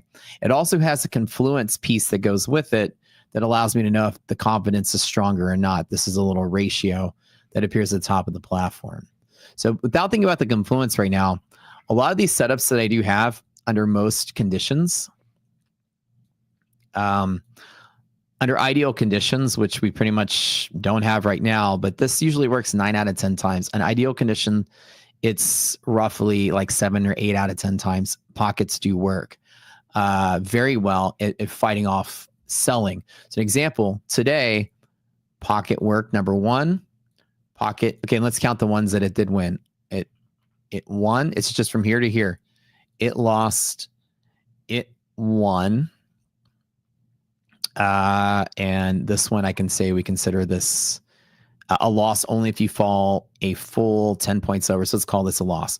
This one was 50-50 today in the middle of the news. So that one wasn't the best. Actually, SPY won twice. So S&P's won twice now. This actually was 2. So far, it's winning more than it's losing, even under non-ideal conditions, right? It's just trading from that light gray to the dark gray. NASDAQ today was a lot better. It actually went once. It went twice. Oops. Well, as you see, let me show you on futures. A little bit easier to see it because NASDAQ just played through the range like so many times.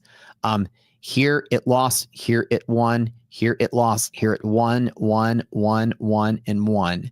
So the idea is statistically, liquidity pockets fight off selling. But what is it actually and what does it do? And let me teach you a little bit about what the platform does. It's kind of neat.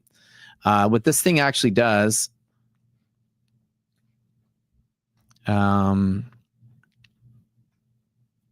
is that anytime that you buy a lot of shares, right, against the market, say I want to buy like 100,000 shares of QQQ. There's not really 100,000 shares on the ask. So me as a trader, I'll just put a T here. I bought 100,000 shares, okay? And on the other side of the trade is a market maker, which is a bank, right? A bank that signs up to work for the exchange. They get paid to provide liquidity. So they actually sold me the 100,000 shares. And they themselves are looking for a seller. How do you attract sellers? You raise the price. That's why when you're bullish, the price goes up. Price goes up to pull sellers out. Now, again, market maker is a bank that wants to be neutral. So they're selling to me in a bull market. Well, they don't want to be just short in a bull market. So to offset their selling, they're going to do some kind of hedge, okay? And the hedge in this example, I'm going to say that they're going to go buy some calls. This is just the way they do it. They can do it. A million ways to hedge. Example is they shorted and then bought calls, okay? If you weigh the calls out appropriately, like different means of hedging like delta and gamma, you can actually exactly balance your position in real time, okay? So the idea is you're short and long the market at the same time. That equals neutral. Now, when they buy those calls from another market maker, the one that sells the options, they're the ones that sold the calls to them. So it makes this really interesting triangle. And the market maker who sold calls is also exposed to being bearish or bullish in the market. So to offset the calls that they sold, they're going to long and short the same market underlying. So I bought QQQ as a trader. And then there's like 2 market makers in this particular example that loop all the way back around to the somebody can also long and sell QQQ, right? I'm the buyer of QQQ. The seller of the option is also a buyer or seller of the QQQ. Now this is looped back around and created this little loop where we're all in a trade against each other. And now the loop is closed, okay? With that being said, the idea is if you can find out the exposure of these calls right here, you can calculate how much buying and selling needs to happen, the underlying. As you can assume market makers want to neutralize their position, you can assume all of their risks can be calculated exactly how many shares they need to buy, which is what we did at Rocket Scooter. We isolate dealer options from the mix and the order flow, and then we can actually calculate where they are. A bull zone is just where traders are long the market with no bears, long against the house. A bear zone is where people are short against the house. And then how we find the house is we find those dealer options that are connected to that loop. And inside of that, where bulls are here and bears are here, when bulls or bears in close proximity to each other, that's liquidity. When buyers and sellers can quickly find each other, that's what we call liquidity. And the most liquid spot is where the bulls and bears are closest to each other relative to the house. Now, another cool thing is that if you were a bull up here, right, if you're a bull anywhere up in here and price is trading in a liquidity pocket, the bulls are actually losing to the house. And if you're a bear down here shorting and it's in a pocket, you're also losing to the house. Liquidity pocket is the place where the house is beating everybody. Strangely enough, the most liquid spot on the market is where the house is squeezing everyone equally. The biggest part of liquidity is bringing buyers and sellers to each other, which includes upside down bulls and bears exiting to each other. So the most liquid spot is the maximum squeeze point of all traders simultaneously. It's a pretty cool way to think about it. So when markets are liquid, you can just see that bulls and bears are able to trade to each other very rapidly. And that's what you normally see in a liquidity pocket. As we calculate with that options, you should be no surprise to you that you saw bulls and bears trading back and forth to each other very rapidly inside of the pocket. And so what's neat about liquidity pockets is that liquid markets just never crash either. No, almost never. When the markets are liquid, they tend to just stay put. When markets stay put, they just inflate. Stock market just inflates just because of inflation. Everything inflates. So with that being said, a flat market that's liquid is assumed to inflate higher more often than it sells off. Liquid markets just don't crash because anytime there's a willing buyer, markets will go up. Just the nature of the market. You don't understand why the market is going higher when there's a war. I don't know. Does Netflix have offices in Qatar? Does Ford have a plant in Iran? These things don't matter to our stock market. We don't have exposure over there to the American economy. So there's zero reason the market should be crashing or selling off because we're at a war over there. Oil prices might go up. A couple of things might, but it's not like, there's a Tesla plant in Israel, right? These things are not affecting us directly. Also, we're not at war.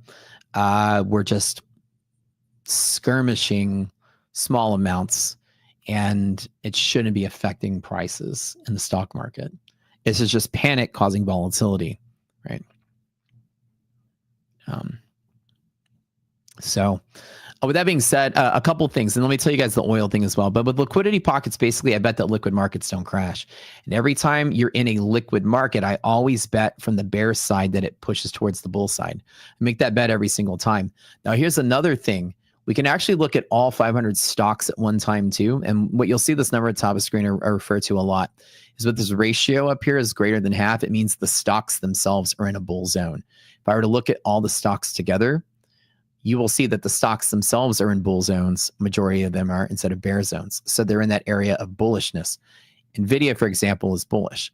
This is saying 63% of the market cap is bullish. So now when you piece the two together, the reason I make that trade every single time is when the market is liquid and the majority of the stocks are bullish, then why would the index sell off if the stocks are up here? Arbitrage, right? If the stocks are bullish and the index sells outside of the bull zone, it's going to pop right back into the bull zone because the index is tracking the stocks.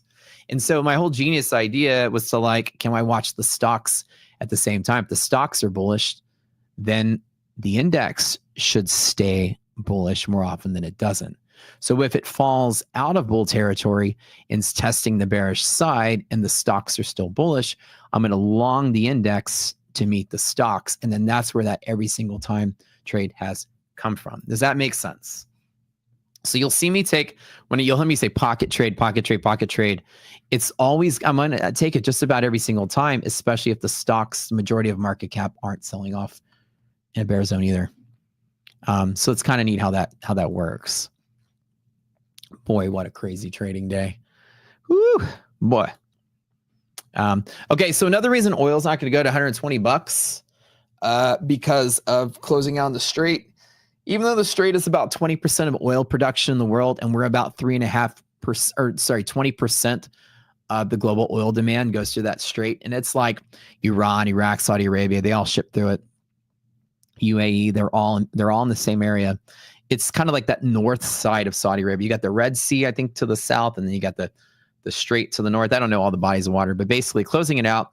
The weirdest thing about that is I don't know why Iran even threatened that, because first of all, it's only 20% of the global oil need, and we only take 3.5% of that 20%. We only take about 700,000 barrels. You know who Iran's biggest customer is? China. So I don't know what their goal is except for to piss off China and also their neighbors who also ship through that strait. I think the idea of closing that down would be like Iran just taxing themselves and shooting themselves in the foot. They're going to make everyone else mad. We won't even notice. And so oil rallying off of that news is silly because, first of all, they're not going to get the strait closed. They're going to get pressure from thousands of places to not do that. and doesn't even hurt America. Number two is, even if they were to choke 20% of the global oil supply for whatever reason, this mysterious thing happened back in a decade ago, was the shale oil boom. We have enough oil wells in this country that are dormant at 80, 90, 100, 110, 120 break-even points and further on, that if oil does even go to $90 or $100, we just turn on oil wells here and produce our own oil at that price. You don't have to worry about it. So we got shale oil here, all over the place that can actually, that just wells that are sitting dormant. So anytime oil gets that expensive, like it did before, we just turn on those oil rigs and start drilling oil like we used to. Although shale, up in North Dakota, there's a lot high break-even points. We can't produce it now because you can't make any money off of it. But if oil does get that expensive, we just turn the shale oil back on. And that's kind of like going to self-correct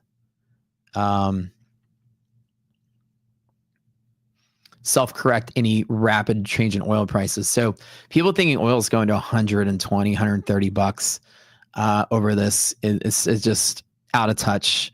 Maybe 30, 40 years ago, yeah, but OPEC is not necessarily, or OPEC countries are not necessarily like have a stranglehold on the oil market as much as they used to, now that America is an exporter and Russia's now a big producer. There's enough oil to go around that choking off that much supply, everyone else will make up for it over time if they needed to. Who is Iran's biggest competitor and what? So I don't think oil is going to be moving as much as people think so.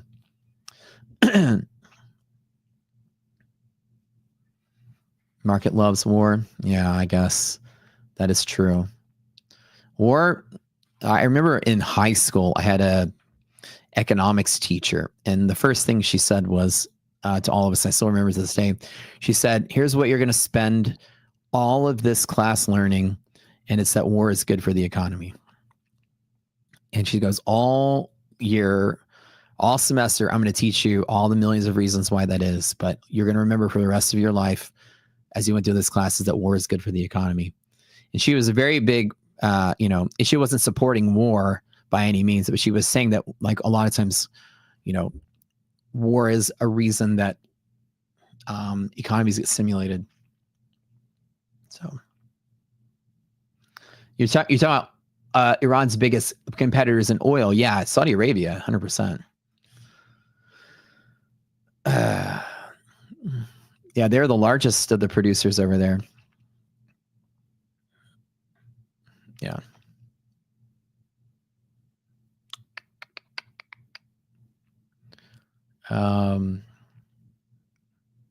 Yeah.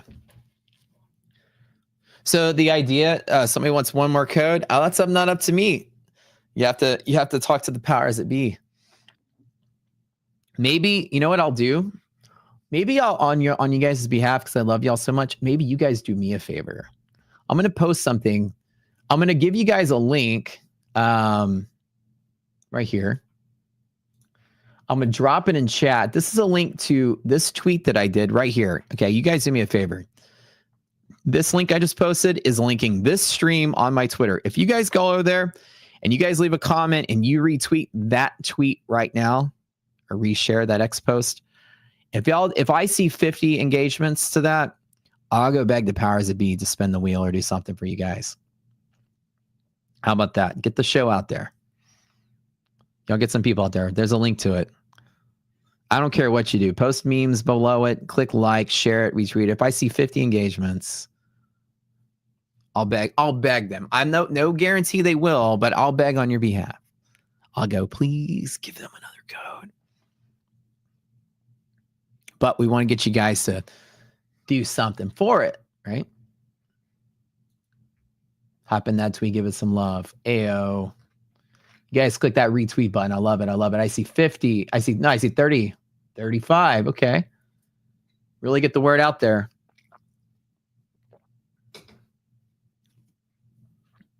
I really appreciate that. You guys supporting the show. We love you guys so much.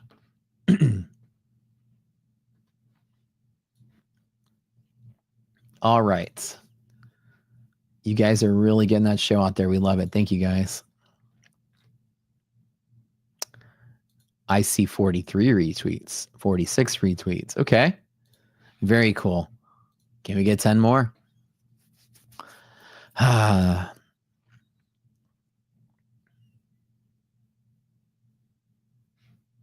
Accounts, no forms. Wait, what? Accounts. What do you guys want? I can't guarantee they'll give you something, but I promise you guys I would ask. All right. Code, not forms. Reset codes. Reset codes. That's what you guys want? All right. Okay. Now y'all type for 5 seconds and then stop typing. Don't give Abby a hard time here. Y'all want resets? That's what you guys want? Or accounts? Accounts code. Okay. Okay. Y'all got it. Okay. No more typing because I got to read what y'all are saying. Okay. I promise I'll ask them.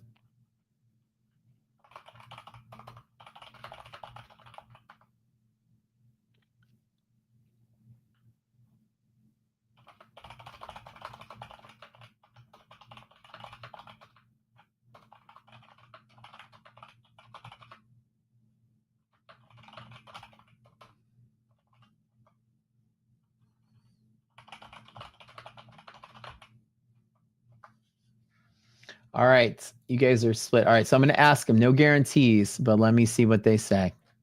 Really appreciate you guys. And don't forget to follow me on Twitter because I'm live all the time. 55 reshares. Wow. Thank you guys. 40 comments. I love you guys.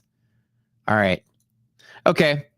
We'll see what they say. So can I get some rockets in chat? Show us some love? Because honestly, you guys are ready to ride the rocket. That sounds so funny. Ready to ride with the rocket. I heard you. Account resets, all that. Stop typing it. I gotta stop typing it. We heard you. We get it. Don't give our mods Magnus and Abby a hard time here. Cool. Rockets. You guys are showing love, chat. I love it. Thank you. Okay. All right. This trading day has been crazy. Hopefully I'm glad that we have Denny here reporting from friends in the base to say that our soldiers are okay. This is good. Good to hear. Pickle rolls. And Pickle's not even here today. Pickle's at Grandma's house today. When does the show finish? I'll be wrapping up right about in a little bit. Looks like they're going to probably do a few more, maybe. All right. I think they might do a code. I don't think Terry and Luke are here to come on and spin the wheel, but I think I might have convinced them to drop another code before I get out of here. Can I talk about mindset before I go? Yeah, absolutely.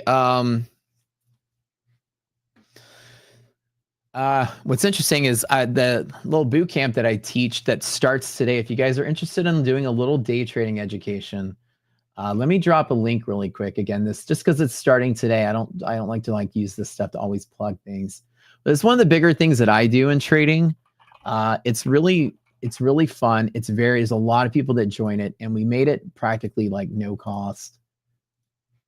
It's $1 a sesh. That's it for 20 days. If you guys are looking to get in on learning anything, especially learning what I do, like what I just talked about, liquidity pockets and stuff, I teach a lot of this stuff. And we start today at market close. So you guys are all welcome. There's a link I just posted in chat. If you guys can check it out, we do start at market close today. This is 1 of 20. And it's going to be a big thing that we do. And it's very popular in our community. And it's a really fun training sesh. We start today. You guys are all welcome to come join and hang out. But it's called Profitability Mindset Masterclass. And what on Mindset is all about, every single thing that you do in trading or any kind of investing is always a return on investment. You need to think like that. An investment has a risk, has a reward, and every part of it needs to be defined. You're never just going to buy something as you think it's going to go up. Anybody that has a plan with an investment is going to analyze it from all angles. Hey, I just want to open a restaurant because when I do, people are going to come in and buy my stuff. No, I want to open up a restaurant because I can get these materials for this much. I have these suppliers locked into contracts, good price. I can sell the food for this much. I have the clientele that likes the food. It's in the right region. It's in the right block. It's in the right corner. It's in the right building for foot traffic. All the pieces have to add up. It's not just if you cook it, they will come, right? And so it's not just like pushing long, pushing short. Every piece of risk. So you go back on the stream, you'll see a little bit of that. Mindset is all about knowing where my risk is. I know I'm stopping right there.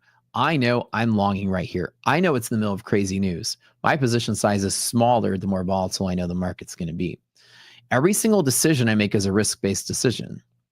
It's not just randomly doing stuff. I know when as rules of thumb, if market's going to chop around a lot, my position gets smaller.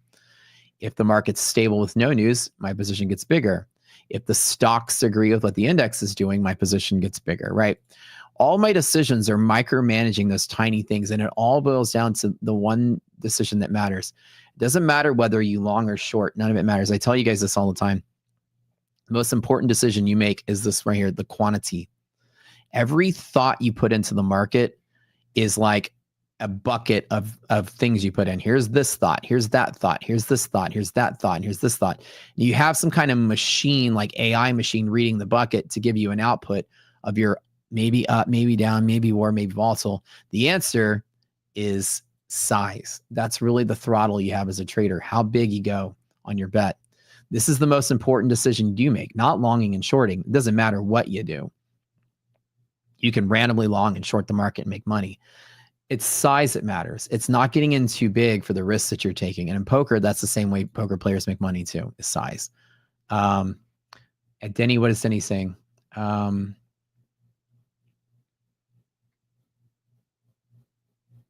You got me with any milli spaces? Yeah, Denny, follow me on Twitter, dude. Let's stay in touch, man. I'd love to just hear, a little bit more info that you got it. Just let me know. Follow me on Twitter though. But anyways, so yeah, as we wrap up here, I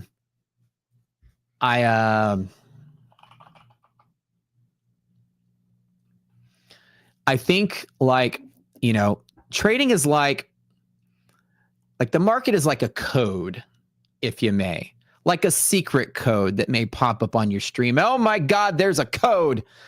Oh, for 50 free resets. There's one. Wow, I gotta love you guys. Thank you guys up at the top. They love that you shared the stream. Thank you. Well, you're welcome. I try my best over here as much as I can. But back to mindset, I'll tell you guys, profitability mindset is about knowing three things. Number one is take your best guess at the direction, up or down. It's a guess. You can't predict the stock market, okay? But you're going to try your best to do so. Getting the market direction right is not the reason you make money. It's just not. Entering at the right place, even though you may get the direction wrong, is also important. What does that mean, entering at the right place? Well, if the market has strong support here, I can long from here, and even if I'm wrong or right, I'm right or wrong at the right place. So even if I lose the trade longing at the right spot, then I can lose small. If I long at the wrong spot, then I lose big, and then I stop, and then I ultimately am right, and it might convince me to jump back in at the high. And that psychology is bad. So when you learn to enter at the right places where volatility or volume will be, then you limit that psychological effect you have of missing out because you got in at a wrong spot. If I long at the wrong spot, again to repeat, and I stop out and the market continues to go, I might say like, oh crap, I was right. Let me get back in. And so that's where problems come from in trading. So you want to make sure trend identification, take your best guess at it, entering at the right spot. Risk and position management has everything to do with entering the right spot, position size, in trimming, where to stop, where to get in, where to get out, where to add, where to subtract, all of that. And you'll see me a lot of the times turn my position from 3 to 2 to 1 to 2 to 3 to play with it as my risk changes. Risk gets bigger, position size gets smaller. That's the rule of thumb. And last thing is strategic market avoidance. Avoid the market under certain rules. And I have a lot of rules that I teach, where to sit out, when to stay out. And right here on the upside moves, as a matter of fact, I don't long against that yellow line and I don't long against that green. My longs end at these levels and I'm now avoiding the market because of so. So mindset is all about just knowing what you do. My system, your system, it doesn't matter. Knowing what you do and being repeatable with it, and knowing that all decisions you make boil down to that one important decision: how big do you trade? After you've gotten over the hurdle of, do I trade or do I not trade this? So once you clear yourself for trading, the biggest decision you make once you choose, the biggest decision you actually make is, do I trade or do I not trade? That's the most important one. Once you choose to trade, the biggest decision you make is how much you're betting. Longing or shorting doesn't matter. You can flip a coin and long and short randomly and get it right or wrong half the time. That's not the most important decision. It is important, but also you have to subscribe to the thoughts. You can't predict the stock market, right? All right, guys.